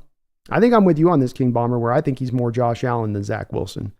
I think the Justin Herbert, the Josh Allen, this model of quarterback type is something that I think Drake May fits very much into. And especially in case of Josh Allen, I mean, he wasn't a super clean prospect coming out of college either. He certainly had his questions. Really, it comes down to the quarterback play. It's really is to more about those flashes where they show you they can do it. And I'm not talking the flashes of a Zach Wilson showing you those highlight plays out of BYU where he's scrambling around and improvising. I'm talking, playing on script, making big boy NFL throws, showing some progression readability, showing some ability to throw with anticipation, having the plus NFL arm with accuracy that you can show off at times, even if it's not consistent with Drake, where there are times that he just dirts it. But if you see the flashes in those respects from a college quarterback, I think that's where you start to project more that we can tap into that more to a consistent basis as we train him up and get him better. When the flashes are more of the guy back there improvising and trying to, Johnny Manziel it or Zach Wilson, and I think it's a little bit of a different beast. And that's why I can't go to the Zach Wilson side of it and thinking he's going to fit there. I think he is more of that Josh Allen kind of, not pure Josh or pure Justin Herbert, but kind of in that realm. Rex Bryant says, draft for the trenches. I love it, Rex. Let's go. Lon says, what would you say if the 53-man roster goes to 60? The NFL is aiming at 18 games. I think this should be going hand in hand. I think the NFL should have done it a long time ago, Hans. This has been long overdue, increasing the roster size. Every NFL team every year is going through hell trying to have a roster that's filled out enough to where they can just put healthy bodies out there, and the NFL just keeps driving for more games and more Thursday night games. And it's kind of silly from the NFL standpoint. You know, you got to, if you're going to want to decide on one thing, you got to decide on the other thing too. Like you say, it's got to go hand in hand because you're just hurting your product by not doing so. King says Caleb's probably going to be the best if May is a bust. Very possible if he goes to the Commanders. It is possible there, King. It's definitely not set up for success. He's got a defensive-minded coach there. He's got Cliff Kingsbury as his offensive coordinator. I do think Caleb, where a lot of people think he's got the huge bust factor king with him, my take on Caleb is that he's more of a guy that actually has kind of a high floor but may not hit his ceiling. I don't think he's going to be the bust thing. I just don't know if he's going to fully realize that Aaron Rodgers kind of ceiling that some people see in him. But I think his scrambling and improvisation at least will keep him as a decent QB in this sport. Big Docs, all I'm going to say about May is that based on my daughter going to Duke, I think 2022 and 2023, UNC only beat them by a total of 5 points. Not impressed with the ACC defenses.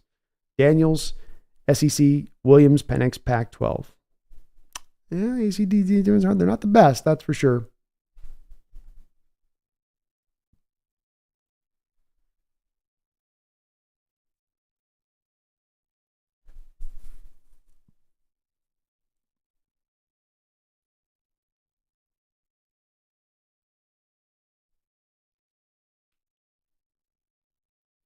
Yeah, you got to factor in King Bomber a little bit with May, what he had as supporting cast. Even his number one receiver was out half the year, and guys got problems with drops.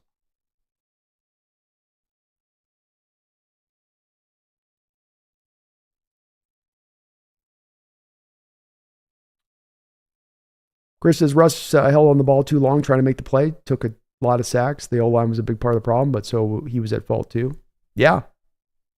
Something that I was just showing here a little bit with this, with these sacks that are on the quarterbacks, where if you look at this, I'm showing this little graph here over my left shoulder. If you look at the second column to the right, to go to the far right and look at the QB column, that's showing you the percentage there that of the sacks that are on the quarterbacks, i.e. essentially holding the ball too long. You could have avoided this sack. It's on your shoulders for why this didn't happen. And part of what's interesting to why you can look at this chart and go, yeah, this chart adds up. This chart tracks. I can understand why this is the truth of it and why you can have confidence that that 6% number that Geno's sitting at, which is one of the best in the entire National Football League, only Joe Burrow and Matt Stafford had him beat. If you look at this chart, only Joe Burrow and Matt Stafford had him beat.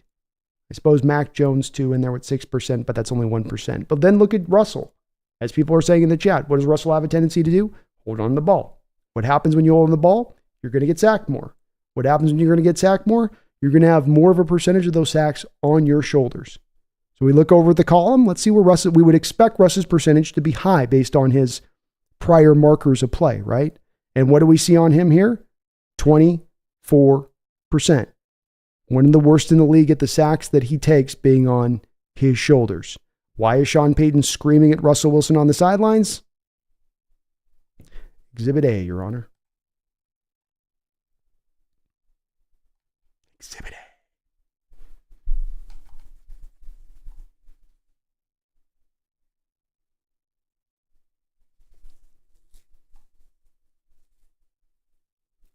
I think, though, too, King Bomber with Daniels, certainly he's got the supporting cast, so I don't want to push back on your point on that to a degree. I think the thing that I saw from Daniels, though, this past year especially, is he gained about 15 pounds of weight.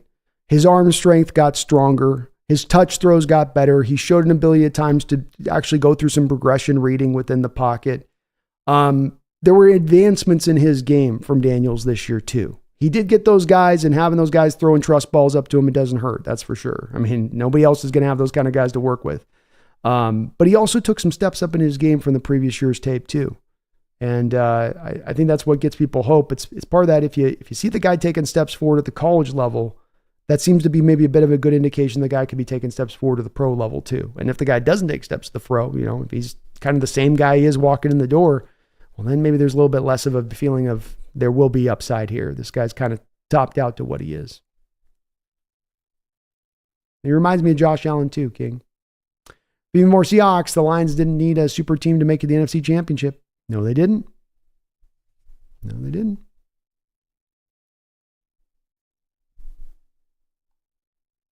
I like Hal too. King Bomber, Brandon, are you a UW guy or WSU guy or different college team? I'm a UW guy.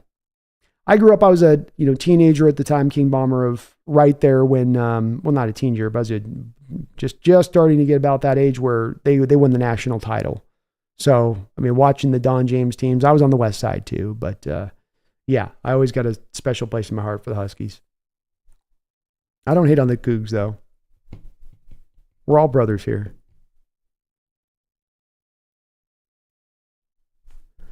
Roxanne Rolling House. What's up, Roxanne? It's good to see you. The superhero quarterback. Just see Green Bay with Aaron Rodgers. Complete team 2010. Super Bowl victory. AR wins 3 MVP awards. During that time, no more Super Bowl wins. Got close, but no cigar. Yeah. And to your point on that, Roxanne, even by getting close, the getting close was the conference championship. Aaron Rodgers never went back to another Super Bowl. And that's my thing with the superhero quarterback, is that we can have this discussion backwards, left, and right, but there are all of these examples that point to this thing of it's an auspice that's been created in the modern age of the superhero quarterback. It's a new thing. Great quarterbacks have always existed in this sport. They always have. They've always been held at a higher level in where they're viewed versus the rest of the team. I'm not arguing against that. But the thinking somehow that, as I say, that they're this Michael Jordan player, that all the players, they throw it over to Michael and then they all go to this side of the wing and Michael goes to that wing and then he's just going to go out there and, back him down in the post, hit his little turnaround jumper, and that's all you need. And I think that's where there's that influence almost on basketball to the NFL level in the way that I think it's viewed to the quarterback position. And I think it's one that's a little wrong because it's just inaccurate. The team is needed. It is a team that is not basketball with 5 players on the court on your team at any one time. You got 10 other guys, including yourself, both sides of the ball, 22 total players. It becomes about something else that's beyond just that one guy to me. And that's why I push so hard back on this point a little bit, because I think it just gets driven too hard. They're important. They matter. I'm not saying we don't need to be going and maybe looking for our quarterback of the future in the near future, even in next year's draft. But it can't be the end all be all, because then you're going to end up building the team wrongly. You're going to do what the Bears did with Justin Fields. And here's another example. Bears sitting there at 20 a couple of years ago. Trubisky sucks. Oh, look, Fields is falling. We didn't think he would fall. He's falling. We didn't think this was going to happen. Let's move up. Let's go get him.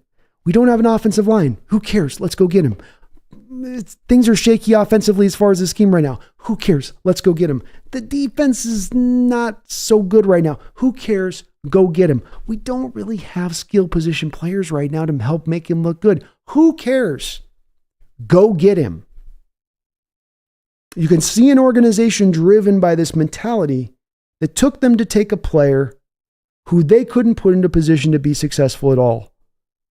And so then they find themselves a couple years later not exactly sure with entirely what they have in him, moving off of him because they're at the number 1 pick and there might be a better quarterback talent there. But that being a direct representation of the fact you didn't put anything in place for him to have success. And then he wasn't successful. And then there'll be people that'll say he's a bum, he's a bust. But is he? Much like I bring about Geno's situation here over the past couple of years, what quarterback was going into that Chicago situation and flourishing? If Caleb Williams was walking into the same situation that Justin Fields walked into a couple of years ago, would he not have the same, if not worse, results than Justin Fields did these past 2 years too?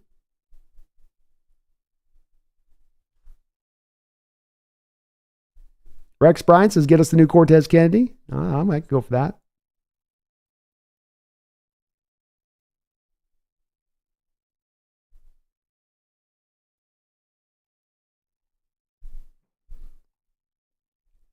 Dangerous. What's up, Dangerous? Says, what's up, Hawks Nest? I'm sorry, but Drake May will be a bust. I've watched all of his years, and he will be another Mitch Trubisky. Not trying to hate, just being honest. Well, definitely we're to your point on this, Dangerous. There's a lot of drive right now as we get down to the draft here where there's a lot more people coming out. And that's, if he had a little bit of stock in sort of the reputation and what people were talking about with him, that's where a lot of people land with it. And quarterback position is the hardest evaluation to make when it comes to any position in the NFL. It's part of what the problem too with the superhero quarterback thing is. There's so many busts. There's so many hard ones that it's not easy to always target and say, that's the one right there. But he certainly has potentially some bust factor to him. I come down to it and looking at guys in the past. Take a Justin Herbert. Justin Herbert didn't play his best ball at Oregon. He didn't show his best version of himself till he was a pro. Josh Allen at Wyoming had barely a 50% completion percentage. Josh Allen had a lot of rough marks on tape to where you could say this guy is not going to be it. But you come back to the flashes. And those flashes I just spoke about, those specific things within it that are going to be pro ready. Can make all the NFL throws, can process in the pocket, can throw with anticipation. I mean, those three things right there out the gate, Dangerous. I don't think Mitch Trubisky even showed any of that at the college level. Drake May's got 2 years of production. Mitch Trubisky only had 1 year of production. So you're not alone. There's people that look at it that way. I do just come back to my own personal evaluation when I look at this of what's recent history been with guys like this. Are there quarterbacks that come out that maybe have something in their games that's a little bit rough around the edges, but the good that's there, the upside that's there, that's readily there is enough to have you override that because history teaches you can train these other things up. You can fix these other issues in his game. And I don't think that there's issues in Drake May's game that he can't fix. By all intents that we hear about him, he's a hard worker, that he's a grinder. We'll see. Voodoo says, do you think Jaden Daniels is a comp for RG3 or Randall Cunningham? I went more with Randall Cunningham. RG3 might be more of a valid comp prior to the injury, to be honest with you, Voodoo. The one thing I didn't like with my Randall Cunningham comp was that I do think he's very similar to Randall, but Randall did have a windup. And I don't think that Jaden Daniels has a windup. So it may be more RG3 than Cunningham. I really like the Cunningham one, though, just because I didn't feel like we'd had a Cunningham type come down the line in my lifetime. So this was a good opportunity for me to be like, oh, we got finally a Cunningham kind of type. But RG works too, I think.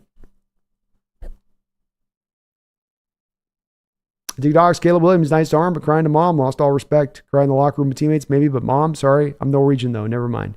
No, it was a tough one for me, too. I'm trying not to judge him too harshly on it, but you are going, I mean, I had some tough moments in Little League that, I never at one point was going to cry to my mom. I mean, you don't do that. So but we got a different age. It's a different generation now, Different generation now.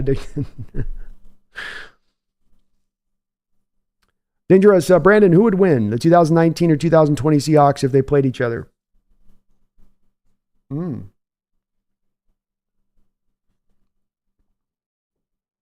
Fully healthy?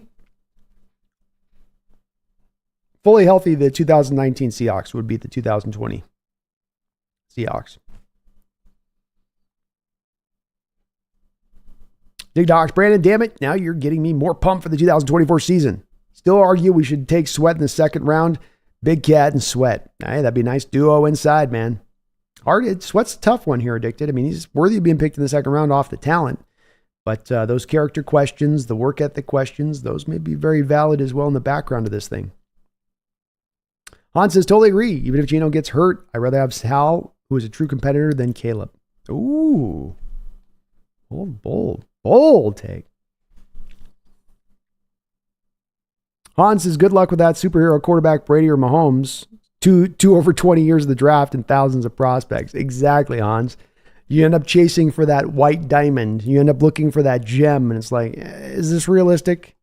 Is this real? Something that's really something that's we can validly go find?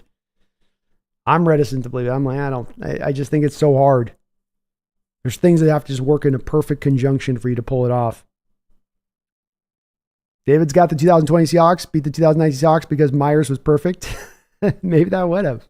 I just remember we had no pass rush in 2020, David. I think the defense was just in such awful shape.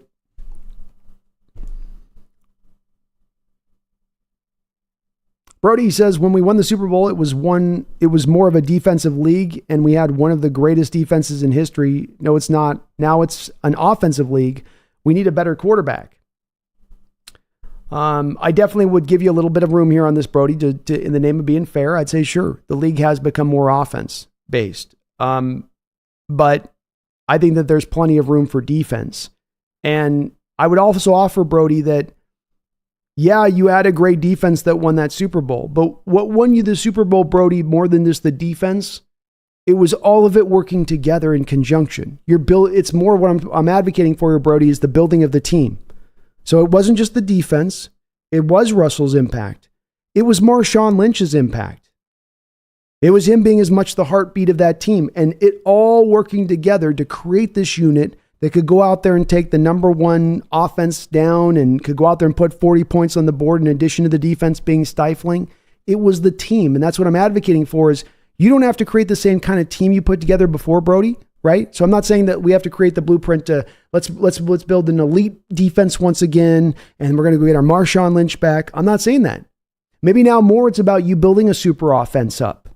But the point of it is more of rather than replicating exactly the Legion of Boom years and how you did that, it's the replicating of trying to build a great team. And the strengths can be in different places, but then that's above an individual player. And that's what won you that Super Bowl. It wasn't just the defense. It wasn't Russell. It wasn't just Marshawn Lynch. It was that you put a team together to go win that Super Bowl.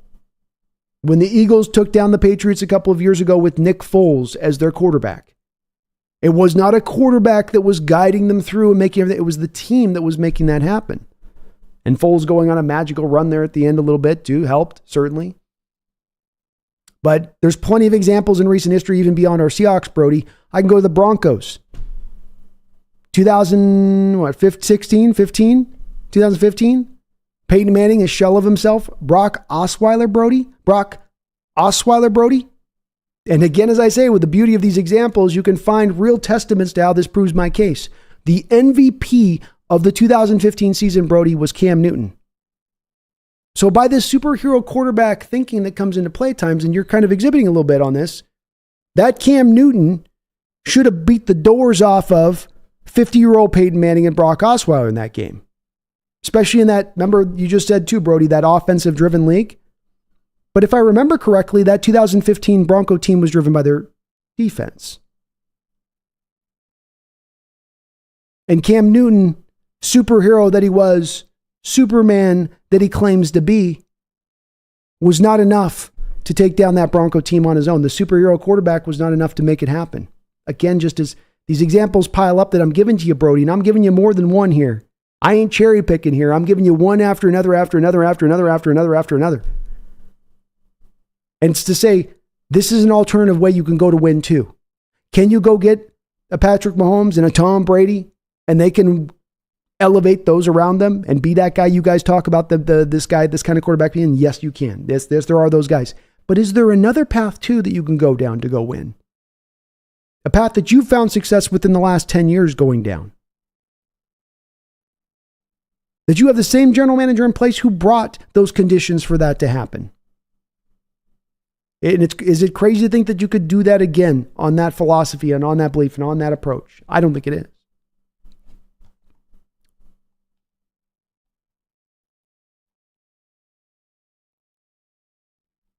King Bomber says, did you see the report from the ESPN guy about how Seattle is in love with Byron Murphy? They love Byron Murphy. I didn't. No, I didn't see that point out there, King Bomber, and it's interesting to see it that. I think some of the thing that could drive them into the Byron Murphy side of this, King, is, you just signed that guard to $4 million. The cap's really tight. If you were to go get a Byron Murphy, you could wind yourself out from under the Draymond Jones deal, make him a post-June 1st designation, and instantly clear space for both this year's cap and next year's cap if they wanted to do it, King. So there's certainly, I think this is in play. David says, I tune out all the reports this time of year. 2 years ago, we were supposed to take Trevor Penning at 9. Yeah, I remember those reports. That almost, I was almost traumatized by those reports. And boy, thank God the Saints took that one off our hands. I'm fine with Murphy at 16 too. I wouldn't love it, but I'd be okay with it. I ain't mad about it. Mom and Pops SRT says, well, hello, man. What's up, Mom and Pops? Han says, Matty had a film study with the Texas UW game, and the tape of Murphy is crazy. When he is double teamed, he often splits them and still makes the play. He works his ass off on every snap, and what stands out with Byron Murphy is he's got to play. He's got to play in every play. He's got a variety of moves that he can employ, a variety of styles of play, getting off the blocks, and that just makes him very tough to take to handle as far as offensive linemen, because you don't know what you're getting every single snap. But he's a really good player, and certainly has deserved to be right there in contention for being the number 1 defensive tackle in this draft, if not the number 2. Red Ace is joined in right around the Orca talk. If you want a good movie for night, check out Orca the Killer Whale, Jaws, Moby Dick, John Wick. Good night. Hawksnest looking forward to the draft. Hell yeah, Red Ace. Thank you for the suggestion, man. I'm going to have to check out this Orca movie. I'm going to have to check this out.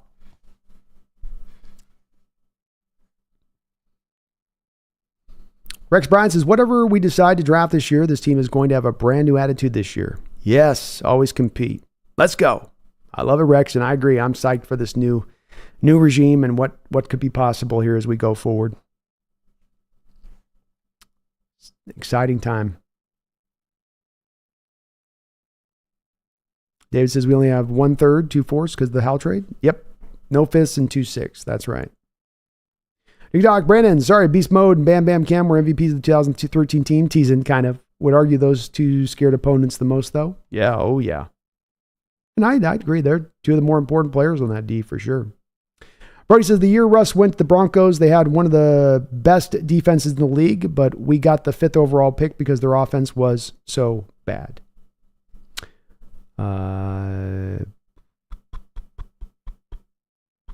Yes. I mean, yeah. Yeah.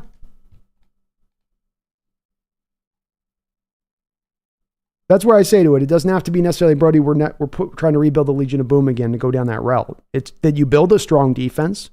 You build a defense that can have an impact. Maybe there's more assets to this modern iteration of the team building concept that you would put to the offensive side of the ball, for instance, than you did put back in that 2013 team. You know? Part of the nice part of this, Brody, is when you're not seeking out the superhero quarterback, but yet getting by on a little bit the lesser. You know, if you're paying your quarterback, let's say, the 15th highest salary in the NFL versus like the 4th highest salary in the NFL, you can now build up a bigger, stronger team around him. You can build up, you have more of a potential building up sort of that, lack of better phrase, term, super team. That you can sort of supply that quarterback to when they don't then need to be the superhero guy. Addicted, I would not hate taking Murphy. 1, Sweat 2. Have to pray that Tomlinson starts at left guard and holds up all year, though. Yes, we would. One thing he does a good job of is he does hold up. He gets out on that football field every week. May not be good play, but he will still be out there. He will still be out there. All right. So I promised Garth tonight, and I'm a man of my word. That I would do a mock draft as though I was a Tim Ruskell mock draft. And for you folks at home, Tim Ruskell was a Seattle Seahawks general manager for a couple of years, taking over at a time when we were kind of going through some general managers. We'd gone through Holmgren, we'd gone through Ferguson. And he was a guy that drafted safe. He drafted to a certain type of player that would be a 4-year starter from a major program. So those are the parameters. If I can't get a 4-year starter, 3-year starter, but I can't take 1-year wonders. I can't take small school guys. I have to select 4-year starters from major colleges because this is how he drafted, and this is why this guy was not able to last super long here, was because of the fact that, unfortunately, this style of drafting does not do you very many favors, and hopefully this exercise will show that. But Garth, this is for you, man, for all your donations today. Let's do a Tim Ruskell draft. This will be pretty easy, actually. He's not going to trade back. Number one, he's going to stand and pick. So we're going to reject these trades. No trades here. So we want the 4-year starter. We got Mitchell. That's a small school. Not going to work. He would reach for need 2 of position, so he's not going to take tackle. Brian Thomas, 1-year wonder, no. Newton would be maybe. That's a bit bigger school. Byron Murphy.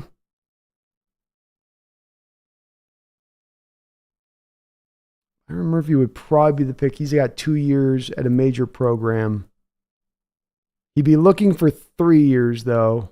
None of these guys got 3 years, though. So, we'll go with Murphy.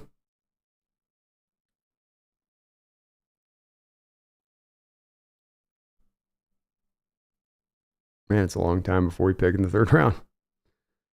It's a long ass time. All right. Jonathan Brooks, no. Braden Fitton, Marshawn Nealon, no. Mahogany, Boston College. He wants a major program. Multiple years starting.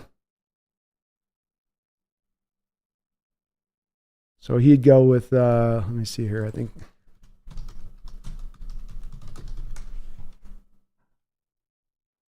All right, so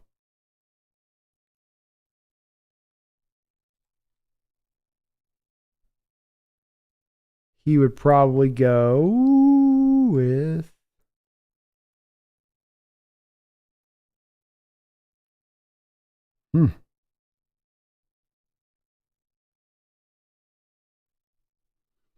he wanted clean character guys too for the most part, so he's not going to take a risk on a Tavondre Sweat. Let's go with you took a defensive tackle anyways, you can't come back there. Let's go with Renardo Green. He loved cornerbacks too.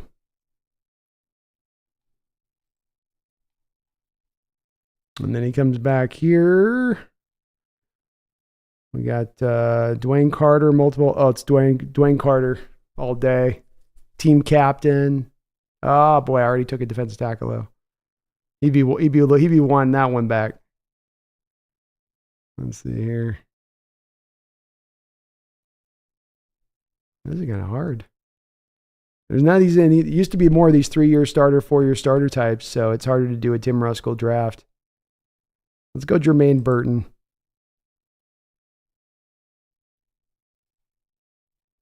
And this is not what I would do, folks. This is a Tim Ruskell draft. So blame Garth on this one.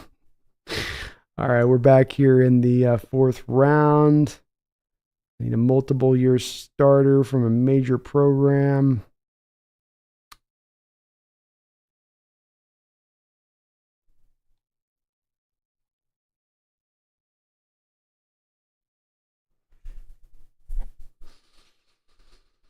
I don't think he'd go with Tanner Bortolini. Major program. Let's go with yeah,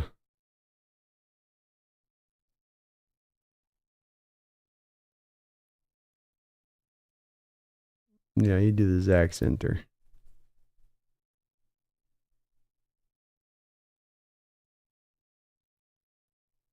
His drafts were so tough. He'd not risk anything.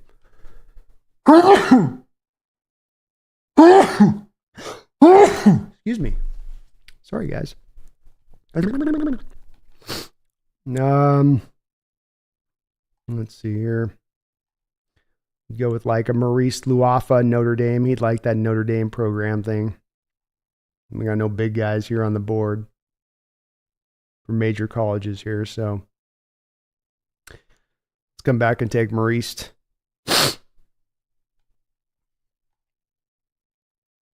And then he would go with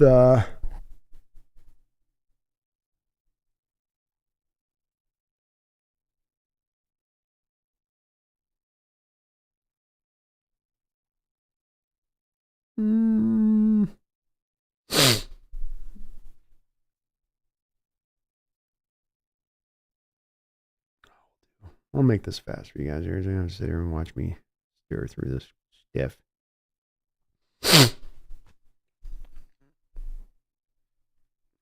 We'll just do it. Drake Nugent goes back to Michigan. Major program. Takes us to the 7th round. He wants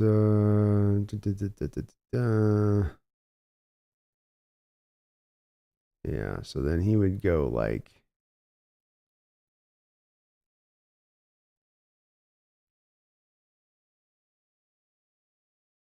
he might do like a Darius Masau guy. He'd do that in the 7th round. So there's your draft. Nothing fancy. This is a Tim Ruskell draft. This is a need-based draft. This is a I want starters from major programs draft. I'm not taking any small school guys. I'm not taking any one-year wonders. I want multiple-year starters, team captains if I can find it. But this would be your, if Garth is still in the house, man, thank you for all your donos tonight. This is your Tim Ruskell special, guys. I would not do this. I'm not advocating for this. Not a completely horrible draft, but Tim Ruskell was a tough one in that way, is that he didn't tend to mess around, you know. Han says, if you draft Murphy, I would cut Dre Jones next year if he doesn't play well. Not this year. He still deserves a shot after last year and the snap counts he got. I'm not against taking that route with it, Hans, to your point, but you do get yourself into a little bit of a pickle where what happens to Mike Morris then, you know, because you probably get to a numbers game at that point where Mike Morris then isn't on the roster because you already have the 3 nose tackles. Then you've got your 3 techs. So then you're probably not keeping 4 3 techs. So I guess a little bit of it depends on where they see his Mike Morris's potential upside or lack thereof, maybe. Chris says, I think if they cut Draymond Jones, they'd save $5 million or 16.5 before 2025, if I understood it right. Don't know what the difference would be pre-post June. I'll give you the numbers right now. Indeed, it does basically double if you decide to make him a post-June 1st designation. So Seattle is currently sitting at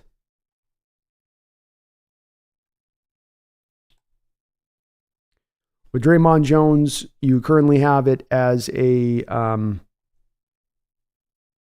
18. Why does it cost so much? Do they move his money around? They got the dead money on there right now, like in a weird way. Kind of weird. Well, you can cut him up. He's at $20 million of dead money right now. You could split it into $10 million a year. That would save you $8 million in this year's cap. Functional space if they went that route. Right in the cut. Thank you for another $2 donation. I do appreciate you for that. He says, we will never see the Legion of Boom again. It was special. Yeah, that's a once-in-a-lifetime type of defense, and many fan bases don't get to even experience either an offense or a defensive side of the ball in their lifetime that was that good.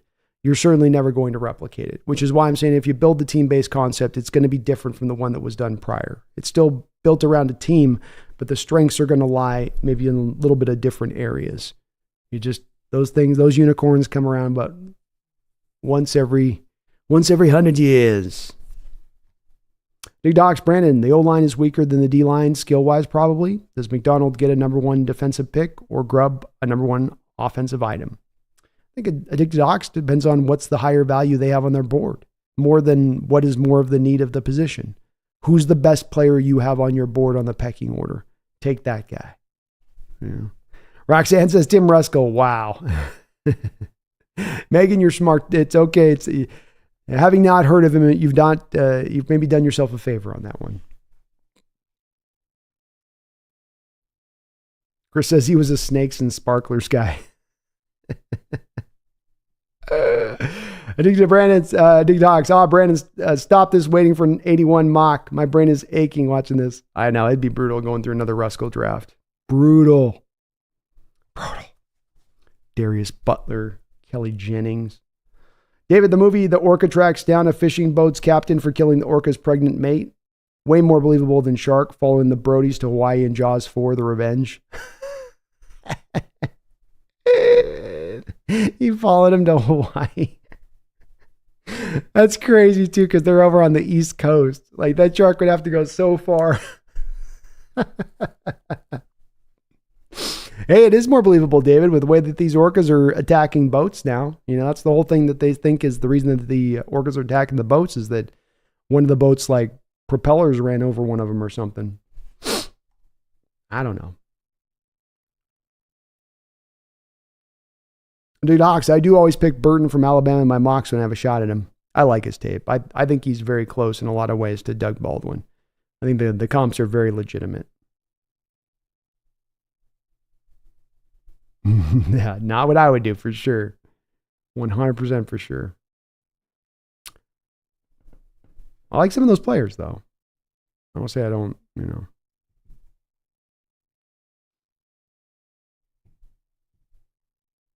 Thank you, Megan. The sniffles here. Spring season. Spring season is here. Big up, Brandon. I like Murphy Burton. I like them. Yeah, they're good. I don't mind those two guys. There's some of those guys I'd be okay with. We took them. But Ruskell would just be a very safe draft pick. Like, he'd go very safe across the board. John Chaffee says, we can't afford DK's next contract. Trade him now, maybe to the Colts, and hopefully pick up a first and a third. John, why can't we afford DK's next contract? The cap situation for 2025 is in a very good place for flexibility standpoint. So I think you can very easily still sign him to a very big contract. Randy Roberts, Justin Ubagogi. He's a fun player. I like him, but I wasn't as much in on him, I think, as far as others have been in this draft. I think he's a bit of a sleeper from some people's standpoint. I tend to find him a little bit of a tweener between a 4-3 and a 3-4. They lined him up all over the line of scrimmage out there at Alabama, and he's a very powerfully built man. 292 pounds, and I don't think there's any real fat on him. He is strong as hell, smart, able to read the play and aware in space. Almost impossible to move off the spot when he's aligned as a defensive end in the run game. But his get off is very marginal off the edge, where I think he has to be transitioned inside. I wouldn't call him one of this draft's power edges. I think he has to be kicked inside on a normal basis. He leans on power from the outside. On the inside, it's more of a mixed bag in what you're getting from him. That's a little bit of that tweener part that I talk about with him. He can give you a little bit of a quick penetration in the backfield. And if he doesn't get you winning quick, he's not going to get there for the most part. Not really any pass rush moves. He's just looking to kind of stack and shed you or shake the defender back and forth. That's really his only plans of attack. So I kind of just saw him as a run stuffing tweener. Is kind of my bottom line for Justin. I think maybe a 3-4 defense might be better for him as a pure 3-4 end rather than playing as a 4 down line kind of thing. Just couldn't get as quite hot to trot on him as other people were in this draft. I have currently a 5th round grade on Justin. I think there's also a little bit, Randy, there's just a little bit of some injury stuff going on there with him in his past too. Rex says, Yosemite Sam Howell is going to be a great backup to Geno. I believe in John to draft the best players in the best spots. Let's our O-line players we need. Let's get the O-line players we need. I'm with it, man. Let's do it. Let's do it. You guys are hanging late tonight with me here. P. Jizzy, thank you for the $2 donation, man. I appreciate you for that. He says, B, dog, you are a savage. Love the late streams. Well, thank you, man. I love doing what I do, Jeezy. So it does make it easier. It does make it easier when you love what you do. But thank you. I appreciate you on that. Got a little late. I went a little late today. I usually get up at 5. We got the show up on, I think it was like 8 o'clock. So I had to go a little bit longer. I was late starting today. You start late, you got to finish a little bit later. That's how it goes. Those are the rules, Jeezy. Thank you, man. Or Nacity says, my God, I marinated and cooked an entire carne asada dinner and you're still on. I love to go, man. We're in draft season, baby. We go hard in draft season. That does sound delicious, or Nacity. I'm not going to kid. And my belly is now starting to, it was already doing a little bit of the hangry groans. Now it's really like, carne soda.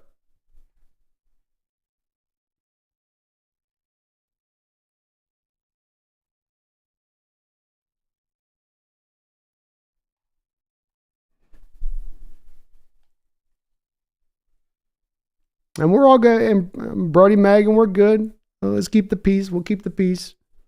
You know, I appreciate the discussion on where you're coming from with this, Brody. On, as I say on it, I know I push back heavily, and I want to make sure, as always with this stuff, I'm being respectful from where I'm coming from with the folks that think the way they do on the quarterback front of it. I don't have all the answers, and I'm not the grand poobah on, this is the only way. I feel passionately about it, and I'll argue passionately for the stance I'm taking on this. I will. But I do know that that this is not a unanimous place I'm in, or a big, vast majority of people that think along the lines I think. I think in a lot of cases, you make the argument that it's probably more of a vast majority look at the quarterback position in that lens of the way, for instance, Brody, you're kind of advocating for on it. So I appreciate the discussion.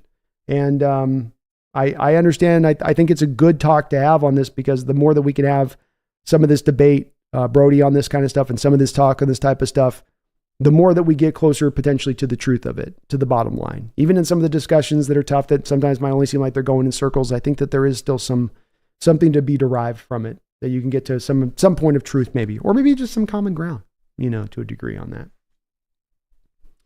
Big Docs, Brandon, you have two players at the same position, same skill set. Does the college program or conference opponents play a slight tiebreaker maybe?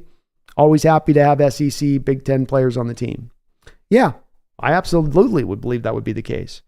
If I've got two of those guys, if I've got a guy from South Dakota, like Mason McCormick, a guard, and I've got him going up against a guy like Layden Robinson from Texas A&M, you got to factor into that level of competition between those two. And McCormick needs to be a better player to be then taken over the top. And if it is even between those two guys, I'm going to go with Layden. If I'm not saying I've got that in my evaluation between those two guys, I'm just trying to kind of give it as an example. You know what I mean? Just kind of give it. Spaces, is this your last stream before you move? Oh, no. We'll be doing, we've got 2 B&B shows this week we'll be doing. So we're going to knock those out this week. And then we've got next Tuesday we'll be doing show. No, I might be doing a Wednesday show too. So we'll if I can I got to come up with a show for Wednesday. See if I can come up with items for topics of discussion or whatnot. But we'll probably do a Wednesday show too, I would imagine. Yeah, pumpkins where I'm at. She's like, I'm ready to go eat. I think I'm about ready to go eat as well. I'm getting a little bit of that.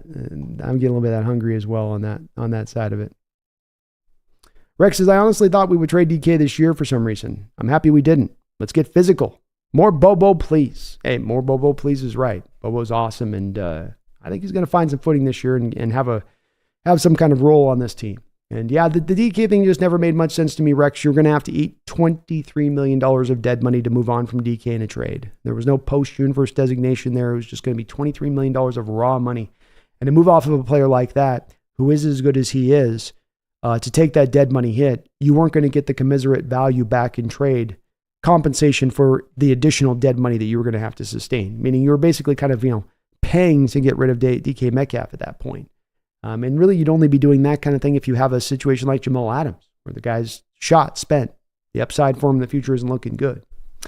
This may be more of a question in next year when DK goes into the final year of his deal, if they don't get him onto a contract extension. But for this offseason, it wasn't going to be a real possibility when it was all said and done.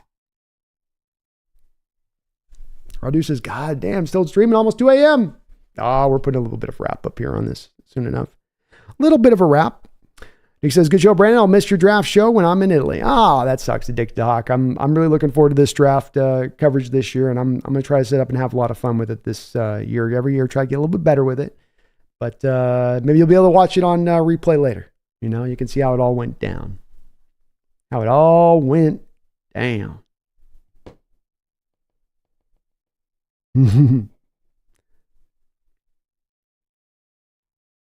Got a crowd addicted? Well, it's a good time for this. Let's give a shout out here today to the sponsor of this show. You guys know the sponsor of this show. That's going to be Underdog Fantasy. Underdog Fantasy has been sponsoring the Hawks Nest throughout the course of this year. So kind to do so. And when you click the link in the description section below, and you go to Underdog Fantasy site for the very first time, I can't speak after 5 hours on the stream, and you sign up for the first time, they will match you up to $100 of your first deposit on them. So $100 from me to you through the Underdog Fantasy app. So you get $100 in your pocket, you get some money, you support the show at the same time, $100 happy and with the situation as well. All you got to do is use my code NEST. They have got contests across the board. You can get into daily fantasy in basketball, daily fantasy in baseball, daily fantasy in hockey. Doesn't have to just be football season. They got a variety of contests. They're giving away money on a consistent basis. You can go there now, win some money, go head to head with others out there. Show off your sports knowledge today and win yourself a little bit of dough. Use the code today, NEST. Thank you to Underdog Fantasy for sponsoring the show throughout the course of this year. I really, really do appreciate it. All right. Well, we will be putting a bit of a button on this one now. And I want to thank everybody out there for the good chat. I know we get into some topics that are definitely places of sometimes contention and sometimes some very stringent disagreement. I want to thank everybody for being respectful on that. The Megans and Brodies and everyone. Thank you all of you guys for keeping things on the level on that. That's the part of having this fun discussion is sometimes there will be a little bit of some back and forth and some grind. But hey, at the end of the day, we are all on the same team. We all want to see the same thing, which is the Seahawks kicking ass, taking names, and raising Lombardis over their heads. That's what this is all about. I really thank you guys tonight for watching so very, very much. Many of you guys hang out here with me throughout the full, almost 6 hour stream that we do. And I really, really appreciate all of you guys for tuning in like you do. Just last little note on this. Please do hit that like and subscribe button for me if you could. And then one other quick note with this, of course, is we've got a somewhat new channel here. One of the highly requested aspects of my channel is that I create a clips channel from these live stream shows. Long 6 hour shows. Let's get some clips cut up fast, dirty, quick, get them up onto a YouTube channel. I'm separating it out for the main YouTube channel so I don't push a bunch of content down otherwise. But I'm going to be feeding this alt channel. It's going to be the Hawks Nest Clips channel is essentially what it is. You can also find that on my channel page there. I've got a link to it there on that side of it. But I will continue to be putting clips over on that side of the channel too here through the foreseeable future into the season. So you probably want to be subbed up to that channel. It's something that has definitely been highly requested on this channel. I haven't been able to get to it. We're just get some clips off the main live streams. Get more of those clips and make it a little bit more. I know it's hard. Not everybody's got 6 hours, right, to listen to my ass talk. So I understand. I get it. I thank you guys, though, for watching. I appreciate you for subscribing. And we are a week away here from the draft approximately. I'm getting excited. Christmas is almost here. I'm staring at the presents under the tree. I've been looking at them for a month, okay? I haven't yet ripped one open from the side and retaped it back open. You know the move. You know the move. But I'm kind of wanting to. I'm kind of like, John, what we got? What'd you give me, John? What are you going to give me? I know you guys are hyped for it as well. And it's going to be a fun draft year this year. We don't have as many picks as the past couple of years, but we're going to be dancing. We're going to be doing some things, and John Schneider's got some moves to be made. So I will be covering the action, of course, end to end here throughout next week. We'll be streaming throughout most of next week, quite frankly, not just draft days, but all the way throughout. So strap yourself in as you're going to be getting a lot of content from me here over the next couple of weeks with this draft coverage. I thank you guys for watching. I love you guys. I appreciate you guys. Thank you to everybody that did donate into the chat as well. You guys are very, very kind on that front of it too, as you always are. We'll be back in 48 hours here for the B&B show as me and Brendan are going to continue our breakdown. I think we're looking at inside linebackers. I think we're to now. So we'll be taking a look at the inside linebackers this upcoming draft. Back at that point in time. And until that time, please, my fellow Seahawks faithful, by God, do not you ever forget. That's right, Kitty. You let him know. Never forget, right? Never forget. See, she's getting in on the action. Even Kitty, can you give me a go Hawks? Go Hawks. Go Hawks.